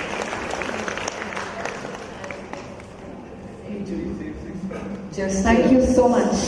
Just a suggestion to our promoters in Jaquar and Schindler's that we have these artists, Tokra artists. They recycle brass and they make all those toys and utilitarian articles as well. So they can use them. And they become their designers. They work with the designers, with the Tokra artists, even for the switch plates. Yeah. Schindler can use them and the switches. Excellent. Vitri. I remember so many years ago, 25 years ago, we were trying to get Vitri artists in Hyderabad to do handles for us. At that time, they were just into set things. Yes. They were not ready to explore. Yeah. Yes, that's right. But all you saw in Vitri was the little pill boxes and elephants at airports. And I went to the Arts and Crafts Centre in Bangalore, and I said, do you have an index of information for your artists? They pointed to the top floor. I went there, there was this big book. I opened it up, I got their numbers, and I thought, oh my gosh, I'm going to have to trek 6 hours away too with that. I called a gentleman called Abdul Bhai. He landed up at the office the next morning. He took an overnight bus and he said, "Calm down. Hum aayenge, hum karenge. Bas kaam chahiye." And he calls me every month to say, "Ab kya kaam niklega?" Kyunki hum log, and he doesn't have to say more. You can tell from the pain in his voice. Yeah, absolutely. It's a pathos that is palpable. If we have the last 4 minutes, a quick fire round perhaps to end a pretty serious conversation about how we can make this world a better place. But just let's start with, what do you consider personal luxuries in a times today when the sands have shifted, things aren't the way they used to be, and everything has, post-COVID, made us rethink our own lives? What's luxury for you?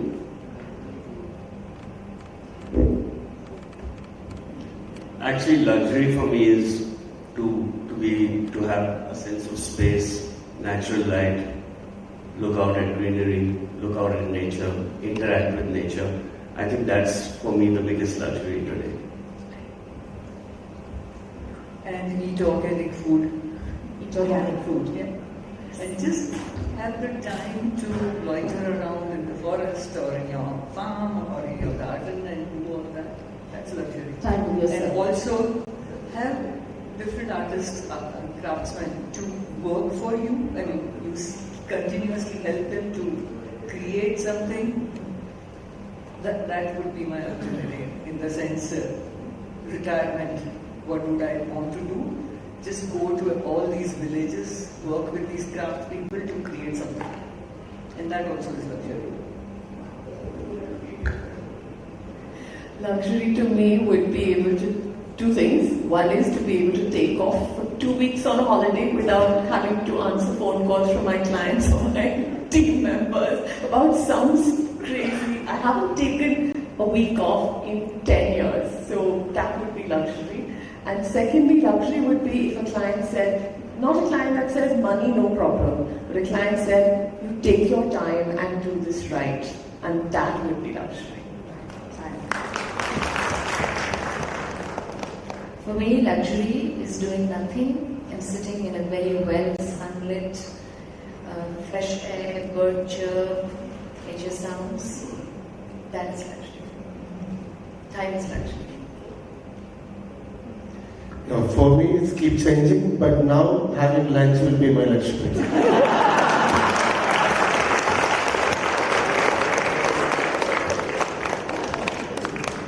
I think it's all our luxuries right now. Spoken for the group. To be in a day or do something without a purpose. Because we all have this design to produce, create, so there is always an end goal. So do something in a day. It could be as crazy as be in the garden or just do something which has no end goal. And again, I'm coming back to the whole process of it.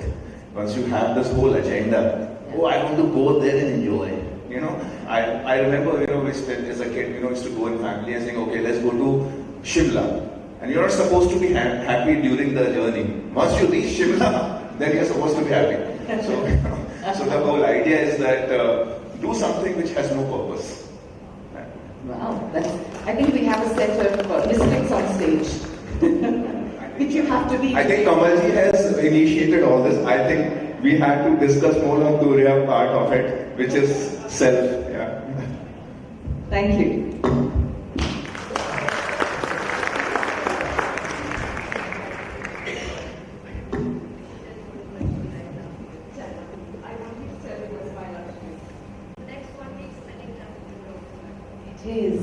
Goodness, she knows me well. My daughter is here visiting, and I will get her hands dirty. Although she's doing her master's at Yale Architecture, I will send her to the closest village for a week. Such a pleasure. Thank you. Thank you so much. Fantastic panel, and what a lovely discussion. Please stay back. Panelists, please come back on stage. I'd like to invite Mr. Nandan Mahale, Senior GM, Home and Distribution, Schneider Electric, to please join us on stage and felicitate Our dignitaries, Mr. Vinay Kumar, Territory Manager, Specification from Hakale, please.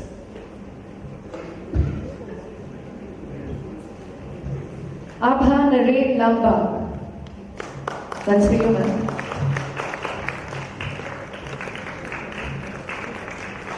Yes, we can do this louder.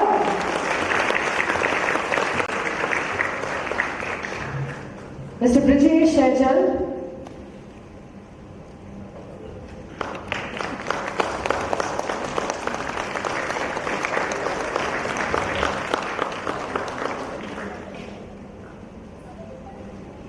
Architect Parul Zaberi.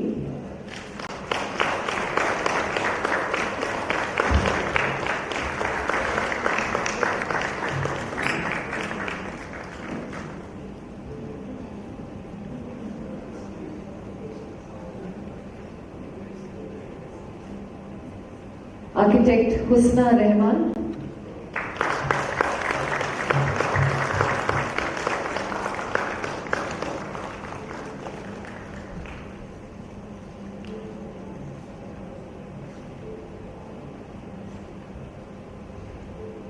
Architect Supraja Rao.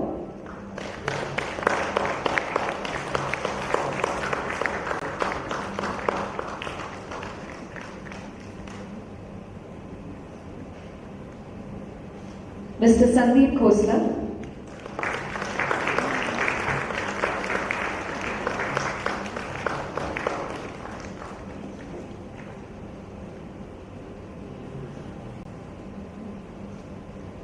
And Mr. Sandeep Shukla from the Jaquar Group.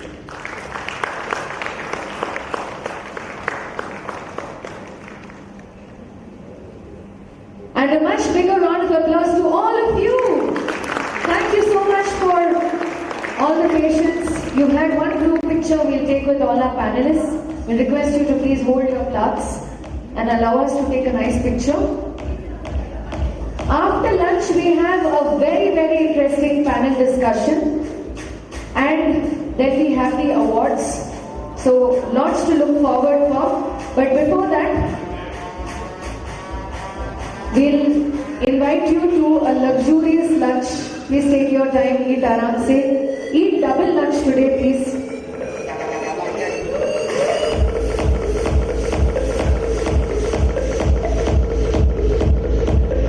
We'll resume in 45 minutes. And then a great evening over cocktails. We're going to have networking cocktails and dinner right after that. So we'll see you back in 45 minutes. Enjoy your lunch, everyone. Once again, thank you for all your patience. Thank you for being with us. Thank you.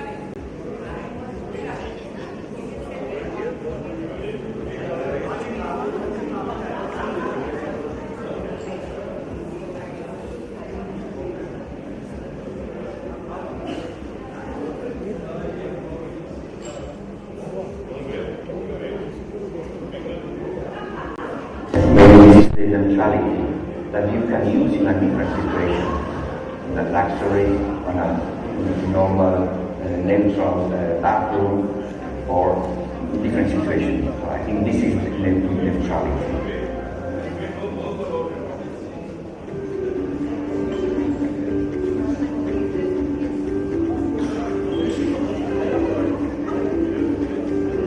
To have a variety of opportunities by changing the things, by changing the way how you largest bath brand in the country, now also brings you the magic of light. Jaquar Bath and Lights.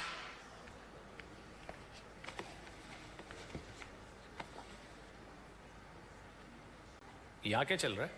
जैक्वार लग रहा है। जैक्वार?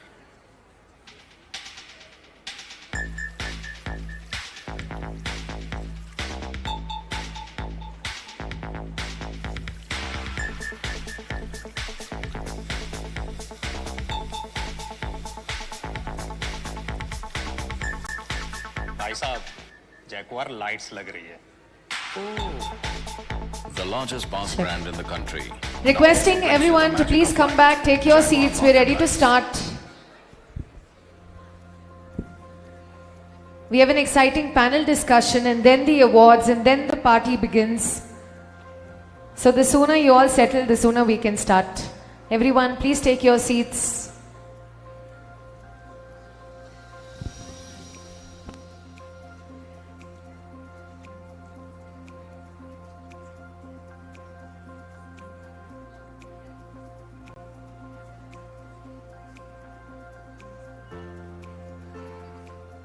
Reduction doesn't mean minimalism. We rather believe in a poetic approach of doing very simple things in a very good way. This is complex. That's why we call complexity of simplicity. A new series to add the existing series in Jaquar, but the fit with the international market. Maybe this is the neutrality that you can use in a different situation, in a luxury, on a normal, neutral bathroom, or different situation. So I think this is the neutrality.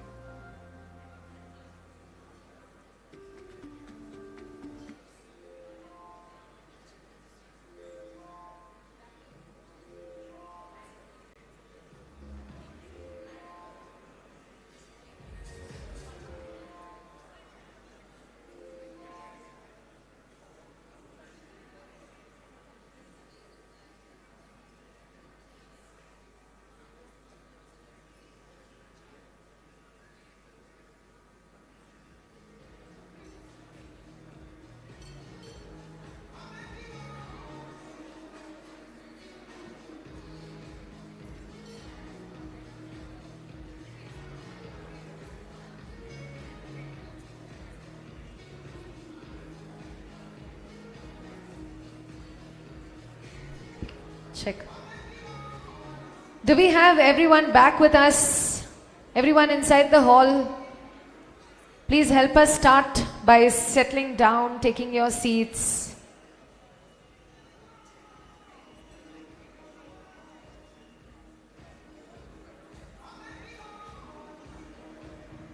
Those of you who can't find a chair, there's some on this table here, the next one here.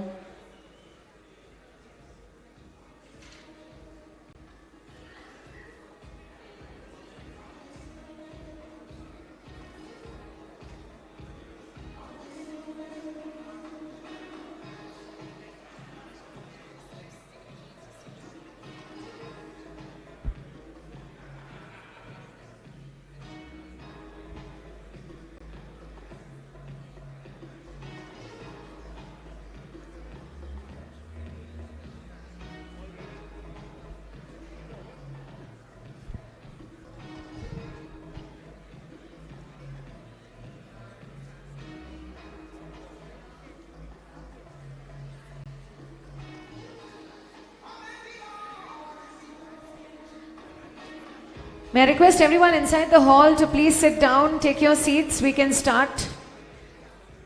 We are just waiting for you to sit down so we can start. We are all ready.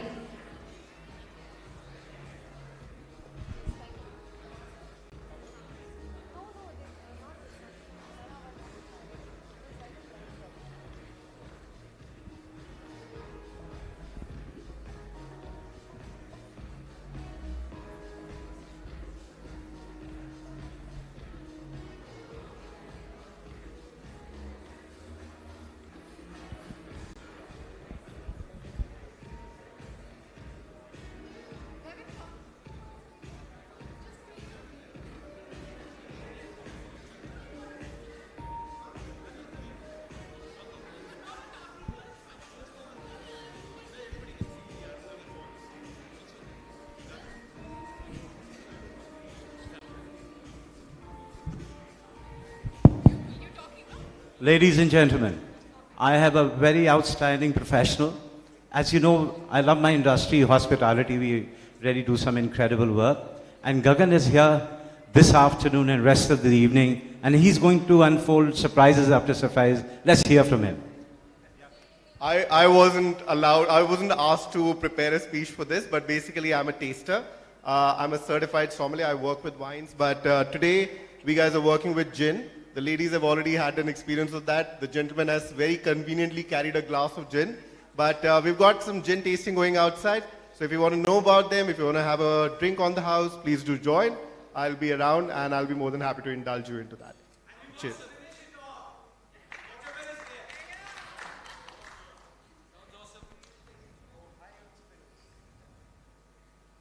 The audience wants to know how many trucks of gin have you brought today with you? There's enough. Each of you can have how much ever you want. Dil khol ke pijiye.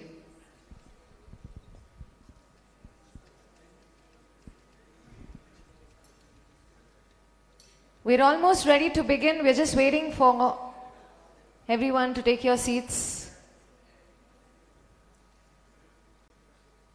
and tell us that you're ready if you are. Yes, no, maybe. Yes. Shall we start? Yes. Did you have good lunch? Seems like. That's why there's no noise only from that side especially.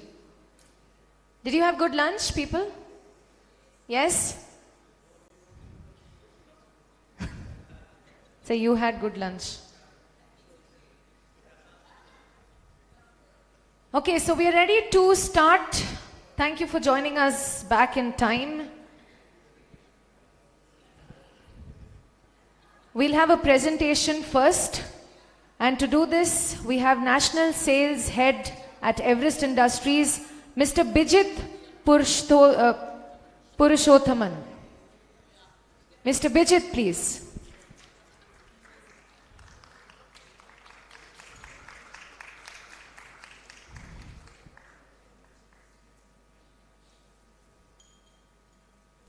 Thank you.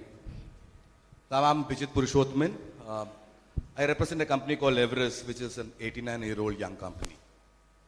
From the morning we got hearing about a lot of transition using sustainability. What we're going to talk about here also on something related to that. And we thank ITP Media for this opportunity for us to be among such creative minds. And whatever product, what we deal with, is going to complement your design capability or design. It gives you lots of design flexibility. We started with asbestos roofing, and what I am going to talk about today is completely non-asbestos products, which are fire resistant, termite proof, water resistant, and dimensionally stable. A company vision, can I have this?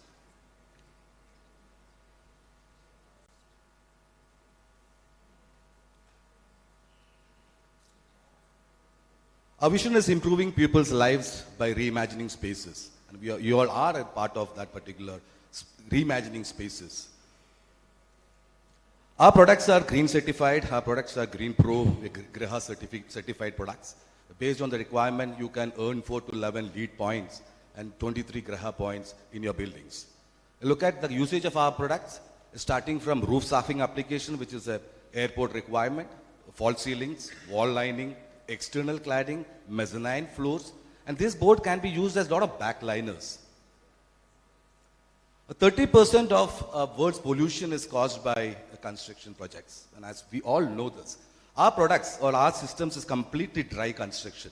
It doesn't require water, it doesn't require sand, it doesn't require cement at site, and you don't require so much of labor element in any site. This particular product, which is called as heavy duty board, is a type A category 4, which is smooth on both sides. It goes through a compression process of 11%, and it makes the board denser, smooth by both sides. These boards can take different kinds of finishing options. You can paint on it, you can stick wallpaper, you can have laminate veneers with certain care, you can clad with marble or granite also in this product. This comes in 6, 9, 12 and 15 mm thickness. Drywall partitions is one of the major part by using fiber cement board, which can help you in your project For example, 100 square meter of a brick wall, including plastering, it's going to take you 21 days. With this, hardly 5 days. So you have a better ROI of any of your projects. And you can, starting from 67 mm thickness to 250 mm thickness of a partition wall can be done with it. An STC rating from 30 dB to 70 dB, which is a multiplex requirement.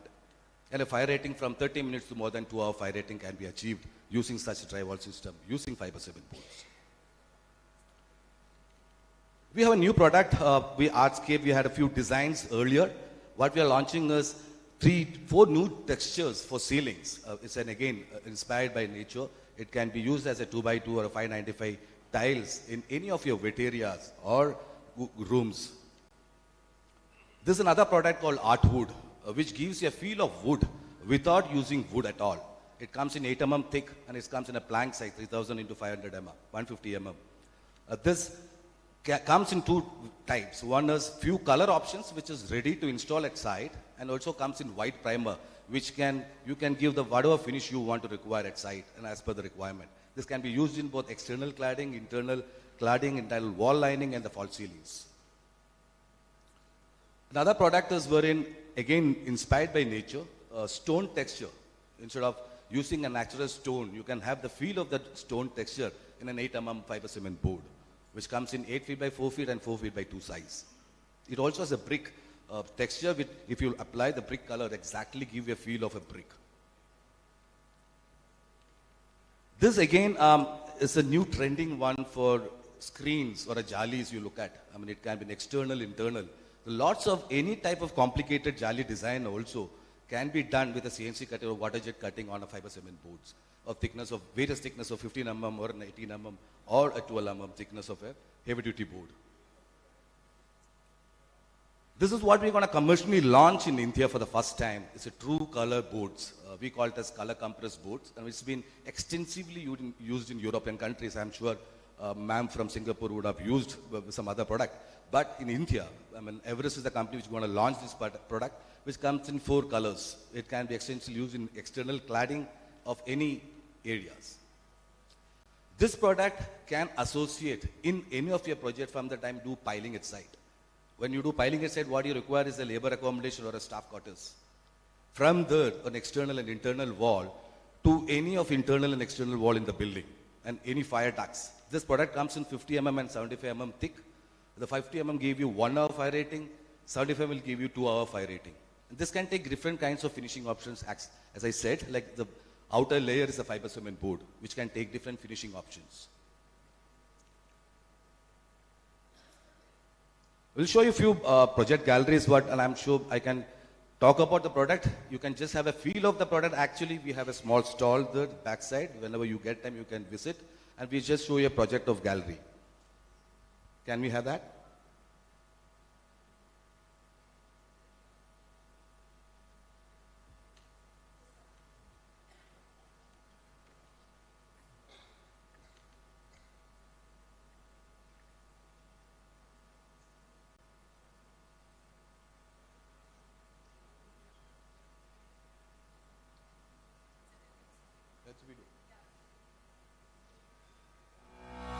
If COVID-19 has accelerated the trend of working from home, it has also revealed its limitations. In a knowledge economy, an organization's success will still depend on face-to-face interaction and collaboration. The immediate impact of the pandemic is pushing organizations in the opposite direction. There is a need for more space per employee. With more and more people getting back to office, building collaborative workspaces in the shortest period of time is the need of the hour. When we wanted to create our own office in a record time of 2 months, the choice of material was very clear. Everest drywalls and cladding systems were used to cover 10,500 square feet. The entire construction was made ready in just 12 days. Everest drywall system, which is made using Everest heavy-duty boards and the wall frames. It comes from 67 mm thickness to 250 mm thickness. The solid drywall systems made of sandwiched Rapicon panels are ready-made walls of 50 mm and 75 mm that are perfect for data centers, IT rooms and wet areas because of its superior moisture and fire rating. These are non-load bearing walls that are very easy to install. We used these products not only for partitions stronger and cleaner than a gypsum or a wooden partition, but we also used the products for partitions in the toilet areas and also paneling materials. Everest manufactures panels which look absolutely like stone paneling and wood paneling. We also could paint the boards. We could also digitally print the boards. So we laser cut them. We made fluted panels. We hardly used wallpaper. We hardly used any other paneling materials. We also realized the workers were enjoying it because it was very clean, it was very dust free, it was hygienically and aesthetically also very pleasing. The products that Everest manufactures is water resistant, is termite free, is fire resistant, very clean, green, sustainable, and that was the beauty of this entire product. Spectacular feature walls to flute finish pillars and wall linings, or detailed CNC cut jalis that can be used in partitions, louvers or duct encasements. Everest fiber cement board has a wide range of applications for any modern office project. We are reimagining spaces to improve lives. Thank you so much. This was our own new office at Bombay, where we explored our own products. Thank you so much.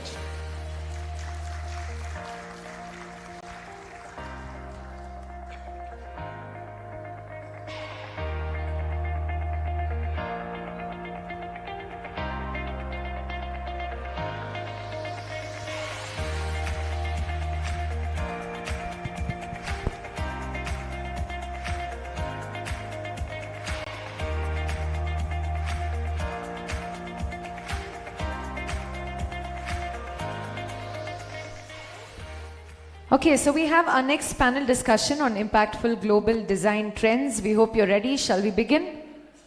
Yes? Yes? Are you sure? Are you all awake? Please, jago, jago. So we zoom towards focusing not just on Indian design trends, but on all-encompassing global take. This is our final discussion for the day, ladies and gentlemen. This will be moderated by Sumisha Gilotra, Editor, Architect and Interiors, India. She'll be joining us later on the dais, but I'll start with inviting our panelists who will first present and then we'll get into the panel discussion. We have Babu Cherian, Principal Architect, BCA Architecture, Calicut.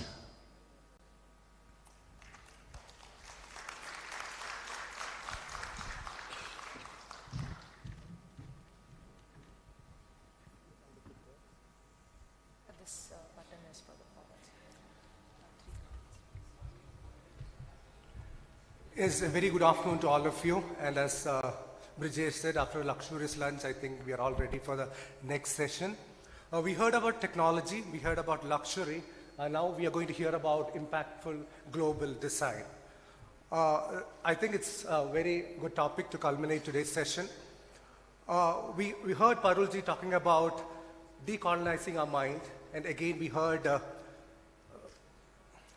who said, I think Sushant saying that the present generation do not carry any colonial baggage. Now this is something which I would like to highlight upon,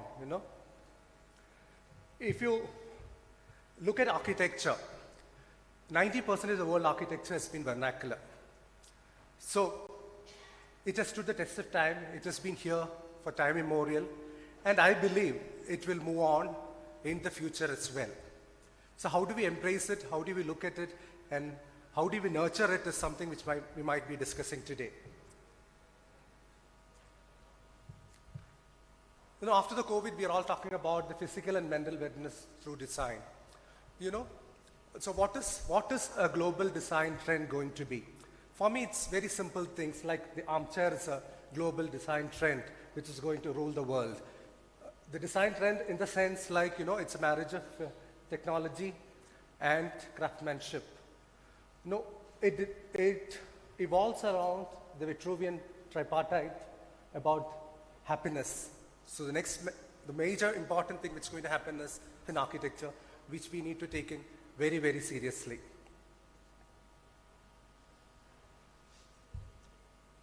Going back to the roots, I spoke about the vernacular architecture. we've been evolved from nature. I think we need to go back to the roots and we get back to earth itself. It's a symbolic way how a terracotta thing might degenerate and get back into the nature. So a conscious effort has to be done in identifying these materials and using them in future design, which would slowly and evolve into the new design trend. Renovate and rehabilitate will be a most important thing which we need to look into. Newer buildings will take up a lot of space. It will come out with a lot of wastage, a lot of carbon footprint. So we have a lot of old buildings which can be renovated, used in a better form, so that, less of wastage do happen. We have many cities like Alhambra all being made into a great heritage site. So we have a lot of rich heritage with us, which has been brought down year by year. So I think we are, as designers, architects, we need to be sensitive on this issue and try to renovate or rather rehabilitate. Architecture for the society, this is a very important trend which is, we all need to give back something to society. Architecture can be a design form, it can be something that gets evolved. This is a marketplace wherein some space has been used for selling things. So it could evolve by day into design space, and overnight it could be just another space. So, so it needn't be a major design intervention that we need to make, because world over our designers' interventions are very less. So such spaces will gain more popularity, and other one is a Kootambalam where it's a performing artist is performing. That space is designed in particular for the particular performing art. So how we nature society with our design spaces will play a major role, may make a major impact in future design trend. And spatial adaptability and flexibility, this is again a very important thing which we all need to look into. We always say that a kitchen is for cooking, a library is for reading. I don't think it will be the same again. I don't think it is the same anymore.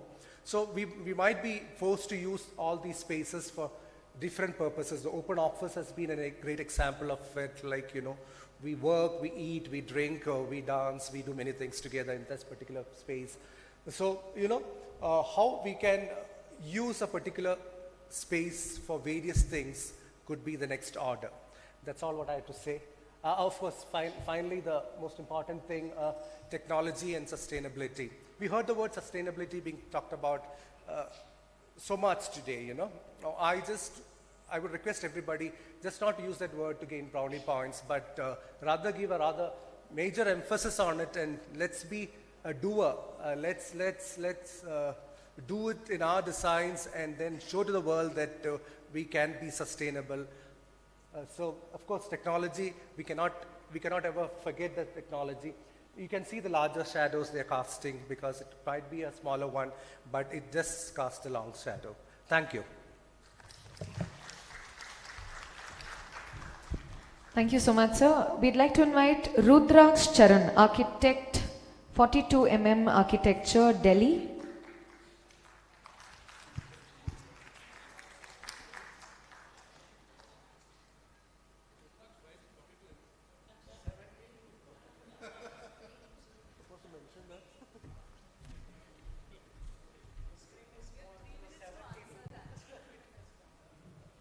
Your answer? Does anybody know why it's 42? Have you read The Hitchhiker's Guide to the Galaxy? Have you read The Hitchhiker's Guide to the Galaxy? No? It's a book written by Douglas Adams. It's a trilogy in 5 parts, and it's a satire on humankind. So according to Douglas Adams, 42mm is the answer to life, universe, and everything. We just gave it a dimension so that it becomes indexical to architecture. That's about it. Basically, I did not want to keep the name as Rudraksh and Priyanka Design Studios. And I've never had a client who's never not asked me this question before. Why is this called 42mm? Hi, everybody. Thank you for having me here. So I was not very clear about the 3-minute presentation, so I've set it like a precursor to starting this panel discussion. I got some points from the team. I took the points like a good boy and developed them. Yeah. How does this? Do I need to point? Green one. So out of all the points, I'm just going to take up 2, and I'm going to take my own interpretation to of the 2 points. So we are looking at this increased awareness of physical and mental wellness in design. So wellness is in design, you know, as an aspect, and looking at a very non-physical part of wellness in design. And the second bit, the renovation and the rehabilitation of existing architecture over newer constructions. So here I wouldn't talk about architecture as such, because I think a lot of work has already been done on adaptive reuse, and we all know about it a lot. But there could be a completely different take on rehabilitation of objects. So, so wellness is a state of being in good health, and wellness is design. Wellness in design is wellness of the end user, basically. End user could be a person we are doing a house for, or it could be the people who are using the building, it could be the patients in the hospital, you know, whoever. So I've been pondering about this idea for some time, and I think this is shifting, and I think that shift is what is one of the global design trends that I feel is emerging. It's basically a very fine aspect where the end user is becoming more and more conscious. So, you know, earlier architects, as architects and interior designers and designers, we were in this state of power. We used to, there was this consortium of architects will stand and we'll dictate कि हम तुम्हारे लिए ऐसे कुछ बनाएंगे और जाओ रहो. You know, it's not like that anymore.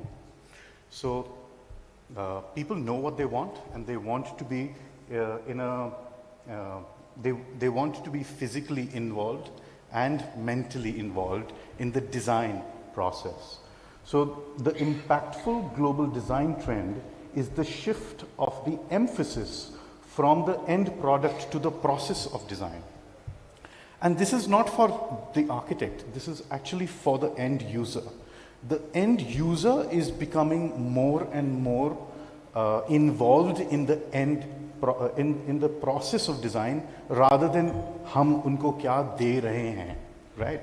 That's because they've started realizing that the built or the object, it needs to start reciprocating with them. It needs to start reciprocating with their character. It needs to start reciprocating with their lifestyle. It needs to their needs. So you know, what started shifting is if there are two people I'm doing houses for and they know each other, you know, earlier it used to be like कि उसका घर तो ऐसा बना है, ऐसा से कुछ बना के दे दो. But now people are actually wanting themselves to be part of a process. So they don't want me to design a house for them, or they don't want me to design a building for them. They want me to design a process for them in which they are a part of it. And their consciousness can be taken through, and the end result that comes out of it is going to have their personality within it. So I think that's going to be a big thing. I was just reading up on this. So this is the biggest example of collaborative design. It's a dynamic building. It's designed in a way that the building can completely transform, like the way the company is going to transform, and they know this company is not static. The company will keep on moving. The people in the company will keep on moving, and the building itself is going to keep on moving. So a small example of a building that we had done. This is a small intervention to a very complex project. It was somebody's individual house, and this house reflects the personality, and it just does not physically reflect the personality. It reflects the ambition. It reflects their sense of aesthetic. It reflects the kind of you know, what they want to portray to people who visit this space. The second aspect, which I really feel very strongly about, is these high-end objects that we're doing houses and we're doing hotels, we're putting chandeliers, we're putting panels, and we're putting furniture, this, that. Architects have this problem कि कोई बोलता है ना मेरे पास पुराना कुछ furniture पड़ा है, we don't want to use it. We like कि हमको तो बांधो मत कोई चीज़ करने से, हमको तो ऐसे कुछ करना है. So I think something very important is that we need to start consciously looking at beautiful refurbished material, like a beautifully done baccarat chandelier, which is 150 years old, which is refurbished. We can use it. There is no reason why you have to buy a new piece. And you use it, and there is so much sensitivity, there is so much history, there's so much, I would say, emotion associated with something like that. So I think this is something that we can start looking at, and we can start looking at not just for alternate projects, but for mainstream projects. So yeah, broadly that's my take on it. Let's see how the discussion goes.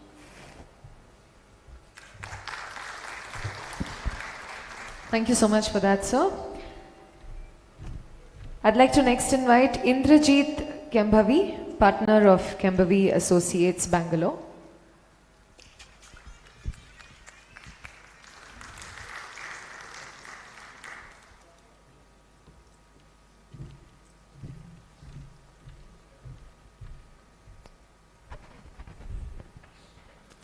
So the mic, we could not get a longer mic than that, sorry. Hi everyone. So when Sumisha called me for this talk, I was traveling and I came back and I got down with a viral fever. I just recovered today morning, not fully. And I didn't have time to make a presentation. So I did like what a true-blooded architect really does. Readapt, reuse, and conserve the data footprint. So I took out around 70 slides of my previous presentation and asked my staff to condense it into 30. So I reached a target of 3 minutes. So now coming to the topic, it's impactful global trends. The first thing that I would like to say, there is nothing like a global trend in per se. Trends I feel is a very superficial word, and it's something which is not lasting, it's not something which is complete. So what I look at, when we look at design in a global context or a local context or whatever context it is, from a micro to a very macro context, is the context which is very important. There is no design which can be complete unless you understand it totally. And how do you understand it totally? We all know these things basically. The first, the use, the context, the culture, the location, the economics, the end users, the people in the society who are going to appreciate the design or going to use the design or understand the design. So a lot of factors go in to create a impactful design. And for that, as I said, the only word that we look at is context, which encompasses all these parameters. So I would like to run through a few of the slides and explain to you what we feel about the projects. I think we have just taken, as I told you, we have just taken a few projects.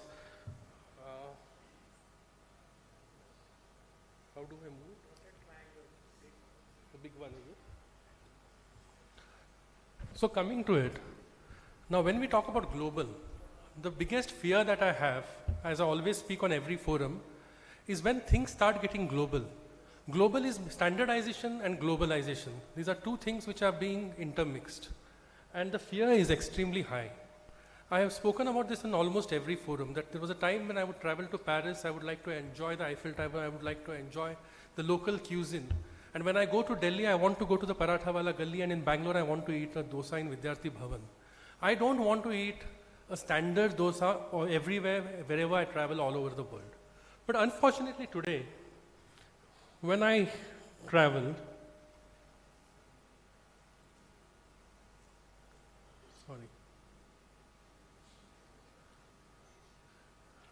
when I travel anywhere in the world, these are the buildings that I see. These could be anywhere. Can anybody guess where these buildings are from? These could be from absolutely anywhere. Bangalore, it could be from my place, Hubli, it could be from London. So there is absolutely no connect. So in the name of standardization, we see some of the biggest enterprises, whether it's in the field of real estate, hospitality, or the other thing which is retail out here, malls, they all look the same. The shops are the same, the brands are the same. So what's the fun? Today we all enjoy traveling, we miss traveling a lot. But if we are traveling again to experience the same thing over and over again, do you think this is what we are looking at? And do you think this is a global trend? And if it is, I think we should be very fearful because we are making the world a very boring place. So I feel the first thing that we have to look out, it's so boring the slide is not moving.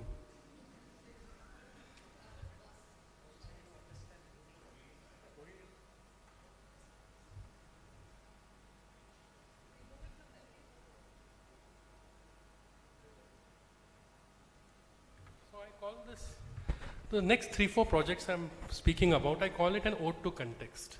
Now this particular project is a project which was very dear to my heart, which we had designed when I was just out of the School of Architecture a long time ago. This was in a very small rural village in north of Karnataka called Hulkoti. A lot of people would not even know probably where this is.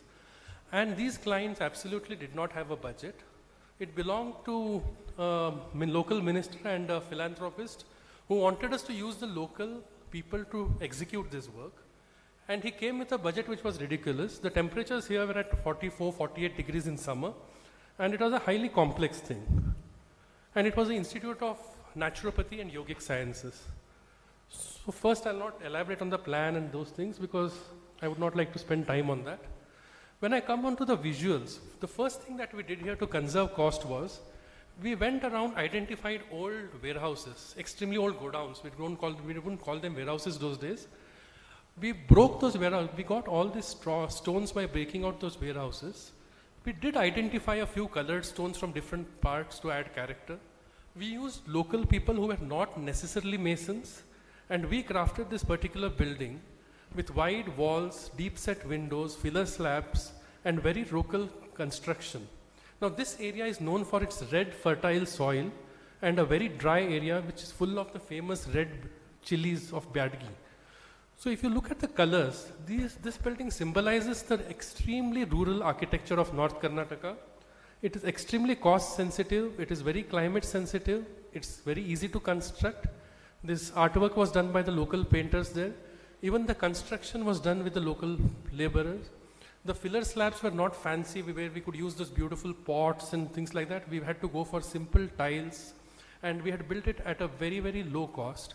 And today people talk about reducing air conditioning. I am very happy to say that this particular building, we don't even need fans. So these are the interior views of the place where you just water the landscape. You can see it's a very arid climate, so the lawns also don't grow well. But it serves for evaporative cooling, where the entire campus becomes cool and it's bright and vibrant as the people out there. And the construction is extremely, and if you see the ends, the corners of the building, we have treated with these elements which we have plastered, which we call kumbis in North Karnataka. This is done to reduce the cost of expensive dressing at the corners. So when we talk about craftsmanship also, the involvement of the right amount of craftsmanship in the type of project. When we talk about luxury, you can go to an extreme level of craftsmanship because it is time, cost, material consuming. But when we play onto this, the minimalism of craftsmanship, yet keeping the traditions alive, becomes very important. So this another project for the same client, which had a little more historical value, because this was built, which is not very far from Badami, Pattatkal and Aihole. And you can see that's the famous Durga temple of Aihole. And this was the Swami Ramakrishna Vivekananda ashram we did. We had the ashes of Mahatma Gandhi on this site. So he was very fond of the word Om. So we encircled it with the Om in the master plan and we built the structures around it.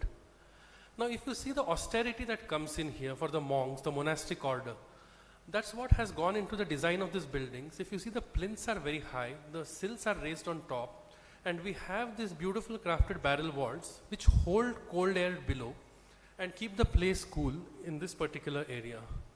And the form of the place is inspired by the Durga temple of Aihole, keeping in mind the continuity of the cultural and the historical context of the place. And if you see these corridors, which are shaded gently, are done very playfully, reflecting nirvana happens under the sky. So this is how the monks sit, and these are the different corridors, inspired by the local architecture, but still built using modern methods, fused with traditional craftsmanship in a very simplistic way.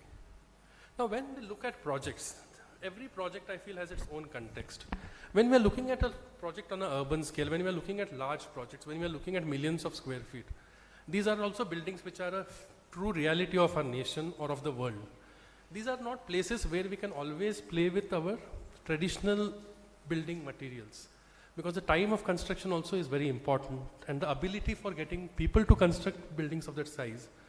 So what happens is that the template of material, the technology that we use, is not as important as compared to the way we want to use technology, whether it is traditional, whether it is rural, whether it's modern, or whether it's something futuristic. The whole thing is having an empathy to the subject and then trying to create a project. So this is a particular project, a very, very luxurious residential apartment building built in a prime location in Chennai. And if you particularly see this, this building, I joked, you know what, we have these pinnacles on top and we have a very simple, clean building below. Because we planned the economics also. The penthouses on top, we could have this big glazing, below it was simplistic. So we managed costs. And then when my client asked me, why did you do this particular facade, I joked it's like a Tamilian gentleman, you know, dressed in his conservative veshti below, but with an illuminated mind above. So I showed him the image of Chidambaram. So that was in satire, of course. So this particular building, if you see, I put an image of a mosque there because it's next to a historical site called Thousand Lights Mosque. And if you see, the 4 pinnacles are actually a sublime takeoff from the pinnacle, from the minarets of a mosque, interpreted in a very conventional way. And the name of the mosque is Thousand Lights Mosque. So we created a play of light all across the project, where you have laser throws, you have a lot of light happening, whether it's at the surface, whether it's behind. And if you look at the imagery which has come in and evolved sublimely, it pays respect to its neighboring building, while breaking away from being depictive of any religion or any culture, and neutral. And of course, we have had elements from Cholamandalam. We have bought things from Mahabalipuram sculptures and other things, and added it to the building to create a wholesome experience. This particular project that we are designing in Nairobi, so when we were designing a few projects in Nairobi, it was a very interesting experience. And when we think of East Africa, the first thing that comes into mind is safaris, jungles, the landscape. And Nairobi is very beautiful, a very green place. The climate is as good as Bangalore, if not better, with less pollution. And we had a very interesting take on the whole subject. So if you see the way the plans also evolved, it's not organized, it's not rectangular, but if you see, it's like a jungle where things are more abstracted both in the plan. And when we look at the facade on the right, you can see the elements that take in, the wooden elements, interspread with landscaped elements. And the whole building goes up as a luxury tower, but at the same time, it's very respectful to the place and the setting that it's designed in. So the whole language of architecture changes, but the context does not. So we have to respect the context. The last project, since I didn't have too much to talk on, this was a design competition for which I think a lot of architects had participated, and nobody has got any news about it after that. This was done during the COVID-1. So this was a heritage and cultural complex from Mata Amritanand Mine.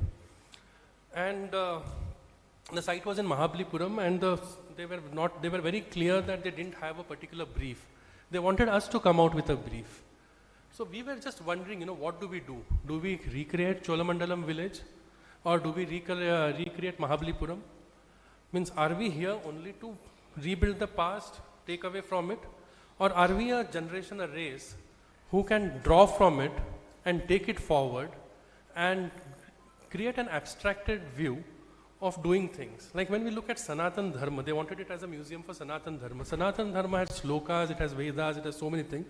All of them are in abstract. And when we talk about God, God itself is an abstract entity. So we started looking at this particular building. We started thinking, and when we started looking at a name, Amritanand Mai. Amrita means the nectar of immortality. So here what happened is that the subject was monumental, The client was monumental. And when we started looking at Amruta, Amruta, the nectar of immortality, came from a mythological story, or you call it a Vedic story or whatever it is, where it happened from the churning of the ocean between the gods and the asuras, during which the nectar came out along with a lot of other things. So things start in the void, then the sound of the Om comes in, then the Adi Parishakti, the Trimurti, and her name herself, Amritamanandmayi. So we did a lot of studies about the subject, because we know a lot of things about a lot of things, but we don't really study about them. So we did study about a lot of things. We did study about local language. We did study about Mahabalipuram, where you could see the ocean, the beautiful rippling waves. This was the place where the tsunami had also happened, the Samudra Manthan actually. And then we started looking at a lot of details, the rise of the Kundalini Shakti, a lot of things, the importance of yantras. And from there we started manifesting the design. When the ocean starts getting churned, you start getting the vibrations of the Oma. And from there the entire building comes out in the form of a Samudra Manthana. So if you see, these are the waves of the Samudra Manthana. You have the lotus or the Kundalini spine which evolves in the center, which is 108 meters tall, which is a very spiritual number for the particular area. And this entire thing is set on a strong foundation of the architecture of Mahabalipuram, where we can say that our culture is not something which started and stopped, but which has continued and evolved and morphed. So this is how we started addressing this particular building and came out with the concept of Samudra Manthana. Of course, the structure was designed to be executed fast. It had to be extremely green, it had to be carbon zero, it had to be solar friendly, it had to be a lot of other things which I would not like to take here. But the whole story that I would like to come to you today is, there is no trend in design. It's all about mindfulness. And I think if we all have mindfulness, I think design will be more sustainable, more experiential, and more personal. We have to make design personal, where we all can relish it and enjoy it, rather than something that we just pass through. Thank you. Thank you so much, sir. Up next, we have Gaurav Roy Chaudhary, Principal Architect, Gaurav Roy Chaudhary Architects, Bangalore. Let's hear it for him, please. I'm going to lower this. Thank you. I think I'm the last speaker, so, you know. I think, okay, today you're going to put present? I'm not going to talk about architecture. What I'm going to talk about is the situations we put ourselves in, you know. I think there's a lot of, architecture doesn't exist in isolation. Design doesn't exist in isolation. Design is nothing but proportion, balance, light versus shadow, height versus depth, all those things. So it's just about balance at the end of the day. So today what I'm talking about is our lives, you know, and yeah, I'm a guy just like everyone else. We can be brilliant, we can be stupid, we can be given 5 minutes to design something and have nothing to do. So I think circumstance plays a huge role, and I think we've been putting ourselves as a collective in certain circumstances, which obviously has been dictated, have dictated our design choices or our fetishes, so to speak. Okay, so this is a simple diagram of a person. There's the red part, which is built. There's the work, there's family, there's nature. These are certain balances which exist in everyone's lives. These are certain choices which exist in everyone's lives. Okay, so this cube. Okay, so I mean, all of us are aware, you know, our lifestyles are pretty skewed. Our cities have become basically workspaces where people have come. Bangalore's a classic example where IT firms came in, thousands and thousands of people come here to work, get a job, earn a living, etc., etc. Yes, it developed a lot. Then they become centers of employment. And once again, I can't see this. I have to take the mic. Yeah, this is working. All right. So what has happened is at the start itself, there's been this thing that work is more important. And we have had, of course, first 10 years, say 2000 to 2010, so many people just came into the cities. Development governments weren't capable of dealing with the kind of population coming in. There was no planning. There was none. But there's an excuse maybe till 2010. But after that, probably there's no excuse. So we've been living in this urban mess for a while, which has been sucking up with real estate prices because you don't have infrastructure to access more land. This is artificially being choked up, and you end up spending all your money, your resources, your time sitting on those roads, commuting to work. And this is the situation, spending less time with your family, spending less time in nature, by yourself. So this is the circumstance we have put ourselves in. And then what have we've been doing? So everything's been about work, earning money, making a living, paying for that loan, your EMI, etc., etc. Then the only way, the aesthetics which have been developing has been about the money. It's not been about the time spending with family because it's not there. So it's been about money, it's been about superficial things, it's been about buying small houses, plastering with exclusive materials. Okay, so that's a larger perspective. A language of architecture emanating from consumption. Our urban spaces became malls, our only malls in Bangalore. I don't know where else to go, malls, consumption. So these are reflective of certain choices, certain circumstances we find. So all the red are the highlighted areas of what we have given importance to in the last 15, 20 years. Okay, so now we had a pause. Okay, now very few people get it. I'm 43 right now. I got a pause in my 40s, which I don't think anyone gets. I think we should be very, very, very lucky. Of course, it was a terrible time for a lot of people. A lot of people are still struggling to get over this. But at least what everyone did is there was some amount of introspection. And this is something which I feel will be a global trend. I'm hopeful that it leads to a global trend in the future. Okay, we got to spend time with our family. We got like maybe as much time as maybe the last 10 years, with our kids, wives, spouses, etc., etc. We communicated with people. We had Zoom calls with friends who we never caught up with in the last 10 years. We did more Zoom calls during we saved a lot of money. We realized how simple existence is. We realized how easy to sustain it is to sustain. We don't need all the frills. We didn't go, malls are shut. We didn't have to go and buy clothes. We didn't have to probably roaming around in our boxers and we didn't really need anything. Okay, we were cooking our own food. We were not reliant on maids to come in, etc., etc. So I think it was quite a kind of transportation, or almost like a little portal which we went through, which we should not forget. We started we started communicating with our communities for the first time. Maybe we suddenly knew our neighbors for the first time. We were there for each other. We started sharing things. We started doing things which again was not there in our previous lives. So these are things which I feel are the seeds of what we need in the future. Living simply, breaking away from consumption, and a focus on reducing wastage. Sharing. One guy has a car, the other guy doesn't have a car, you take my car.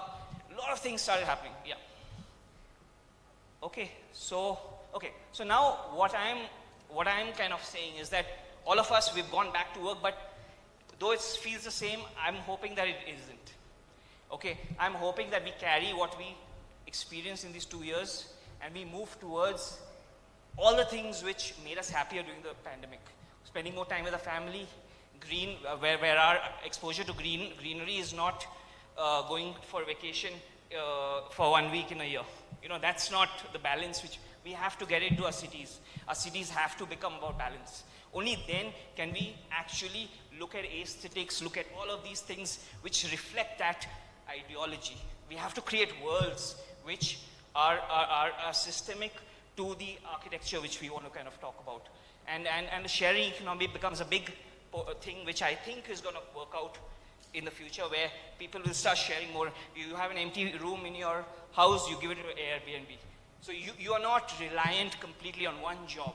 And you're not running around money. You have an empty terrace, which we are doing actually. We have an empty terrace, we give it to a person, he comes and farms on a terrace. And he gives us certain proportion of whatever he does. So I really feel that's the way to go. And I'm hoping for this becoming a main a trend as we go ahead. That's it.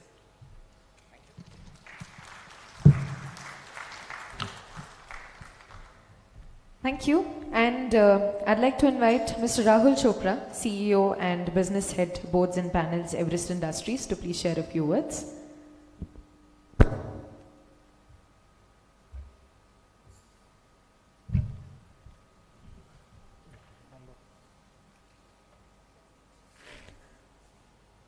Hi, pleasure to be here amongst you.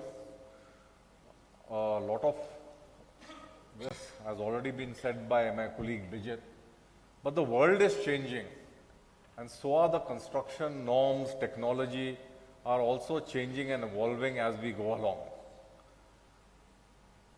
We do appreciate that some traditional forms are still available, but the needs of today's world are also very diverse, very different, and constantly evolving. Our vision is to improve people's lives by reimagining spaces.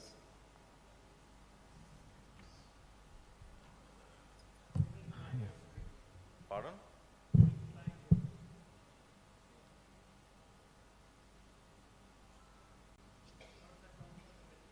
Middle one, this one. Green button, okay. Okay, so, you know, in today's day and age, we all talk about carbon emission. We've all heard of a large cement company hiving off its assets in India because it didn't fit their global CO2 profile. And they felt they needed to become more conscious with regard to the carbon emission norms, and their philosophy changed altogether. India is the world's fourth biggest emitter of carbon dioxide, and that's the status of various other countries. So essentially, projects, balanced projects and efficiency meet net zero targets through exploring alternative and sustainable materials. We aim at delivering smarter, healthier and more sustainable buildings through leveraging emerging technologies and innovative products. The way we construct plays an important role. It is said that 30% of the world's pollution is caused by construction projects. So things like dry construction technology, 4 times faster technologies, lower water consumption, materials that can be recycled and resalvaged are gaining in prominence today. We find that internationally, acceptance of dry construction technology is gaining in prominence. And that last project was a project done by the government of India. It was a project which was done for the offices that were being relocated, for the new offices that were coming up in Delhi. You see steel construction with various forms of cladding starting to take shape in India. You see lower construction waste, less energy expenditure, more durable, and adherence to green standards gaining prominence as we go along. These are some projects done with some of these new construction technology methods. It's an engineering institute. This is another university. This is a residential building. You have a steel structure being cladded by boards. This is some facade cladding which has been done. This is a hotel project, extensively used cement boards as a cladding material and as a wall partition material. A boutique property in Lonavala, made to blend with the environment, again using new age and new generation building products.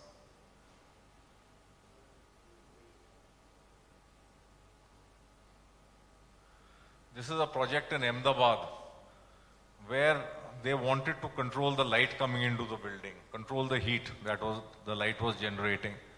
So motorized louvers were made using innovative building products. This is of course the Central Vista projects that came up, the new buildings which came up to rehabilitate the government offices that were coming up, all steel structures clad with cement boards. A high-end project in Goa, a hotel project in Goa. Again, something which blends with the environment without really harming the environment. These kind of products don't lead to topsoil erosion. They don't lead to any form of excessive water consumption, any excessive debris creation, and are extremely environmentally friendly. They look like wood without really being wood. So this is a W Hotel in Goa. All the cement planks, the planks that you see are cement planks. This is a hospital project in Surat where the entire facade has a natural stone look but with lightweight cement boards. This is a project very much in Bangalore, the Sophia School. Again, lightweight cement boards have clad the building to give it a very natural look. An iconic building in Kuwait called the Al-Hamra Towers. Again, this is a new form of construction technology. 3 sides a glass facade, 1 side has cement board on it. These are some healthcare projects. Again, partitions, the wall to room partitions, room to corridor partitions, room to bathroom partitions, all made with cement boards. Again, a hotel, Marriott, again, a lot of drywall construction, hybrid solutions have been used here. This is a mall coming up. You see the solid wall panels being used. Much faster construction, lower water consumption, less debris creation.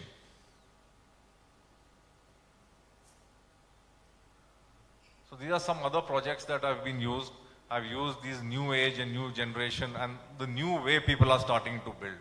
This is just to give you a small overview of how some of our products are blending in with new design concepts being conceptualized by the world over. I mean, just to give you a perspective, in India, the fiber cement board consumption, per capita consumption, would be, some years back was about 200 grams per capita. It has today probably gone up to about 400 grams per capita.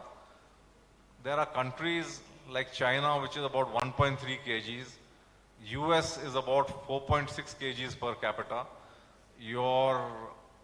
A country like Thailand today is probably leads at about 19.4 kgs per capita consumption of fiber cement boards.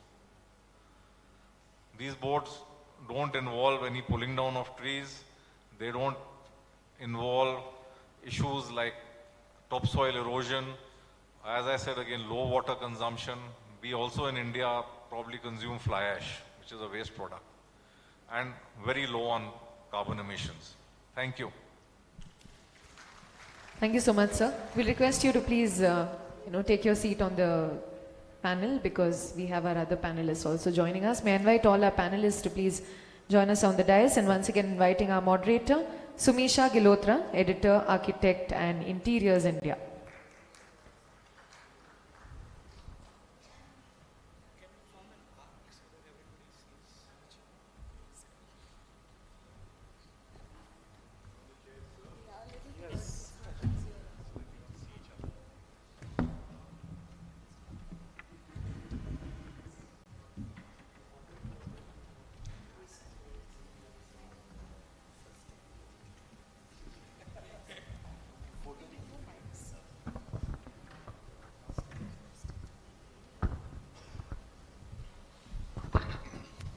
Let's hear it for the panel once again, please.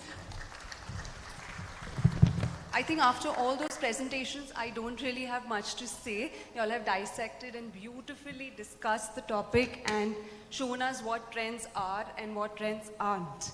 So really kudos to all of you to bring everything together. I think what we really understood is that global design trends predominantly include contextual design, collaboration, revisiting the past, being conscious, experimenting with material, and of course, like Indrajit said, being mindful about the way we design. Am I right or wrong? But after he gave his presentation, I agree. I don't think we need trends, or actually, point of having. I'm now really worried to use the word trends because I think I'm going to get a lot of backlash from all of you. So I'm going to consciously avoid using the word. But let's start with you, Babu. We all know that your heart really lies with vernacular architecture. But I'm sure with moving times and looking at what's happening globally, you're also trying to modernize or being more contextual or contemporary. Would you like to share some thoughts on that? So, Mishra, the topic, vernacular architecture in the 21st century is a pretty long topic that might need not a day or two or maybe weeks or months to discuss and deliberate upon. It is also a very sensitive thing to talk about. Of course, in this world when we are, especially if you take India, it's a major global consumerist country. So we are a vendor-driven society now where a lot of products from all across the world comes and get accumulated in our country. And we are in sort of a crossroads on what to use, what not to use. Of course, when we are sort of pushed with these many materials, there's another side to it, like there is a cost impact. So which is definitely is big. You can't simply not factor in. You need to factor it in. So definitely, when you think about all these issues, getting back to the roots and the vernacular architecture will play a pivotal role. Because cost is a major factor. I don't mean to say that vernacular architecture comes cheap. It doesn't. But connecting to the community and culture has also been a great thinking process. Like, people have always been started thinking about their culture in a big way. And getting back to the roots has also been very important. And again, as I spoke in my presentation, 98% of the world architecture has always been vernacular. So we cannot just wipe it away. It is here to stay. It has stood the test of time. It has been here for thousands of years. So one fine morning, you cannot say it will be away. What I feel, vernacular architecture will come back in a big way, majorly because everyone needs to connect to the roots. So we were talking about the colonial baggage which you have thrown away. So where do we go? We need to be very indigenous about how we do things. I come from that part of India which is very green. I come from the state Kerala.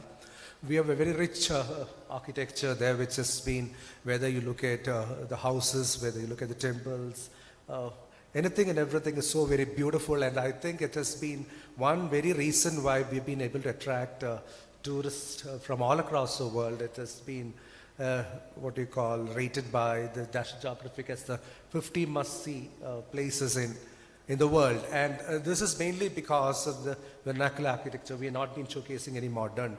And as Yatin said in his presentation, we have become so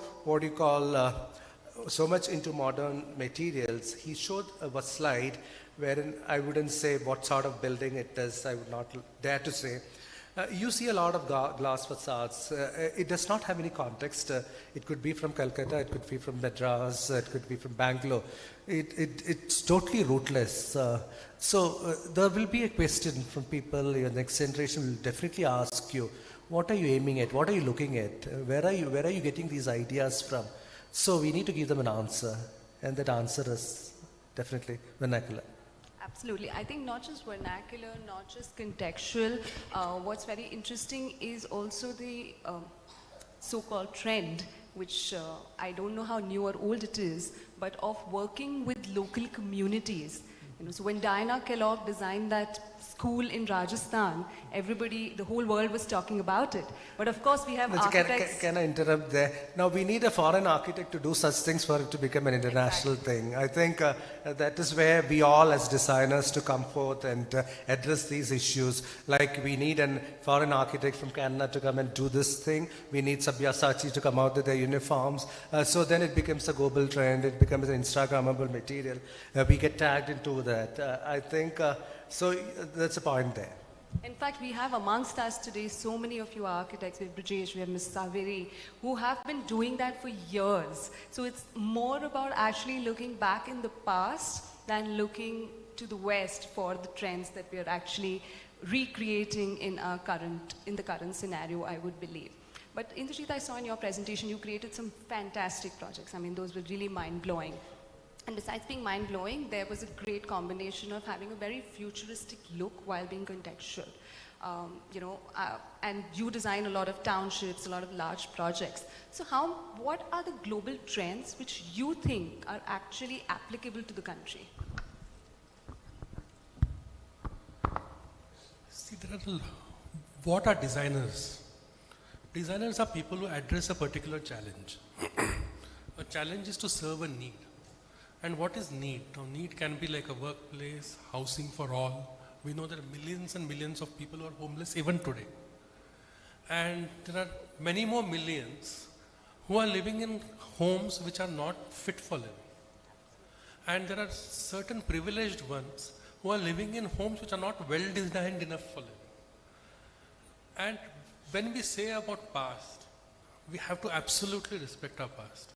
But as designers, we have to change our vision to 360 degrees. We have to look in the past, we have to look in the future. We have to look at around us, what's happening. Draw from all the entire pool and then we go ahead.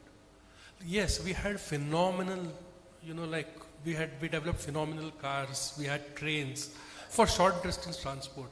We evolved to planes for, traveling and connecting different continents, different countries.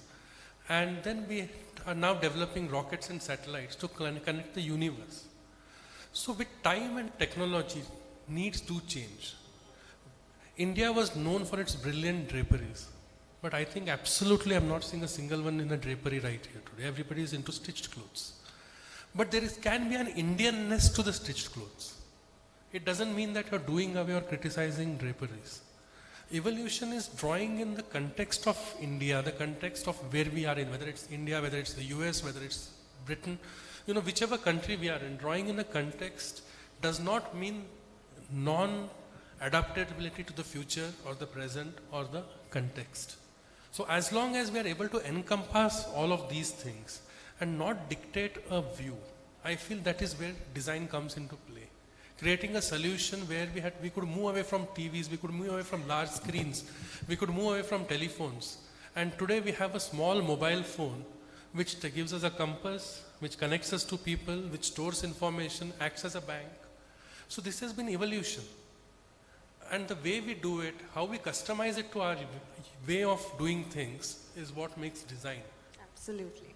Rudraksh, so we've spoken about how contextual your projects are, and earlier in the day we discussed conscious design luxury. That's also something which is taking from sustainability but being a little more conscious when you're designing. I'd like to know your thoughts on that. Conscious design luxury. Confusing. So luxury as an aspect is just a state of mind. Not just conscious design in general. So conscious design is a prerequisite. I think all design has to be conscious.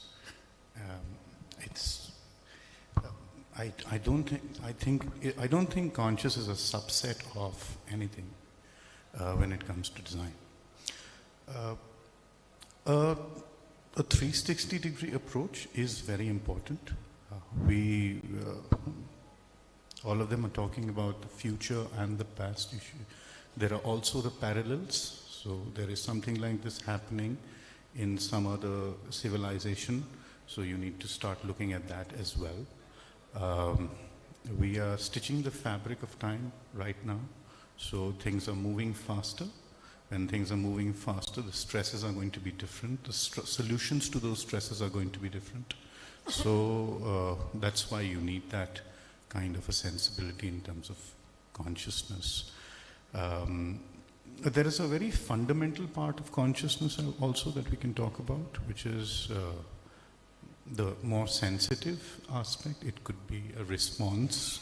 It could be a response to a situation where you have a dying art and your conscience feels the need of a sense of revivalism in that, and you start imbibing that in your work, and that starts giving it some leverage. So that also could encompass that, but I think that's a very myopic way of looking at the overall consciousness. So I think as architects and designers, we are just evolving ourselves. The more we are going to handle stresses in terms of different situations, the better we are going to be able to take instinctive design decisions and solutions. And I think there's nobody in this room who would not want to be or not want to indulge into conscious design. So yeah, that's my take. So you think contextuality and conscious design goes hand in hand, and when you design, location does play a very important role. Like, we don't want to be like the slide that Indrajit has shown us. See, contextuality is important. So we are always interpreting design as architects and designers, and this is an example that I give a lot of students, that we make one building and then we make sure that we do not repeat it. Hamare client ko bura lag jayega, right? And look at Apple, they made one phone. They sold 15 million of those, right? So is the iPhone contextual? So is contextuality limiting you? I think we need to start thinking beyond this. Yeah. So yes, I agree with him when he says that all these buildings look the same. But yes, we will have to make something which can repeat itself, is sensible, is conscious, and is contextual in that context, and it can be a hybrid. Why not? Absolutely. I think the other edge that you added to maybe my list of trends would be to make projects or buildings which are more timeless and which also stand the test of time at the same time, which is where the choice of materials really comes in. So, in fact, I'm sure you as a company must be investing a lot of, a lot into research of materials. So would you be able to tell us what are the materials that globally are currently are being spoken about and should and are being used? See, we do spend a lot of time and effort understanding what kind of materials are required. More than anything else, we spend a lot of time and effort trying to find applications that require these materials. Now, for a simple example, traditionally you used to have what you call vents or, jalis. They would be carved out of stone, or they were subsequently made out of GRC. But we find today that there are ways and means to create these with cement boards, and some of them we've displayed at the back there, but they are gaining in popularity in traditional forms of construction because the product is adaptable. It can withstand the same kind of weathering elements that traditional products did. Today when we go out, we engage in these kind of events with experienced designers, knowledgeable designers. They give us a lot of ideas. Then we take it back to our R&D center and we say that these are the ideas. Of course, there is always a guideline around which we work, around certain norms of being green, certain norms of carbon emission, being environmentally friendly, not harming the environment in any way. These are conscious decisions some organizations do take. And we also as an organization tend to take these decisions based on certain norms which have been set forth. I mean, we don't set forth, there are, you have these global bodies or national bodies who set the green norms or the carbon emission norms. How we try and operate within that and become a conscious producer to supply efficient products. So we basically say, you know, there are ways and means you can today reimagine design, you can reimagine efficiency, you can reimagine sustainability by looking at alternatives, by looking at alternative materials. And the world has started evolving and doing it. And India, we are a follower to what's happening internationally. Absolutely. In fact, one thing that comes to my mind is that I think what we really need to learn from global designers or architects is how to develop our wellness design within the country. That's something which we realized over the pandemic, how much we lack in there. So maybe Gaurav, you could tell us what we could learn or what we could draw from what's happening internationally in the wellness industry for design in India. See, I mean, as far as wellness goes, okay, this is something, I'm sorry, I'm probably not answering a question here, but I've always I think during the second presentation, someone talked about how we're adding more and more layers to everything, you know, and we're going far away, so far away from where we started, where we don't even know where we are. So it's like, I'll just give you an example, hospitals, you know, hospitals, none of us, you know, hospitals are supposed to be where we recover and where we are. But they're probably the worst places where we would want to be, you know, like, you know, we dread it spatially there. So we've gone so far away, okay, from a lot of things. So we would be very careful not to, I mean, if I were to recover somewhere, it would be a nice open window with a garden in front, you know, it would not be less air conditioned. Yes, I understand germs, I understand all of those things exist, okay, but what I'm saying is that it's very important that I think contextuality is important. I think perception is important. I think all of these things are very important. I think what we are reeling from now are formulas made 30 years back, okay, which have really turned themselves hollow today. And I think we need to reinvent them because this is not the trajectory we want to head in. So I think continuously asking those questions and reinventing the wheel is necessary, and it's up to us, and the newer generation, you know, with the paradigm shift, we can talk about Corbusier, we can talk about, but I think architecture is changing. A hotel is this today, maybe hotel in 5 years time, 10 years time could be a collection of rooms in independent houses, you know, it could be that, you know, I think there is going to be, because that's the only way we're going to deal with the growth. You know, that's the only way we can deal with, we can't keep on building the way we are, we can't keep on developing the way we are. It's That's not possible. true, yeah. I think, Rudransh, you worked on some wellness projects as well. What are your thoughts on that? Where do you think we can draw from the international trends?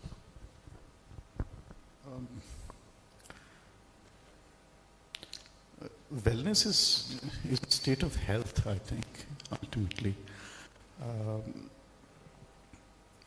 I think people are going to experience spaces and they are going to somehow derive comfort and composure out of them. Okay, I don't think that designing luxurious spaces has got anything to do with wellness anymore. Different people behave differently in different spaces, you know.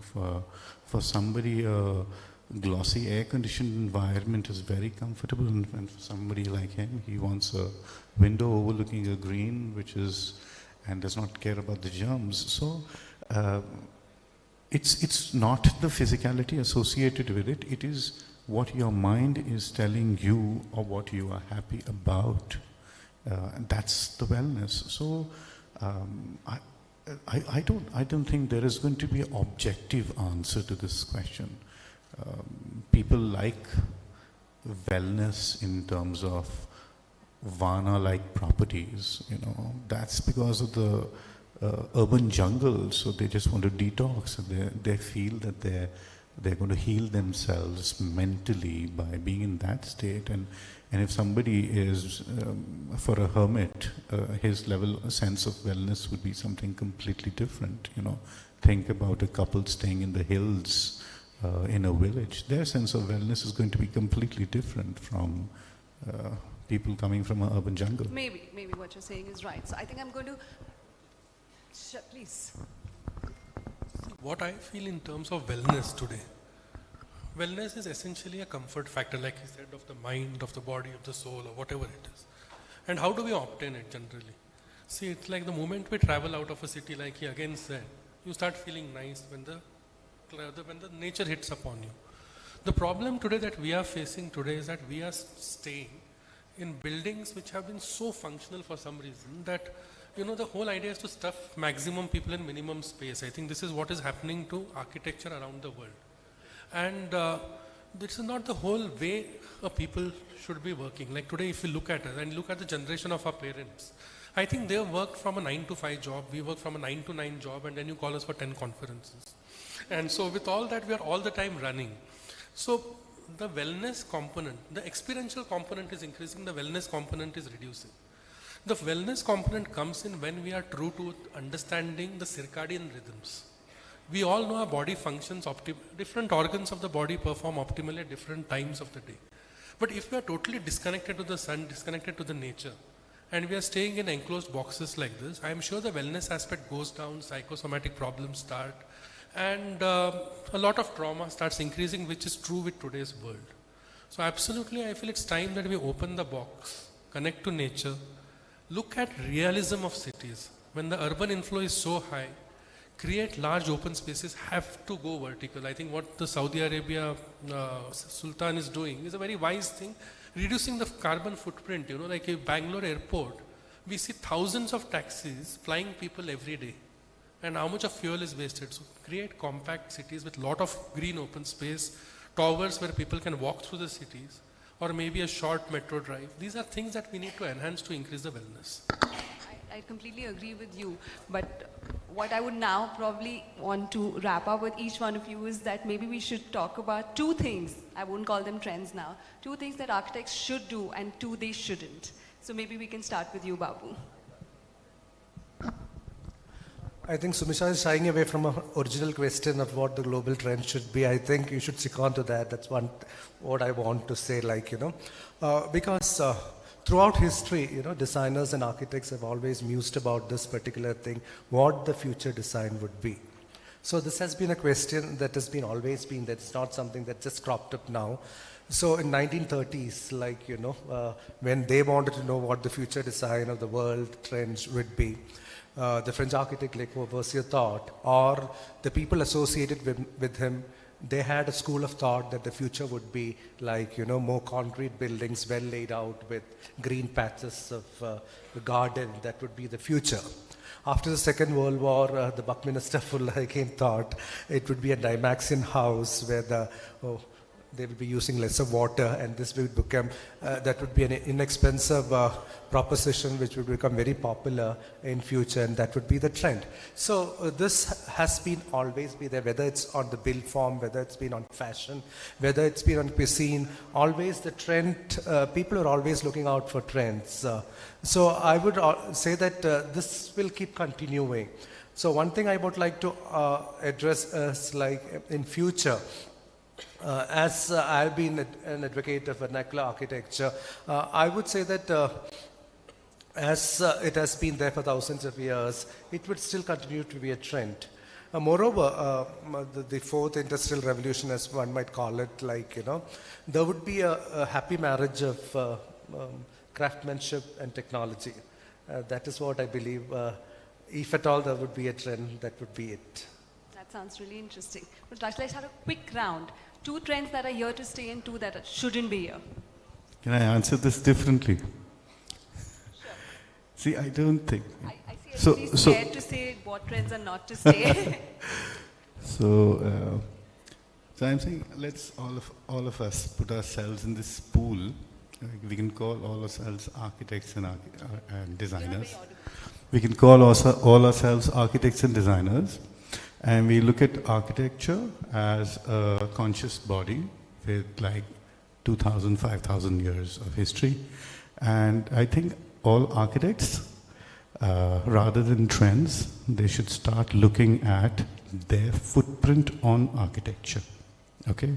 So what is going to be your contribution to architecture, which is going to be enjoyed by architects in the future to come? So I'll give you an example. Zaha Hadid has a impact on architecture. She would have done something. Maybe she did not do a lot of things, but there is a complete thought process that has derived because of that, and in a didactic different direction. Laurie Baker had a completely different footprint on architecture. I think we should not concentrate on trends. We should concentrate on our original contribution to architecture, which is actually going to be what our legacy is to that global consciousness of architecture. And not doing that is the only thing we should not do. That sounds interesting. And now we have buildings like the Museum of the Future that are being built in Dubai. So yeah, it's already built, and the Emiratis are calling it the best building in the world.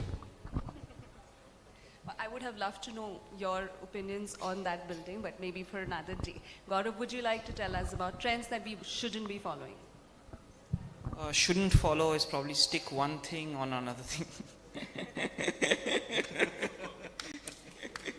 Just do that first thing well. Don't stick another thing on it. You're not stacking anymore. I'm sorry? Not stacking anymore. Not stacking, yeah. So, I mean, this is layers. No? Again, we remove the layers. Again, I think assess layers. What, mentioned is assess layers. We are always looking at layers. We're like window, breeze, dust, mosquito, etc. You get what I'm saying, and security, right? These are your layers, and like, okay, what am I? So, concrete. If I make it in concrete, it's 4 inches thick. I can make it in 2 inches, and all the concrete is mainly taking its own weight. So how can I make it so small where it's just what I need? It's just for all of this. So I think that becomes very important in terms of design. We have to be very conscious of what you need. You don't build anything more than that. You just don't. And design comes there. I really feel that. It comes there. It comes this thing like a car. If you see the old Ambassador car, that was the thing of strength, right? That was the idea of strength. You had this huge MS body, mild steel body, really heavy cars, and that was supposed to keep the person inside safe. But as technology moved on, it's like that's probably the worst thing you can be in, because your vibrations are passing through and going into the body. But what you need is in fact a lighter structure which crumbles. So I feel that is the difference between the old school and the new school. We have to be more sensitive. We have to understand those those things. We need that in our design. Absolutely agree with you. Babu, would you like to say some all I have to say is, like, as architect designers, whatever we do and whatever we build, we are definitely going to leave a mark behind. So that's something which no one can erase away. It's going to be there. So all I have to say to the present day architects and the future architects is, like, whatever we build and whatever mark we leave behind should be reasonably good. It should not hang around your neck like a dead fish, because it'll keep on stinking. Fantastic. So when you're making a mark, make sure what kind of a mark you want to make. Indrajit, what do you think is the future of architecture? The future is very interesting because we are seeing a lot of diversity. And when I look at our country in the context, we went from a country which was ruled for thousands of years. We were a poor country. We had to be very frugal in architecture. Today we are seeing an economic boom in our country. It is giving us a lot of leverage to play, to experiment and do a lot of things. And in the audience, we see a lot of brilliant architects with a lot of diversity of work. And I think the beauty lies in this diversity, different flavors, different experiences. And that's what is going to be a beautiful future. That sounds fantastic. Rahul, last words. You are offering an innovative product to the market, to all the architects. So what is it that you would urge them to think of when they design in the future? Okay, see, according to me, architects and designers are one set or group of people who play a very large role and have a very large impact in making the world a better place. And I don't think any other profession can have that impact like architects and designers do. You are that one group of people, one profession who can make this world truly a better place to live in. And I would sincerely urge all of you to always keep that in mind. Secondly, you are also a group of people who can help preserve the natural resources of this earth, of the world, and ensure that we are environmentally conscious. Somewhere along the line, you know, even as manufacturers, even as common people, all along the way, we tend to economize, we tend to take shortcuts to try and achieve certain objectives, which may not be totally beneficial in terms of the environmental aspect. But we all need to be very conscious of it. We all need to be conscious of CO2 emission norms, of the green issues, and let's all, I mean jointly, all work together to make this world a far better place than what we have today. Thank you. Absolutely, very well said. On that note, I think keeping in mind all the discussions that we've had today, not just now, talking about technology, talking about conscious design, talking about trends, and talking about the future of design, I think one thing that I can very proudly say, keeping in mind all the architects that are amongst us today, that the future definitely looks very, very bright. Please give a round of applause for all our panelists and all our winners today. It's now time to start the iGen felicitation. Before that, can we have on stage Usha? Yes. So to do the honors, I'd like to invite Ashwani Khanna, Vice President Marketing, Fundamax, and Mr. Amar Narayan, General Manager, Sales and Marketing, Commercial Air Conditioning Division, Blue Star.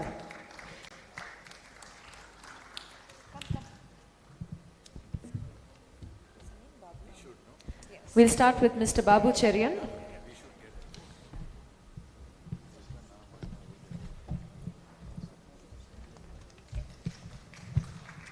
Can we hear a louder round of applause?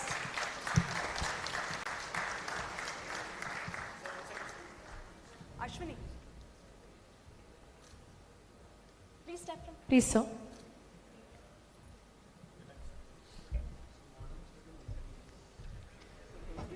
Mr. Indrajit, please.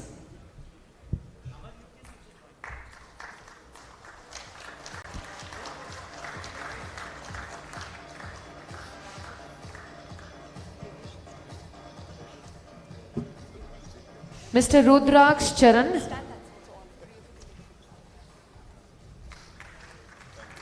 Yes, we can do this louder. Didn't you enjoy the panel? Mr. Rahul Chopra.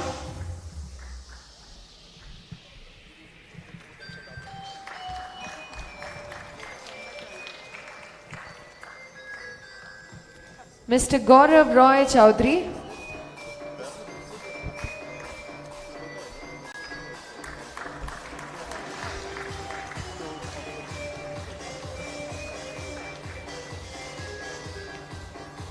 Would you like to take a group picture? Yeah, can we have a group picture? Can we have everyone please come ahead? Can we come ahead please? We'll request you to all just step forward with your plaques, so we'll take a nice picture.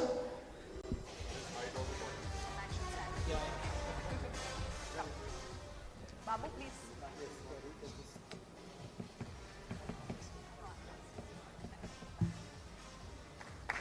Let's hear it for our fabulous panelists today. Thank you. Thank you so much, everybody. That was really insightful. And we'll request Mr. Amar Narayan to please stay back on the dais to present next, sir. Sorry.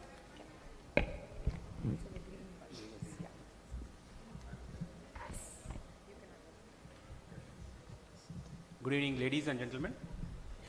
It's really very nice to see all of you after a span of 2 years.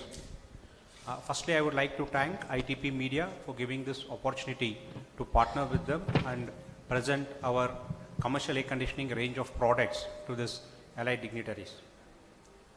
I am Amar Narayan. I take care of the operations for commercial air conditioning division of Blue Star. Blue Star, with its 8 decades of expertise, has been one of the major contributor in the air conditioning industry in India. We have always been innovating new technologies and bringing new products to the market. We are always driving towards sustainability. So today I will present you about the Blue Star range of products.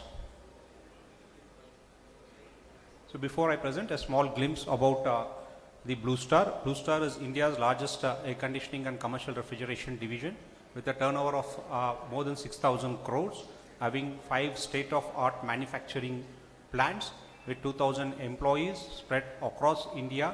We have the best R&D team, and the most number of R&D members work in Blue Star in any air conditioning company in India.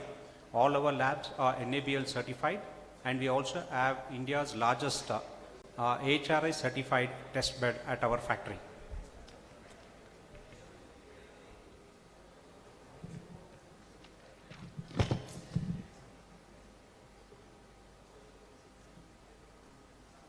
The product range, so starting with the complete range, we have the cassette ACs, inverter cassette ACs, starting from 2 ton, 3 ton and 4 ton.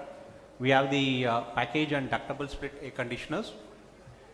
We have the inverter based variable refrigerant flow system, and we have the complete range of chillers starting from scroll, screw and centrifugal, both in air cooled and water cooled options. So today I'll be presenting you to the most important 3 products of Blue Star to the scarcity of time. The first one is the inverter ducted system. Blue Star being a market leader with more than 40% market share in this particular segment, we have introduced the inverter ducted system. Compared to any conventional system, we have almost close to 20 to 25% power saving. In fact, this we have designed with an electronic expansion valve with an inverter compressor and a refrigerant cooled drive.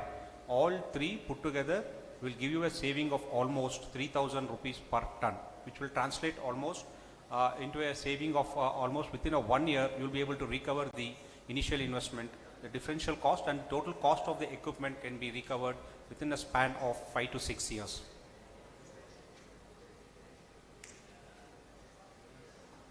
These are some of the features of this product. It can be even connected through BMS, and also these products are designed for working in high ambient conditions.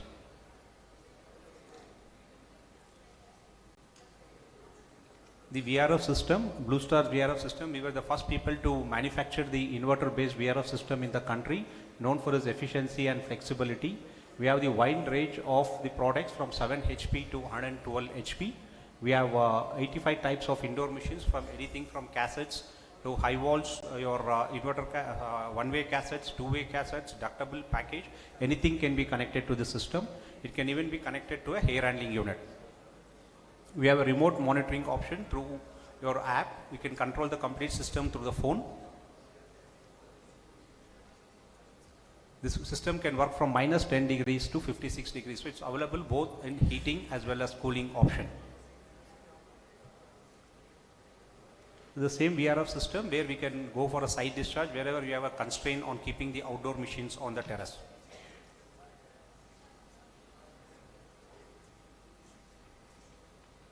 So this is one of the very important, I think whole day we were talking about sustainability and innovation. This is the oil-free centrifugal chillers. This is very similar to our magnetic elevated bullet trains. The capacity we can get from 70 TR to 450 TR, which is the highest COP available today in the market, 6.4 COP, and IOP of more than 11, IPLV of more than 11. The starting current of the system is as low as 2 amps. I think it is equal to 2 fans running in your house. That is the lowest starting current, which will help you to have a lower capacity generator size. It will help you to have a lower other electrical items like your switch gears and also the other electrical related components. So these chillers are very silent in operation. You get only around 70 dB as the sound level. The chiller again restarts in 30 seconds because today we know that very critical applications like your hospitals or data center, we can't afford the equipment to be off when the power goes and comes back. So these systems switch on in less than 30 seconds and take over the complete load immediately. These are some of the features. Today I am just presenting some few features what is very up for today. The most important thing is because of the pandemic, the filters. We have the bacteria filters which will help you to filter the virus deactivation technology. We have a UV-GI fitted machines which is factory fitted and tested, so you don't have to do anything at site. The machines can straight away be fitted. We thirdly have the fresh air systems where this can be connected to the condensing machines which will help you to filter the fresh air and also cool the temperature when you're bringing it inside your air conditioned space. This is I think something we all know, that urban heat effect, and we all know that today almost among the 15 hottest cities in the world, 10 are in India, and almost 40% of India population are in cities. So what happens when we have a lot of this high-rise buildings and we have a lot of glazing things, due to radiation the heat is again rejected back to the environment. This is one of the reasons why the temperatures are always going high in cities. The other reason is the temperature going high will be because of the stack effect, where you will see a lot of condensers throwing the heat. Basically you are removing the heat from inside your space and throwing to the environment. This also adds up to your total environment. So what Blue Star has done is, Blue Star has ensured all our products are designed for 46 degrees without any deration, and the system will work up to 56 degrees without any tripping of the system. This is one more wide operating voltage range, because today we know in India power is our biggest problem. Not only the availability of power, the quality of power is also biggest problem. So any site, whenever we put an analyzer and check, power analyzer and check, we always have an issue with power. So what Blue Star has done is, we are given a wide range of bandwidth of power voltage fluctuation from 320 volts to 450 volts. So all our products comes with this wide range, so that you will not have any issue majorly when you install your air conditioning systems in tier 3 and tier 4 cities. So this is one of the new feature which Blue Star has built, a AHU kit. How do you know, as we are talking today, retrofit your old buildings into smart buildings? So we have introduced this AHU kit. With this AHU kit, you can just disconnect your outdoor machines. It may be a chiller, it may be a ductable outdoor, or it can be a VRF. Connecting this AHU kit, you can connect this to the respective new outdoor machines. So this will help you that you don't have to do any changes to your interior in your premises, and also you can go zone wise. If you want to go zone wise, floor wise, without changing or without impacting the operation of your existing facility, this can be done.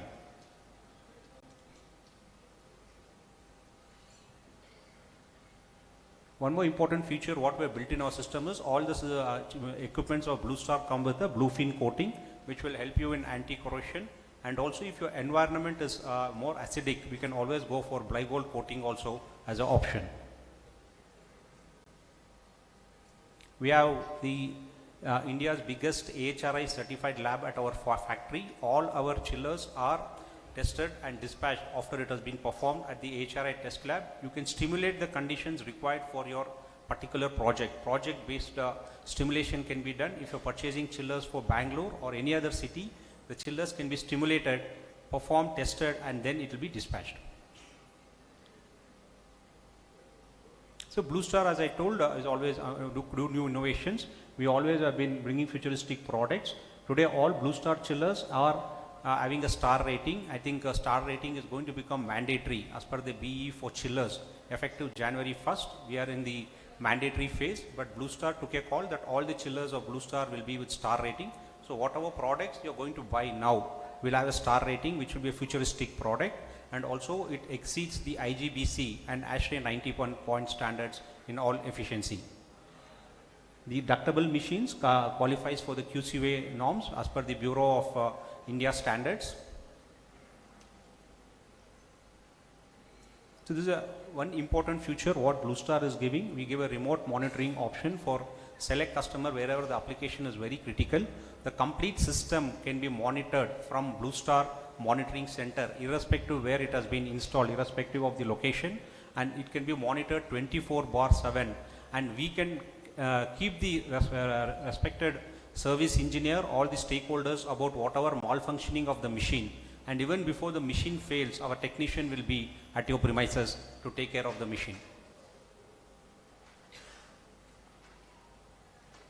In short, these are the benefits of Blue Star, the complete range of products. We have the design for Indian conditions, optimized capacity through mix and match design, because each product cannot be suited for each project. So we have to go for multiple products. Lowest consumption towards advanced design technology, remote monitoring operations, and BMS compatible of all the machines.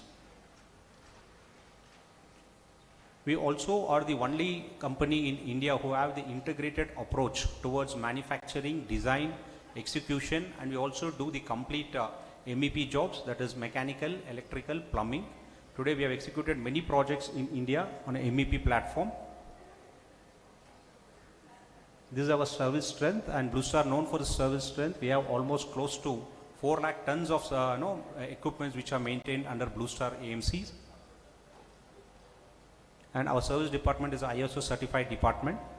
It's completely, call center is available where you can log in your calls, and the services attended by direct Blue Star team. So these are a footprint of the dealer. We are present in almost 300 cities and towns with 650 dealers across the country, so we can reach out to any hook and crook of the country.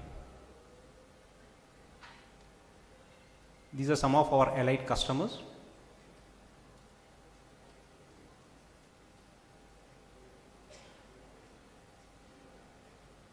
You can see customers from all segments, from manufacturing, corporate, hospitality, entertainment,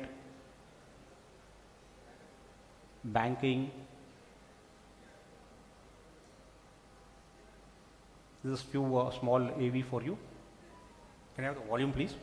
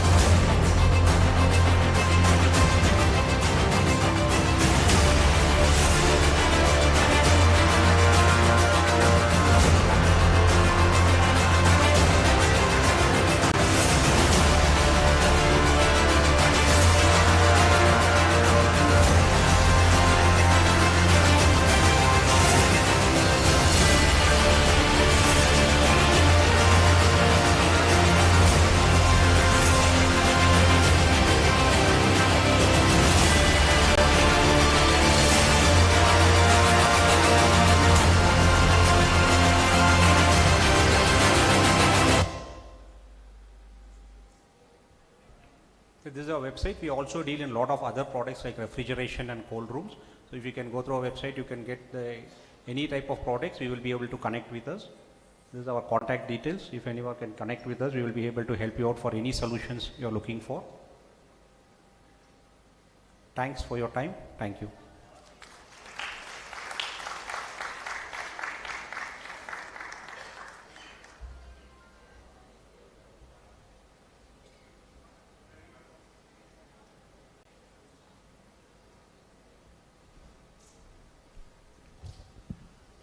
Thank you so much, sir. Can we hear it for him, please? Thank you.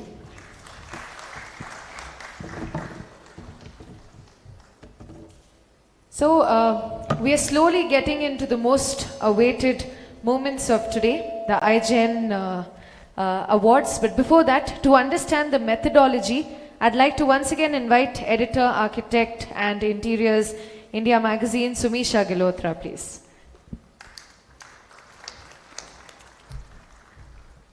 I could also get a louder round of applause, please. Wow, what a wonderful day we've had. A day full of conversations, thought-provoking ideas, and honestly, my heart is full to see generations of fraternity, a fraternity that I truly love, coming together for the iGen Awards today. After 2 years of virtual gatherings, I think today is a really, really special day, and seeing all of you here together definitely makes it even more special. To take you through, I think most of you know how iGen is conducted, but for those who don't, we started with the nomination process in the month of April. All of you were kind enough, along with a lot of your other colleagues. We were flooded with entries, and then came our job of doing the shortlist. The shortlist was presented to our lovely jury, which comprised of architect Abha Lamba, who was there with us this morning, Kutub Manviwala, who is with us right now, and architect Krishna Rao Jason. Each of them invested a lot of time, went through all the shortlisted profiles, and that is how we have amongst us today India's top 50 architects under 40.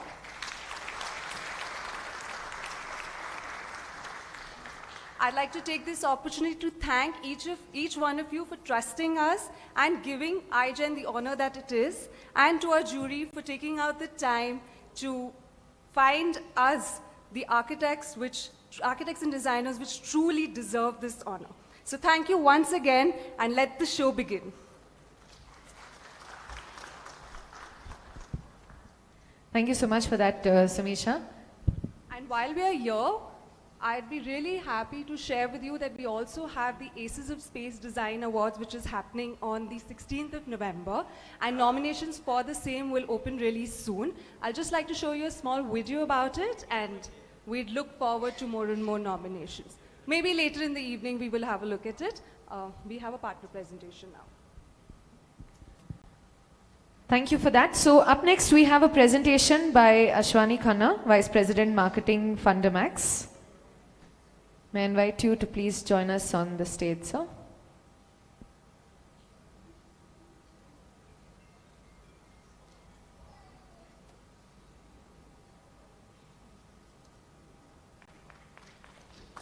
Yes, where's all the noise? We're getting ready for iGen, aren't we? Thank you. I just entered that door and my name was called. Very lucky. Before we get into thick of things, I would like to say thanks to ITP once again for this platform. We were missing this platform for the past couple of years. Thank you, Vibhor sir. Okay. Can I have a pointer, please?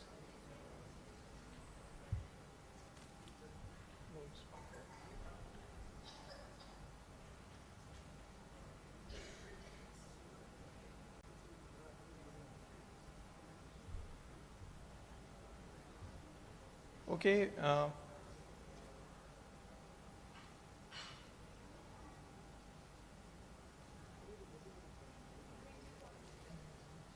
No, can I have my first AV, please?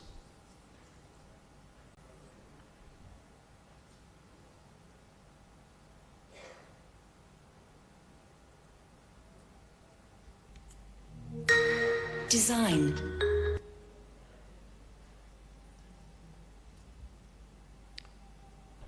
Very sorry for these glitches. I can keep speaking, okay? So Fundamax, if you remember, most of you would have seen Fundamax. Actually, this is a new identity. Our logo, which is black and white, it's more spick and span, more openness.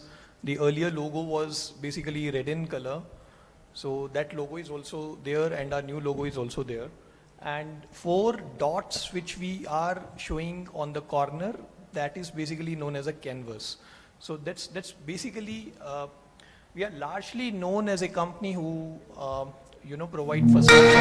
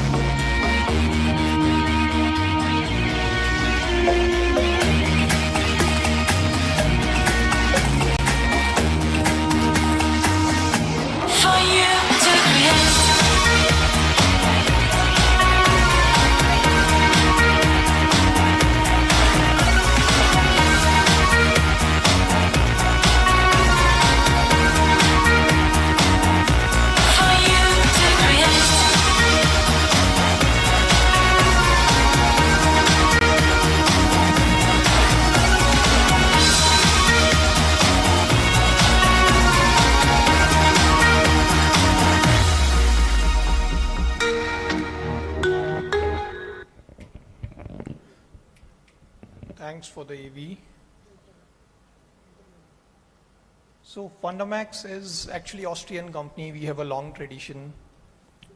It's 130-year-old organization. We are based out in Vienna, headquartered in Vienna. We value nature because nature gives the raw material to us, and all the raw materials are sourced responsibly. Like our panels are manufactured from paper, and all our paper is FSC or PEFC certified. That's what I meant. Actually, we are in harmony with the nature.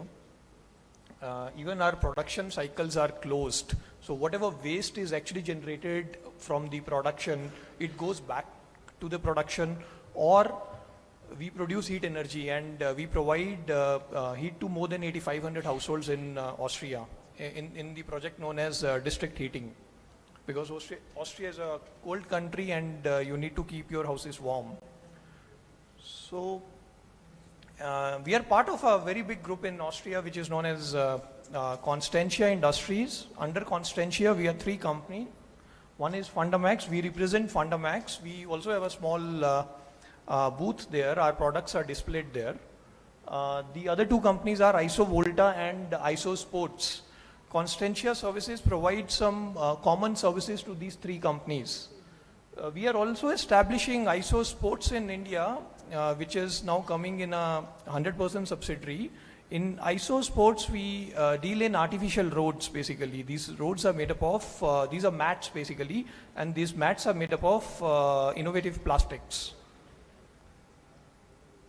Now, coming back to Fundamax, as I mentioned, we are a 130-year-old organization, and we got established in India in 2007. So since then, we have executed more than 15,000 projects, and 15 years, and we have sold more than 1.5 million square meter. We have our head office in Bangalore. We also have a mother warehouse in Bangalore. We keep more than 50,000 square meter of stock, so it's readily available in Bangalore, and any nook and corner of India can be serviced from Bangalore. We are managing more than 32,000 SKUs. We are not only panel manufacturer or panel supplier, but we provide a complete facade solutions. So the back frame as well as the installation guidelines are also provided by us. A complete solution is provided by us. Then to execute the projects, we have a network of our trained business partners across the country.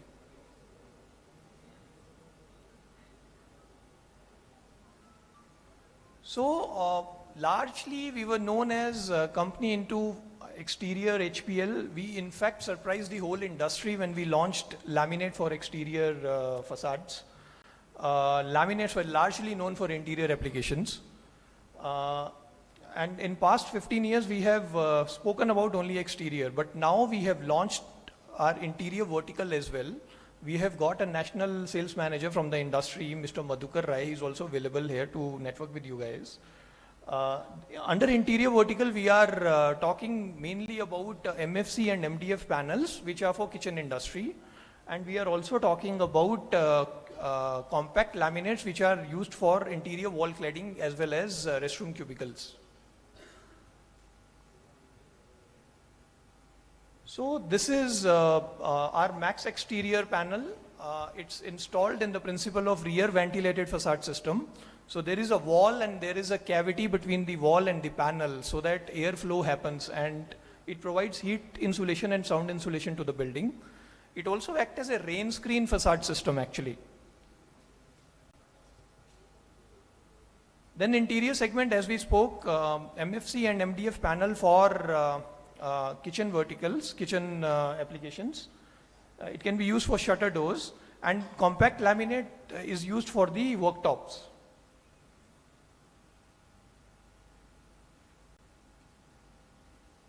These are compact interior panels which are used for interior wall cladding.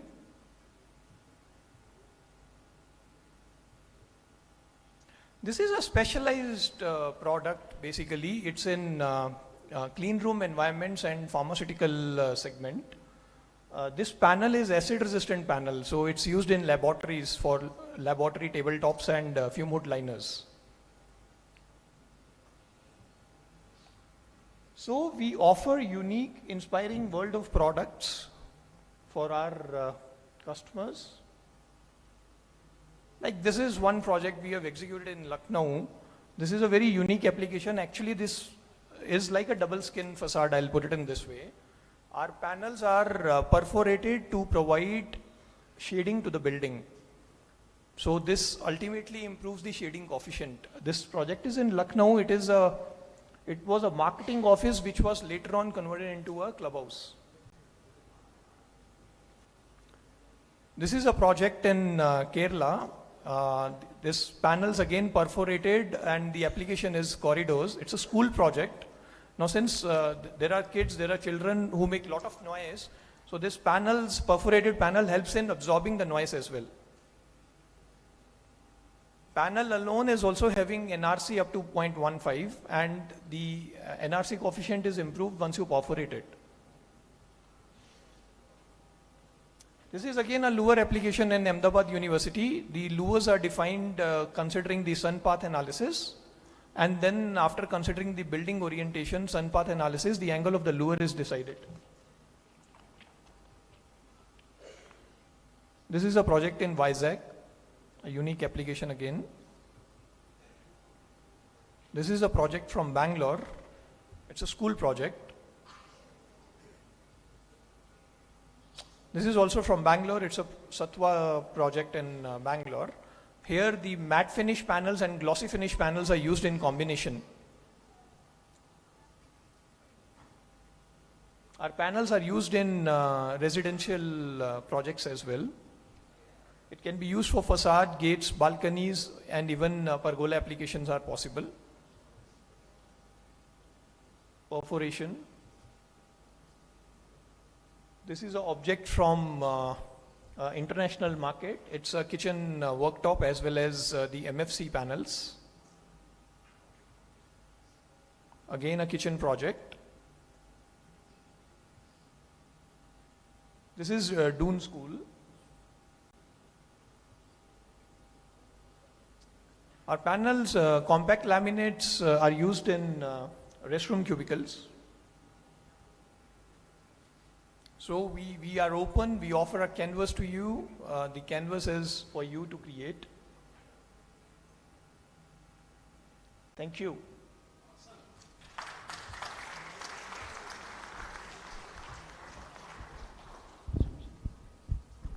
Hello, yeah. So we're going to about start the stuff that we've been waiting all anxiously. But I think Sumisha wanted to play Aces of Space Design Awards. One of the landmark projects that we do. Can we have the video, please?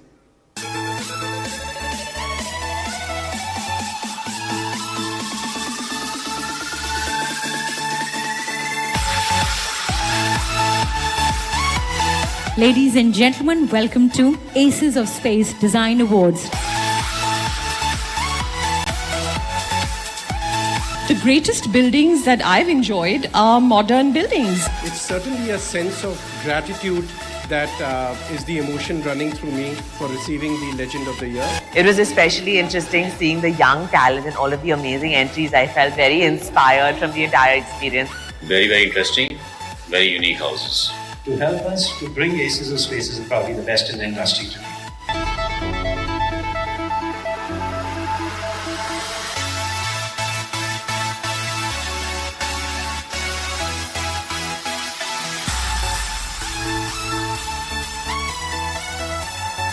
It has been a great opportunity for a lot of architects and interior designers to showcase their projects. It's very well done because it's like, you know, they've taken the trouble, shortlisted the categories, given you the entire, you know, plate.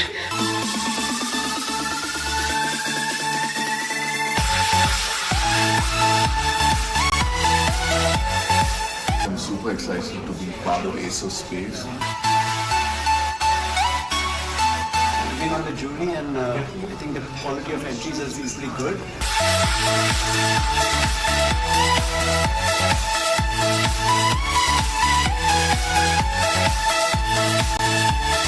Aces of Space honors, applauds each and every architect and designer present here.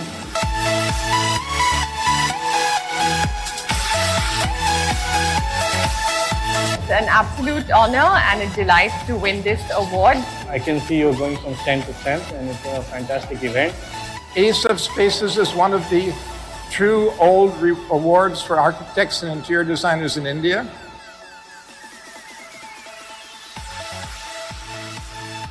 We're delighted to win, we're delighted to participate. It only reinforces that all the work we do gets recognized.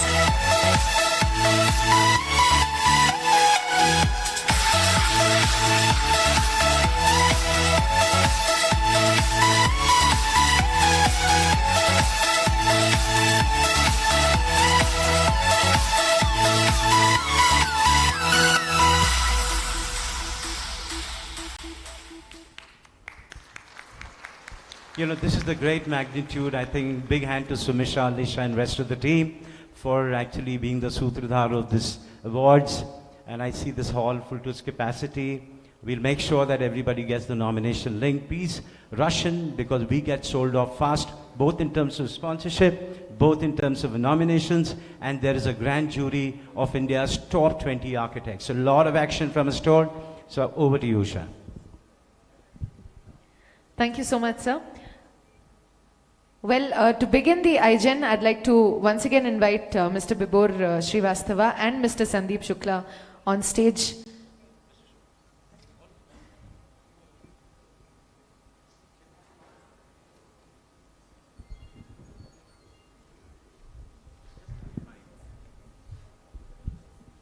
You know, iGens must be very anxious. Why this man and why such a delay? I promise you, this was not part of the script.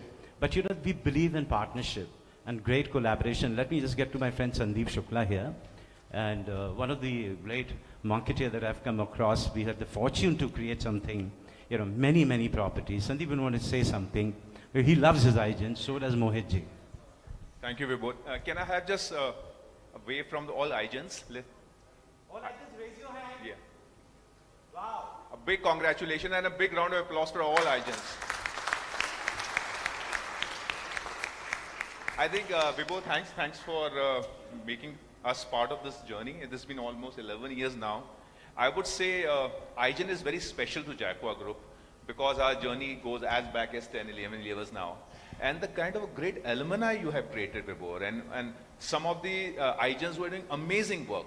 So you are at the right place with the right forum, and I would really wish all of you, and as one of the rituals we do at Jaquar Group, all iGens comes once in a year as part of a fun trip to a Jaquar global headquarters, which will also have some amazing manufacturing facility of a lighting as well as a bath. We love to host you there, and you can really vouch for it. Vibhor can say that kind of a hospitality and fun we have, other than a lot of brainstorming discussions, and you know. So I would love all of you to be part of that fun tour, which soon to be organized as per your comfort and planning, and he's a master in that. And with me, my colleague Vibhor, Mohit is there. Mohit, would you like to say something with all these great, beautiful minds? I think it's been a wonderful association, first and foremost, and hearty congratulations to all of you. All I would say is that I'm in the first iGen awardees, almost about 11 years old today, have all become, names and brands to reckon with. So what I would say is that this is a great forum, this is a great platform, it's a great recognition. And at the same time, I would say it's a great responsibility. Because each one of you who's getting awarded, and to many who possibly could not make it this time, but would do the cut next time, believe me, you're all doing great work being celebrated. And I think all I can say is that the future of architecture is in safe hands. So do visit us at our headquarters, and I'm sure your work inspires us. And nobody, take my word, everyone in the nation truly believes that the young generation is very, very good at technology. So how you embrace technology, how it's an enabler, how you are trying to make things happen is something that we also learn from you. So I think let it be a continuing journey when we all learn from each other.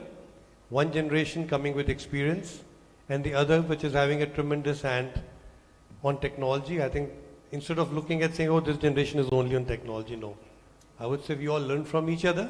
I think let's make the most of it, and looking forward to seeing you at the headquarters. I just wanted to say, you know, I love Calicut and I see a lot of Calicut people here. And Fazal, thank you. If you could stand for a 30-second. Fazal has been our iGen and you give him, and today he's a name to reckon. Thank you, Fazal, and the lovely lady, his wife, is winning tonight. You know, my dearest iGens, you know, it's a moment of truth and my heart is full of joy. We got Brijesh, you know, the lovely turban guy from Calicut, was our iGens, and many iGens, Bobby Mukherjee, Ravi Sangan, many of them, you know, the leading lights of the day in the world of design. So more power to you, keep rocking, we are with you always and all the time. Thank you.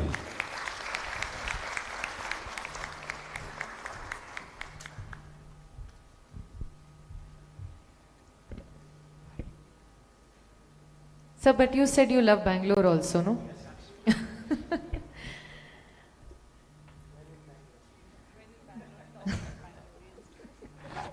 Okay, so let's start the iGen felicitations. We are ready. We're not sure if you're ready.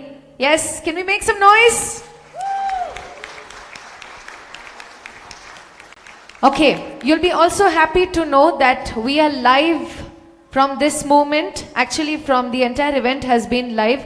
But just in case you want to quickly inform to somebody, it's Architect and Interiors India magazine on YouTube and Insta. We are live, so you know, your friends, family, anybody watching, you can quickly inform them to watch us. With this, we start the iGen felicitation. To do the first set of honors, I'd like to invite Ruchika Sahai, Zonal Manager West Business Development, Jaquar Group. Ruchika, please. Mr. M.T. Hegde, Zonal Manager, South Jaguar Group.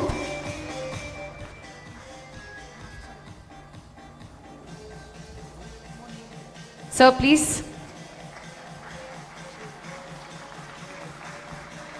And I'd like to invite Architect Parul Zaveri. Ma'am, please.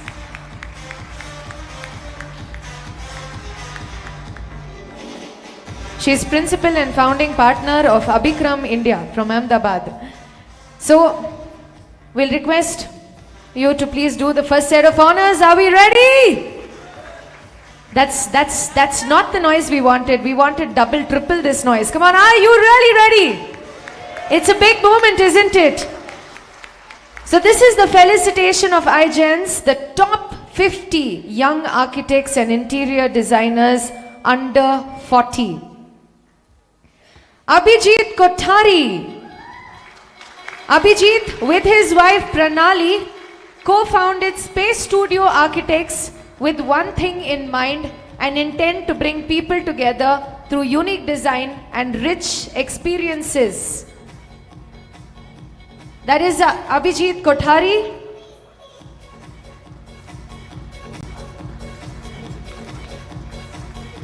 Congratulations! I'll request everyone to, be in the center so we can take some nice pictures of you all. Abhijit, where's Pranali? Where's your wife? Oh, she's right there. Why don't you also join us? Please.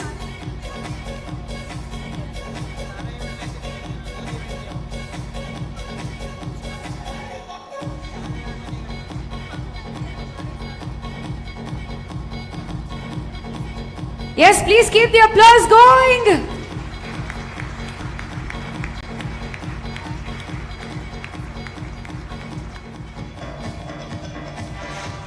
Our next iGen is Aishwarya Lakhani.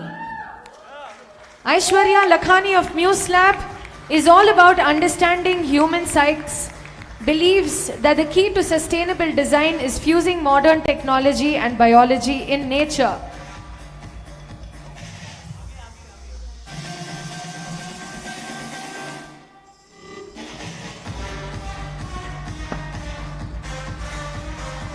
That's our next iGen, Aishwarya Lakhani. Congratulations.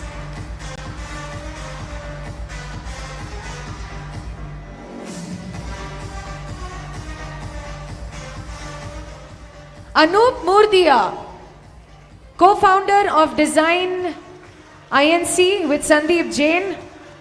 Anup enjoys crafting designs that are bold yet minimal and delves heavily into material explorations. That is Anup Murdia.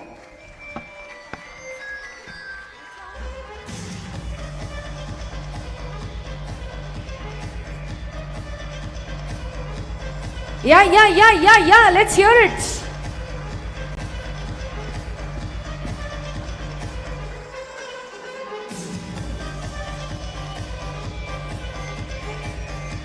Our next iGen is Ashwin Kamble of Isotech Design Studio, who describes his signature style as sophisticated, elegant and simple.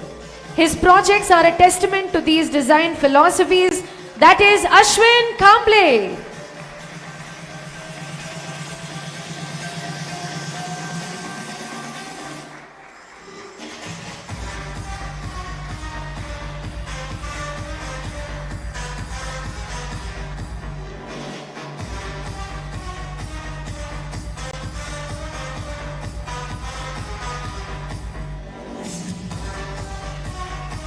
Are you ready for our next iGen? And she is Aisha Sadaf. Aisha leads her eponymous firm with panache and likes to explore details within designs that go far beyond mere aesthetics.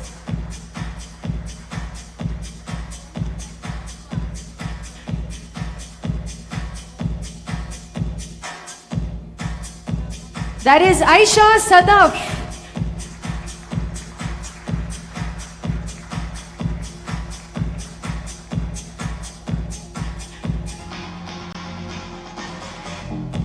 Our next iGen today is Dhara Nayak Pandya.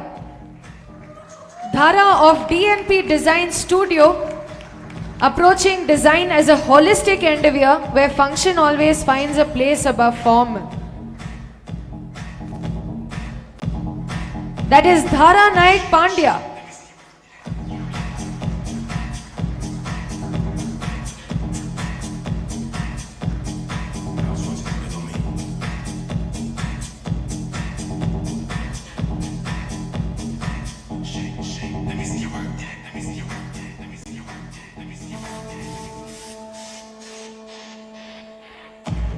Dinkil Sonegara of Studio 23.8.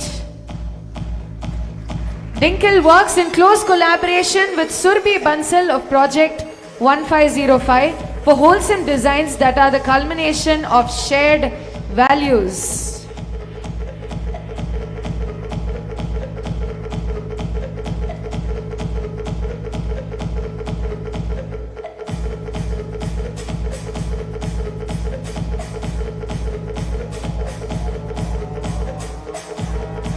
I'm sure Dinkil is a big fan of radio. That's why, you know, the studio is called 23.8, isn't it? Congratulations, Dinkil. Our next iGen is Deepesh Kheni. Deepesh is a principal designer at Design Ritmo, bringing specific cultural flair to his designs, which are also sustainable to the T.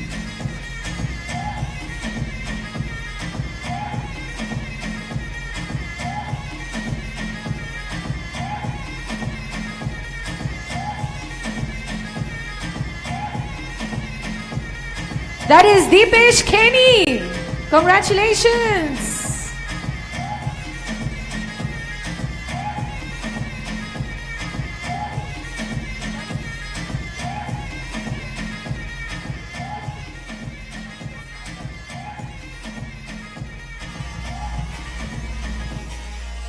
And our next iGen under 40 is Disha Patel.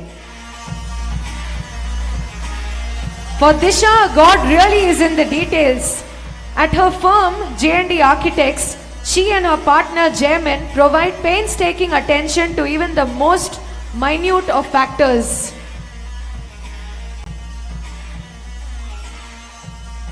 That is Disha Patel.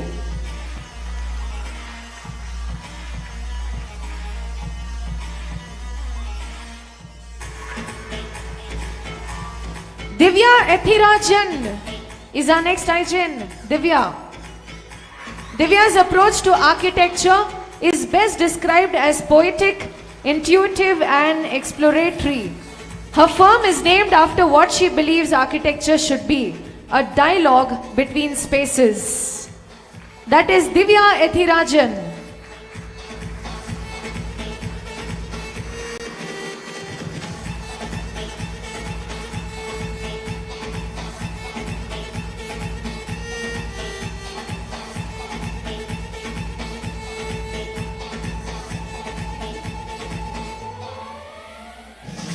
Thank you. I'd like to thank Ms. Sahai, Mr. Hegde and architect Parul Zaveri for doing the honors. Thank you so much.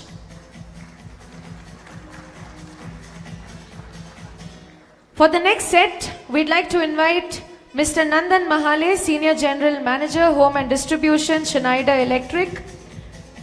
Ratnesh Pandey, Channels and Segment Marketing Leader, Home and Distribution, Schneider Electric. And Priya Daniel from Singapore. Architect Priya, please.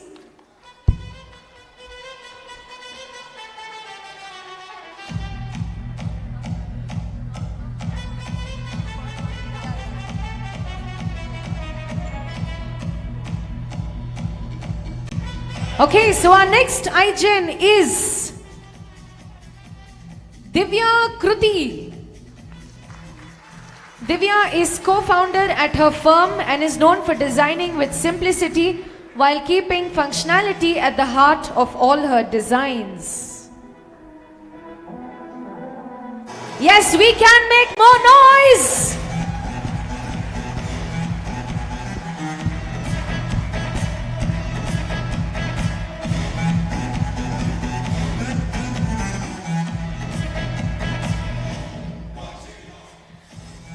Our next iGen is Gayatri Gunjal of Yellow Sub Studio. Gayatri has an interesting guiding philosophy for her work that design is a process and never just a product. Well said, that is Gayatri Gunjal.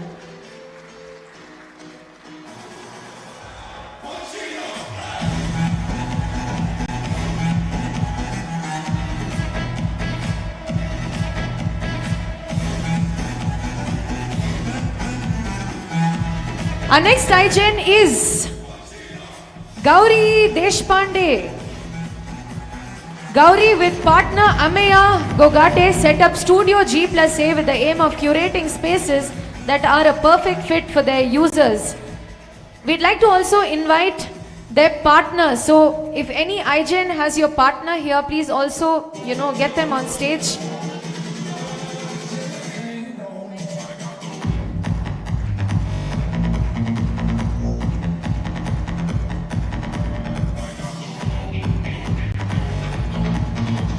Let's hear it for Gauri and Ameya.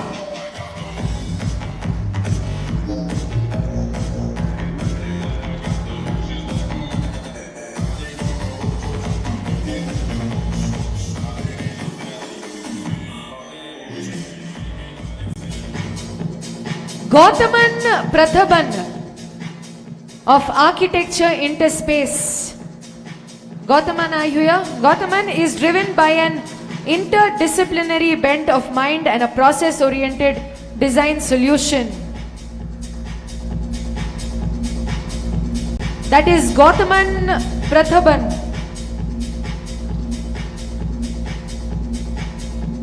Yeah, where's all the noise?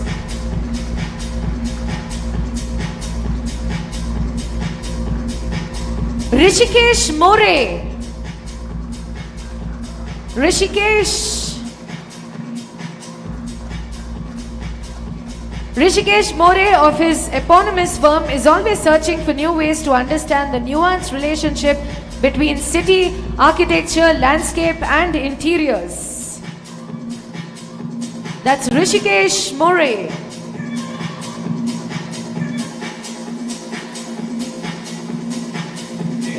And our next iGen is Jugal Mistry.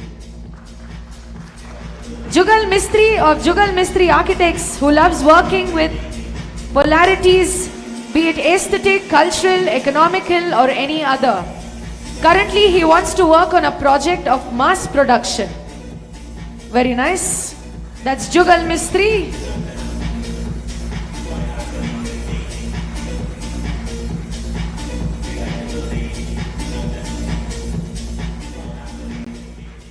And our next iGen is Juhi Garg of the J Studio.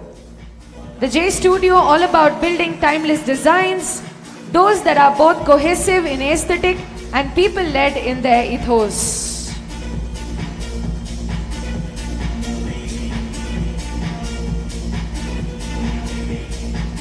Let's hear that for Juhi Garg.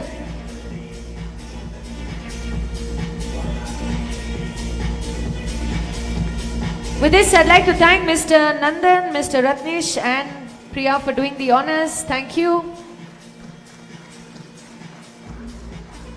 Please give them also.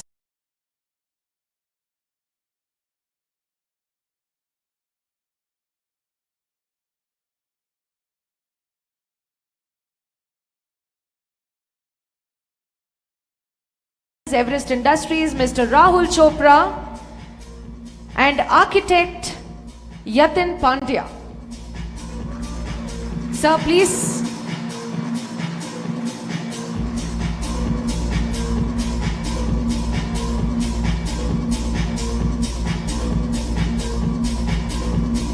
And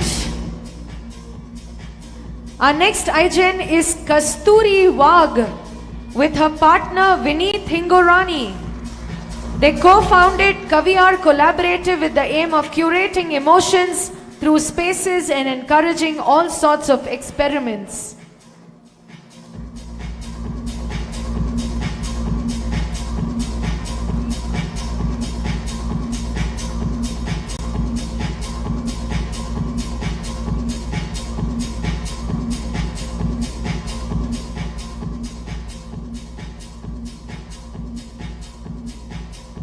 Our next iGen is Kush Patel with Ruchita Jagtap.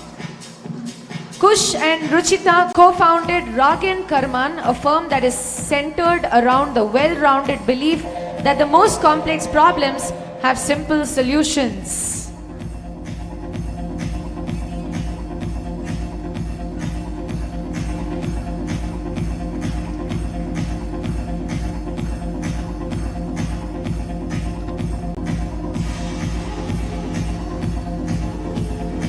We also understand that our iGens are very smart. Everyone has got their own photographer. They're not depending on our photographers. We see with every gen, there are 2 photographers coming forward. Very nice, well planned. Mamta Rao, an independent freelancer. Mamta believes that perfect spaces never go out of style. With this philosophy, the spaces she churns out are always timeless. That is Mamta Rao.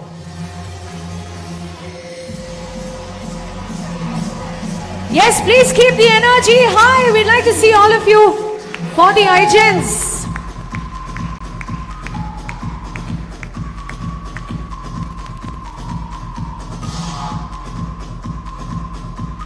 Our next iGen is Mansi Tarneja. Mansi, of her eponymous design studio, less has always been more.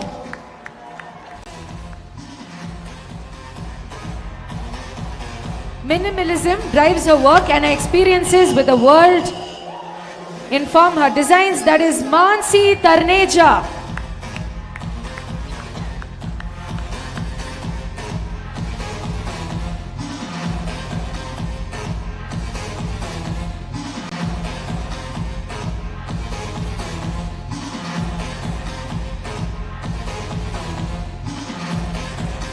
And our next iGen is Mitu Mathur, Director at GPM Architects and Planners. They exemplify a collaborative and interdisciplinary approach to both architecture and planning for truly awe-inspiring results. That's Mitu Mathur.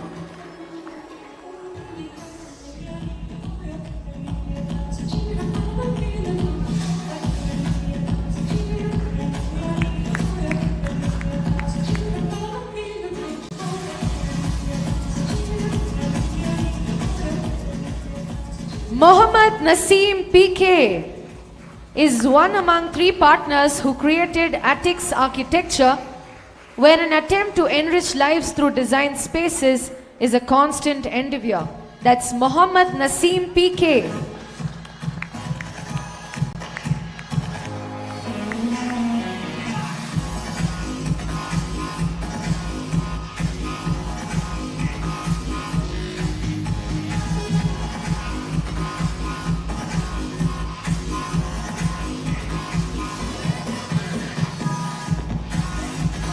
Mohammad Fazil.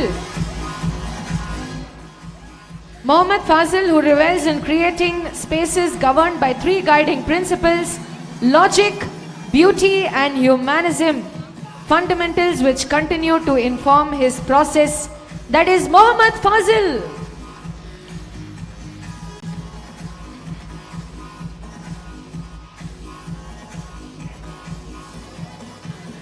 With that, I'd like to thank Mr. Yatin Pandya and Mr. Rahul Chopra for doing the honors. Thank you.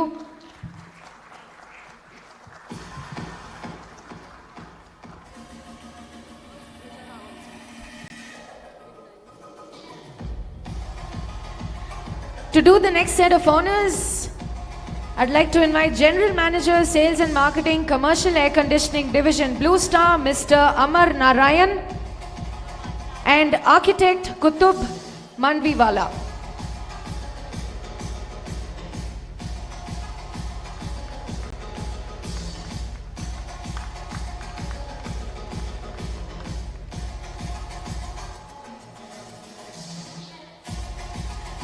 And our next iGen is Mridu Smita Mondal. Mridu Smita, with co-designer Samiksha Chaudhary, harbors a passion for bringing to life new ideas for smart, sustainable and buildable designs. That's Mridu Smita and Samiksha Chaudhary.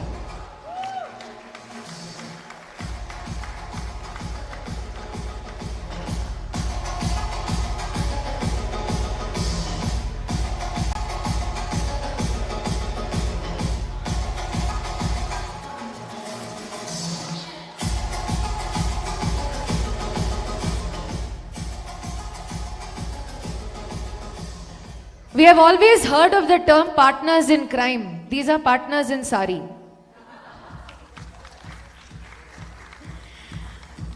Mohammad Naufal, one of the 3 founders, they built dot architecture to explore the immense potential that art and architecture have when it comes to bringing about changes in the society. Mohammad Naufal.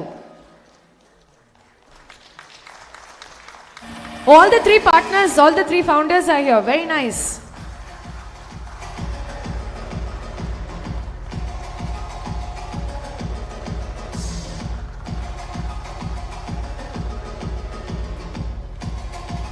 Yes, please keep the energy going.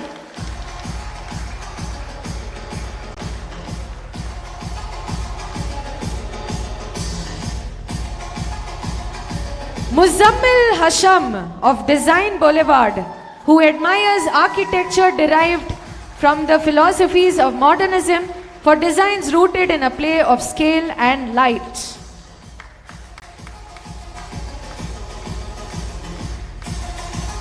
Muzammil Hasham.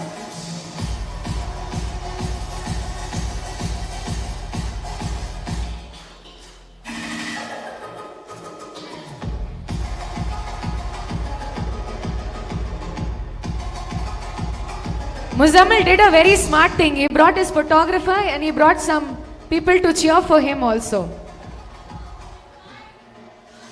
His wife, you should have been here on stage. Very few wives scream for their husbands like that. You're a good wife. Okay, so we have Nandita Agnihotri next. Nandita Agnihotri of Manviwala Kutub and Associates is known for flipping design processes on their head. She develops buildings inside out, starting from the facade. That's Nandita Agnihotri.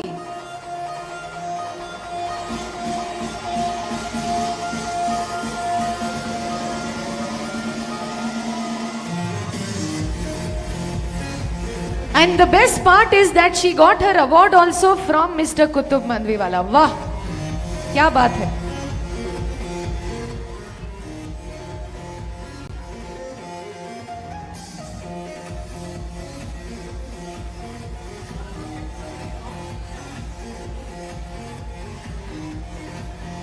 Technology, technology, technology. We're just changing that.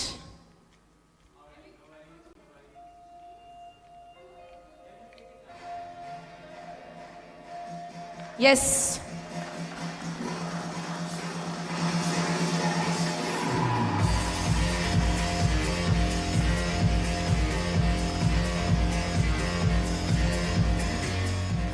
Our next iGen is Nikita Bajaj Pathak of Design 21. Nikita draws inspiration from nature, art and crafts, breathing in a fresh perspective into her architectural and interiors work.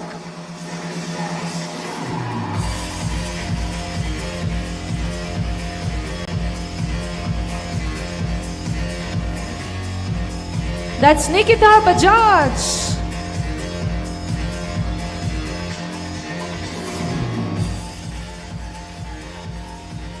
She's inviting somebody, your team, Nikita. Yeah, please.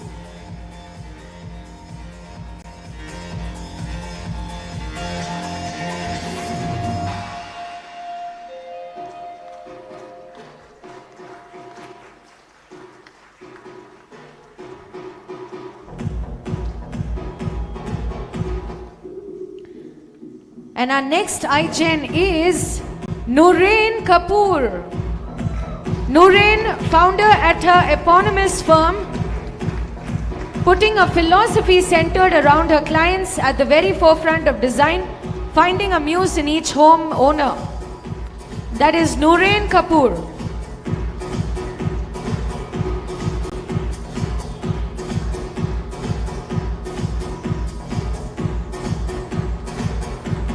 Yes, please keep the applause going like that. 1, 2. 1, 2. 1, 2.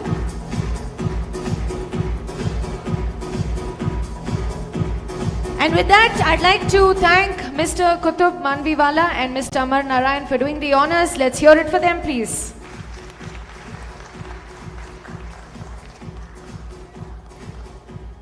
And for the next set of awards, I'd like to invite Mr. Ganesh Prabhu, Head of Specification at Hafele, India, and Mr. Babu Cherian, Architect Babu Cherian, please.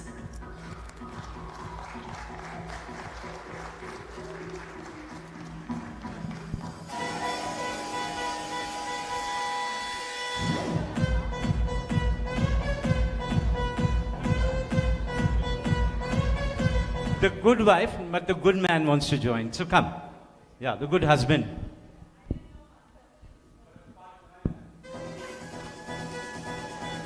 We are just doing that again, making sure that husband and wife both are covered in this. The partners, they're partners. They are partners. I said that twice already. I'm saying it again. They are partners.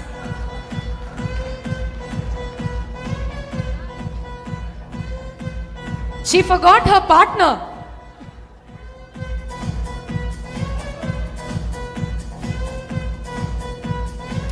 Okay, so our next iGen is Pankti Shah with her sister Shalvi Shah of Amog Designs. Gravitating towards all things quirky and colorful when it comes to design for spaces, singing with strong personalities. That's Pankti Shah and Shalvi Shah.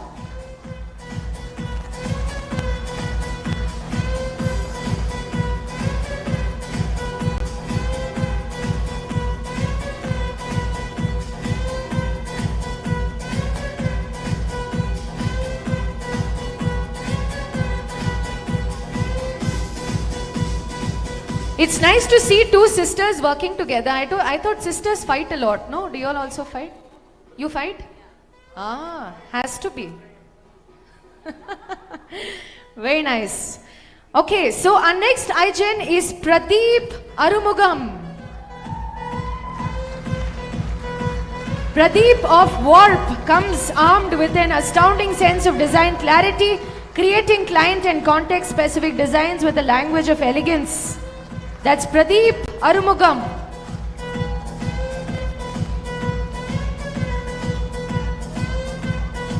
Let's hear that for Pradeep. And our next iGen is Priya Doon. Priya Doon of the Picturesque Studio. She holds design close to her heart since a very young age and is all about bringing a touch of luxury to her spaces.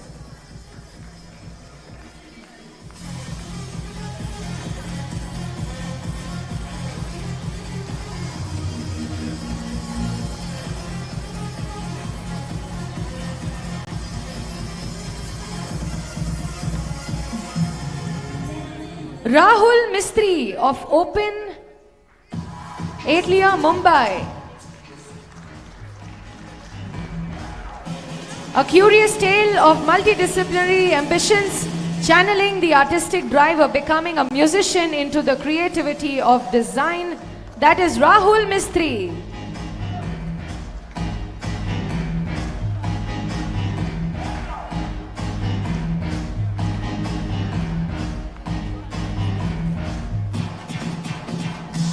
Rajiv Kushalani of Kushalani Associates.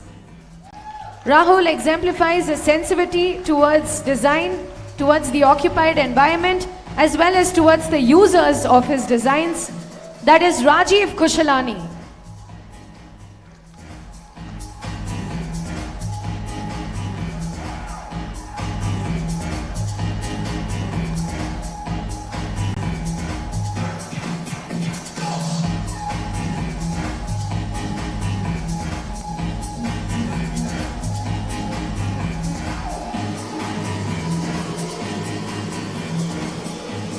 That is Rajiv's wife. That is Rajiv's wife. That is Rajiv's wife. That is Rajiv's wife. See, I said it thrice. Oh, you're counting how many times I'm saying it. Oh, very nice. Okay. So our next iGen is Rohit Gupta.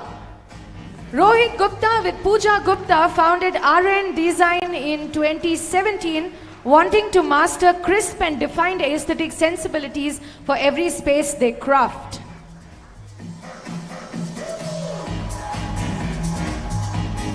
Where is Pooja? Rohit, where is Pooja? Pooja is doing puja. Today is a day to do puja, so Pooja is busy doing puja. Thank you. Congratulations, Rohit. And I'd like to thank our dignitaries on stage for doing the honors. Thank you, sir. And to give away the next set of awards, we have Ashwani Khanna, Vice President Marketing, Funder Max, and Architect Rudraksh Charan.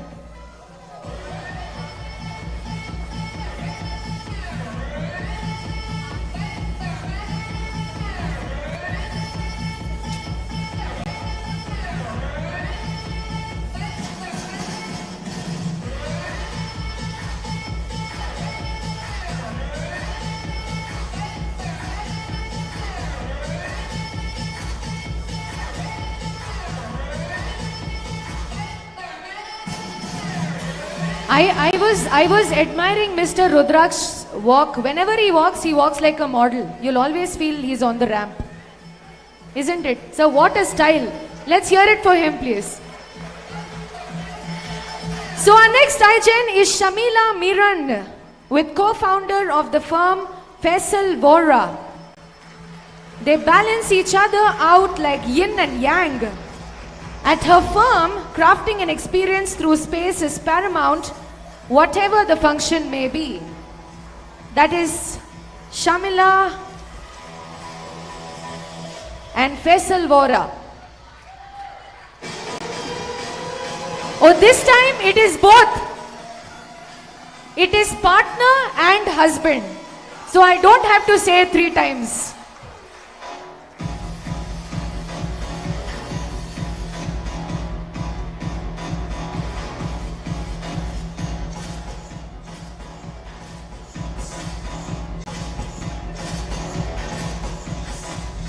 Fazal has also been our iGen. So Fazal, go back to stage. So just wanted to see, how do you feel as this moment that lovely partner and your wife holding this iGen again? I mean, thank you, Vibhor, for your kindness. But yeah, it's been a while. Unfortunately for me, I became an iGen during the lockdown.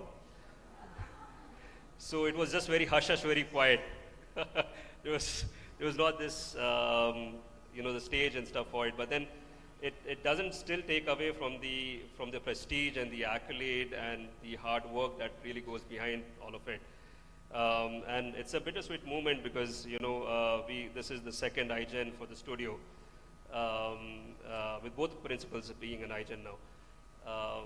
And it's a huge felicitation. There's no question about it. And we have been extremely privileged to be a part of the ITB family, our publications, and the awards. I think we got the Ace of Spaces also last time, Sumisha, in Bombay, and it's been definitely a privilege and a huge honor. Thank you so much.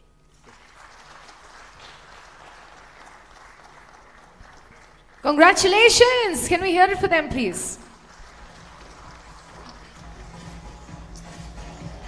And our next iGen is Shreya Krishnan. Shreya of her eponymous design studio zeroes in on human-centric design while exploring multiple facets of sustainability. That is Shreya Krishnan.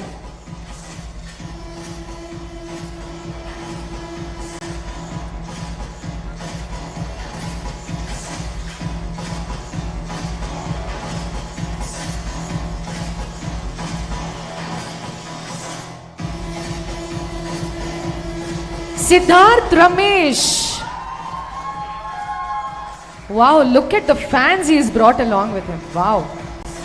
Siddharth Ramesh at his firm White Shadows Design Studio leads his team with a distinct philosophy, achieving a symbiosis between materials, construction techniques and context.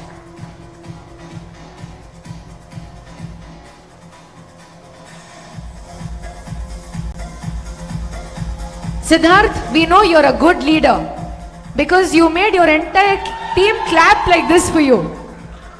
What noise they make, see. Very nice.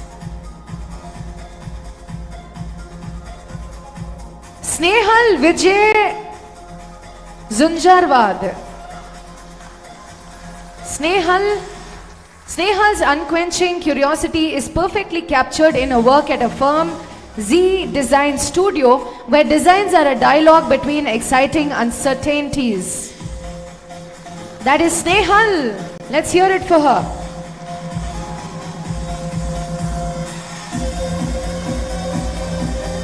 Put all your hands up and go like this. Say 1, 2. 1, 2. 1, 2. 1, 2. Oh, there's one more secret. I didn't tell you this before. I should have done that before. So, people who clap for 10 minutes every day, they start becoming younger. Yes, it's a kind of yoga, sir. If you clap for 10 minutes every day, you'll start becoming younger. Who wants to look younger? All of us. So, next 10 minutes, start that today. Trust me on this, it works. Our next iGen is Sumit Dhawan. Sumit Dhawan of City Space 82 Architects is known in the fraternity for his experiments and innovative takes on melding design styles, creating architectural spectacles. That is Sumit Dhawan.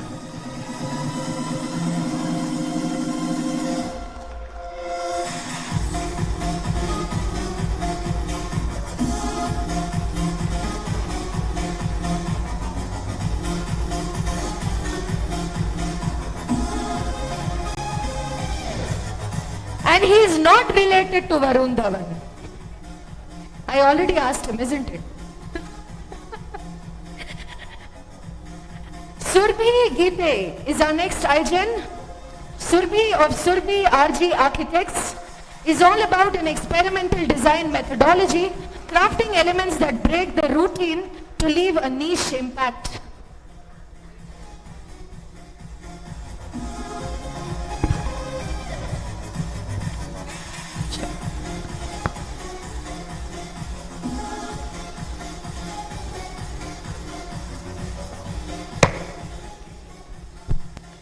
Thank you, sir, for doing the honors. I love the way he walks. I've been admiring his walk throughout the day.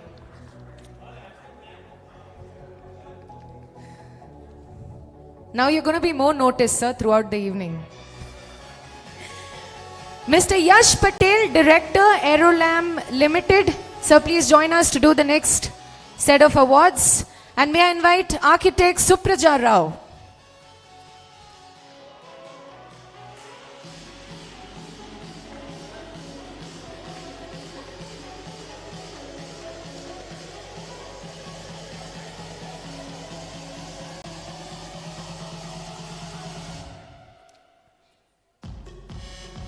So our next iGen is Vidushi Jain.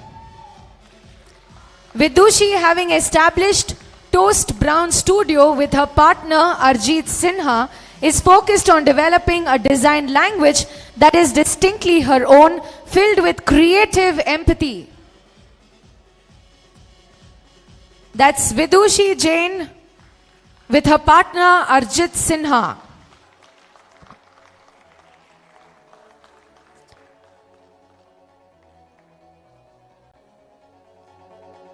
We want to hear more noise for the iGens. Come on, let's do this. We're almost at the end of it. And our next iGen is Yasin KM of Studio Avocado, who captures the lush context of Kerala through his work that brings to life the tropics for architecture that is dipped in greens. That is Yasin KM.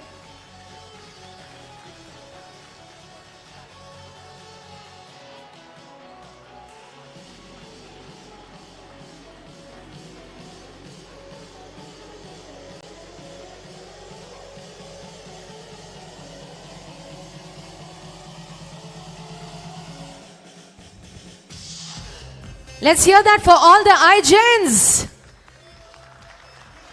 Top 50 under 40. Congratulations to everyone. A big round of applause. Thank you for doing the honor, sir. Thank you, ma'am.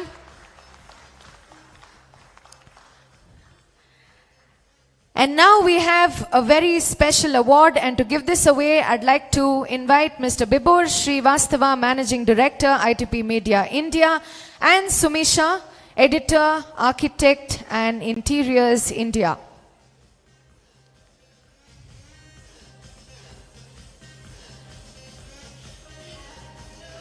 And this is a very special award because it is the People's Choice Award. So would you like to say something about this award before we give it away? Firstly, congratulations. A big round of applause to all of you for making it here. I think it's a huge honor, and it's so nice to see all these lovely faces on the stage finally. I've just been seeing your pictures, talking to you all on the phone, so it's fantastic to actually see all of you, cheer for all of you, and honestly, I'm having a great time. Are you? As you all know, we also have a special award for which all of y'all have worked equally hard enough, but there is one winner, the People's Choice Award. It was based, it's like a public voting award where our readers, our followers on social media, and everyone voted for all the iGen winners and emerged one winner. Firstly, I have to admit that this year we got a tremendous response. I mean, I don't even remember the numbers, but there were definitely 42,000 votes that came in. And I think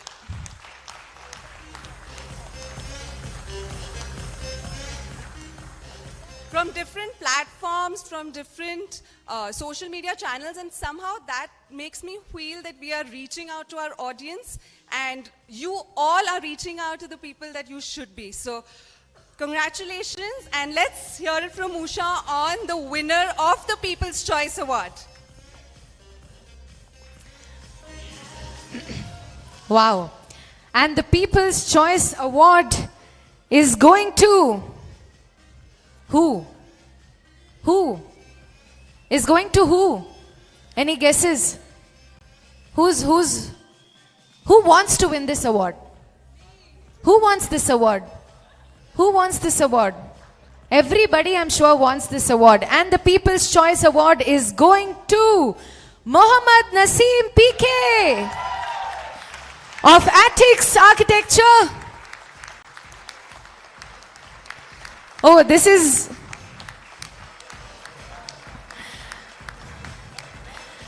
Wow, they're dressed.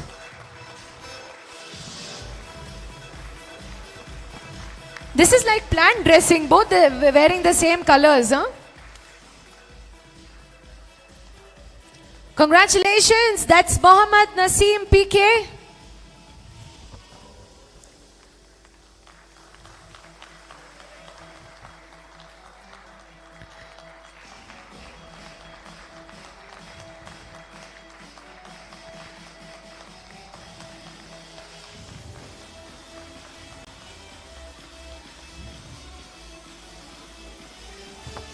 I think you're really lucky to already have so many fans in the audience and offline. Would you like to say a few words?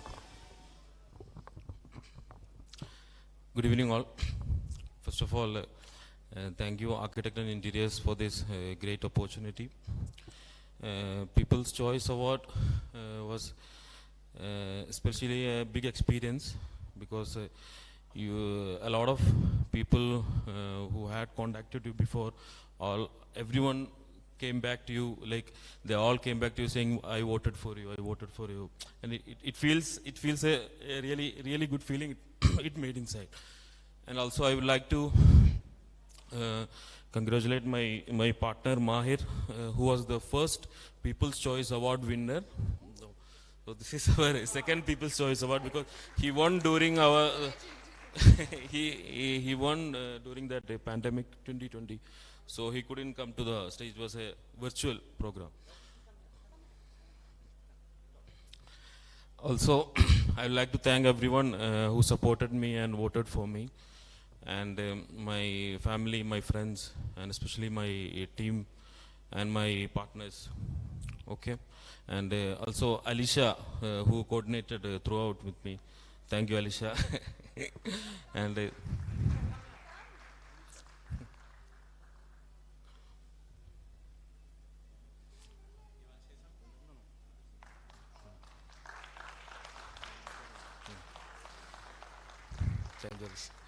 also, this is our third iGen actually.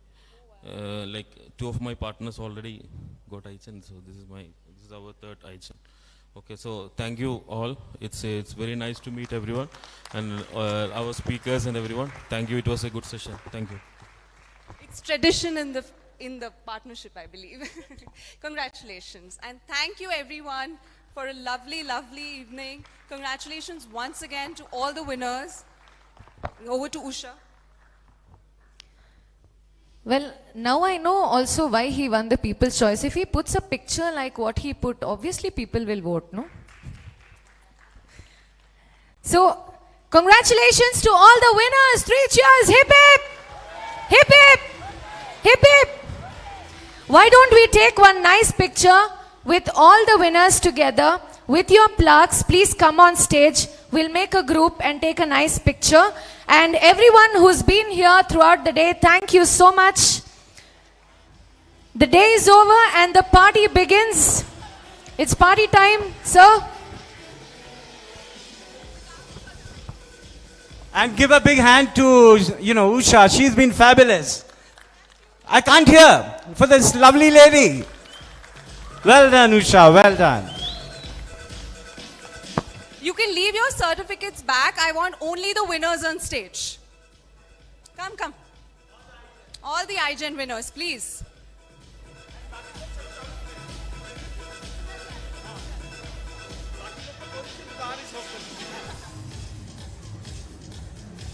Please come quickly. We have to start the party, so let's get this quick on stage.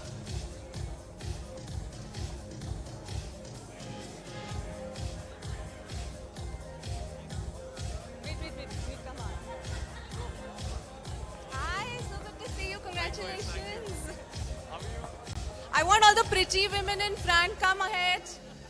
You need to make this a title.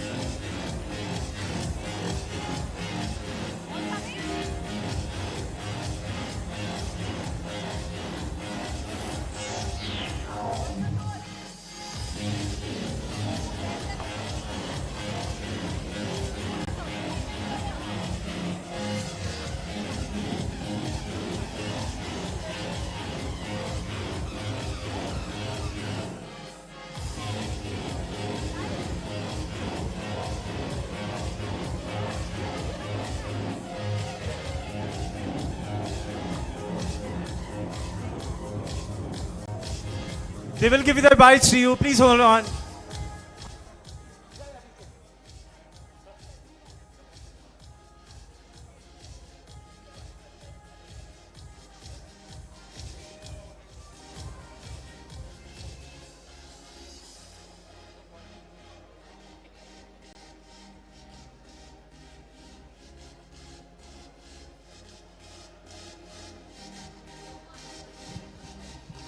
A big round of applause for all our winners.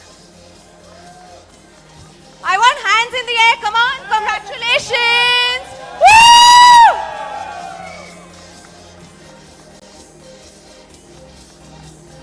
And I also want a loud cheer for the entire team of ITP Media who's put this entire event together. If you want your photographs quickly, you got to applause for them. Let's all put your hands together for ITP Media team. Louder so you get your photograph quickly because they're going to work even after the event gets over for that. And we are making you very, very popular on the social media.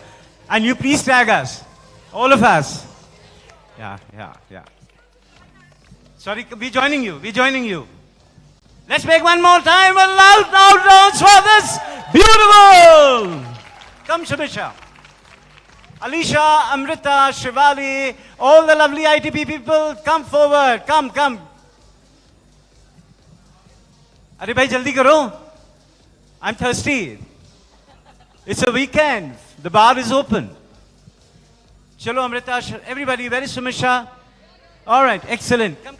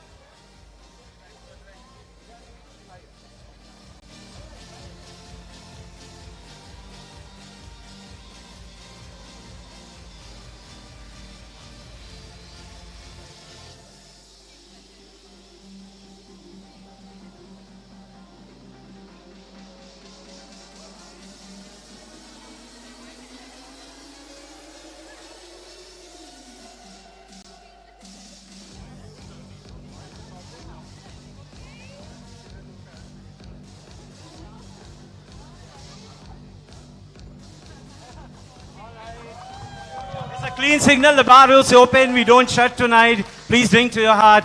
Have a wonderful weekend, ladies and gentlemen, from all of us here.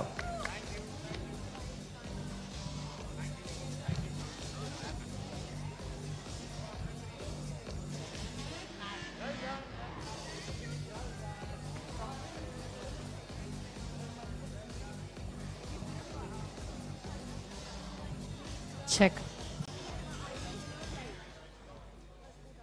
So this entire event was live throughout today on Architect and Interiors India on YouTube and Insta. In case you'd like to go back and see it, it's available.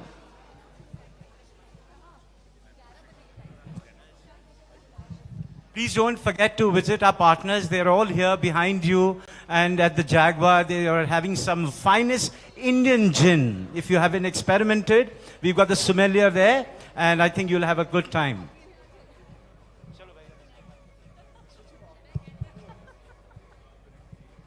Everyone, please join the party. Please take a drink, have your dinner.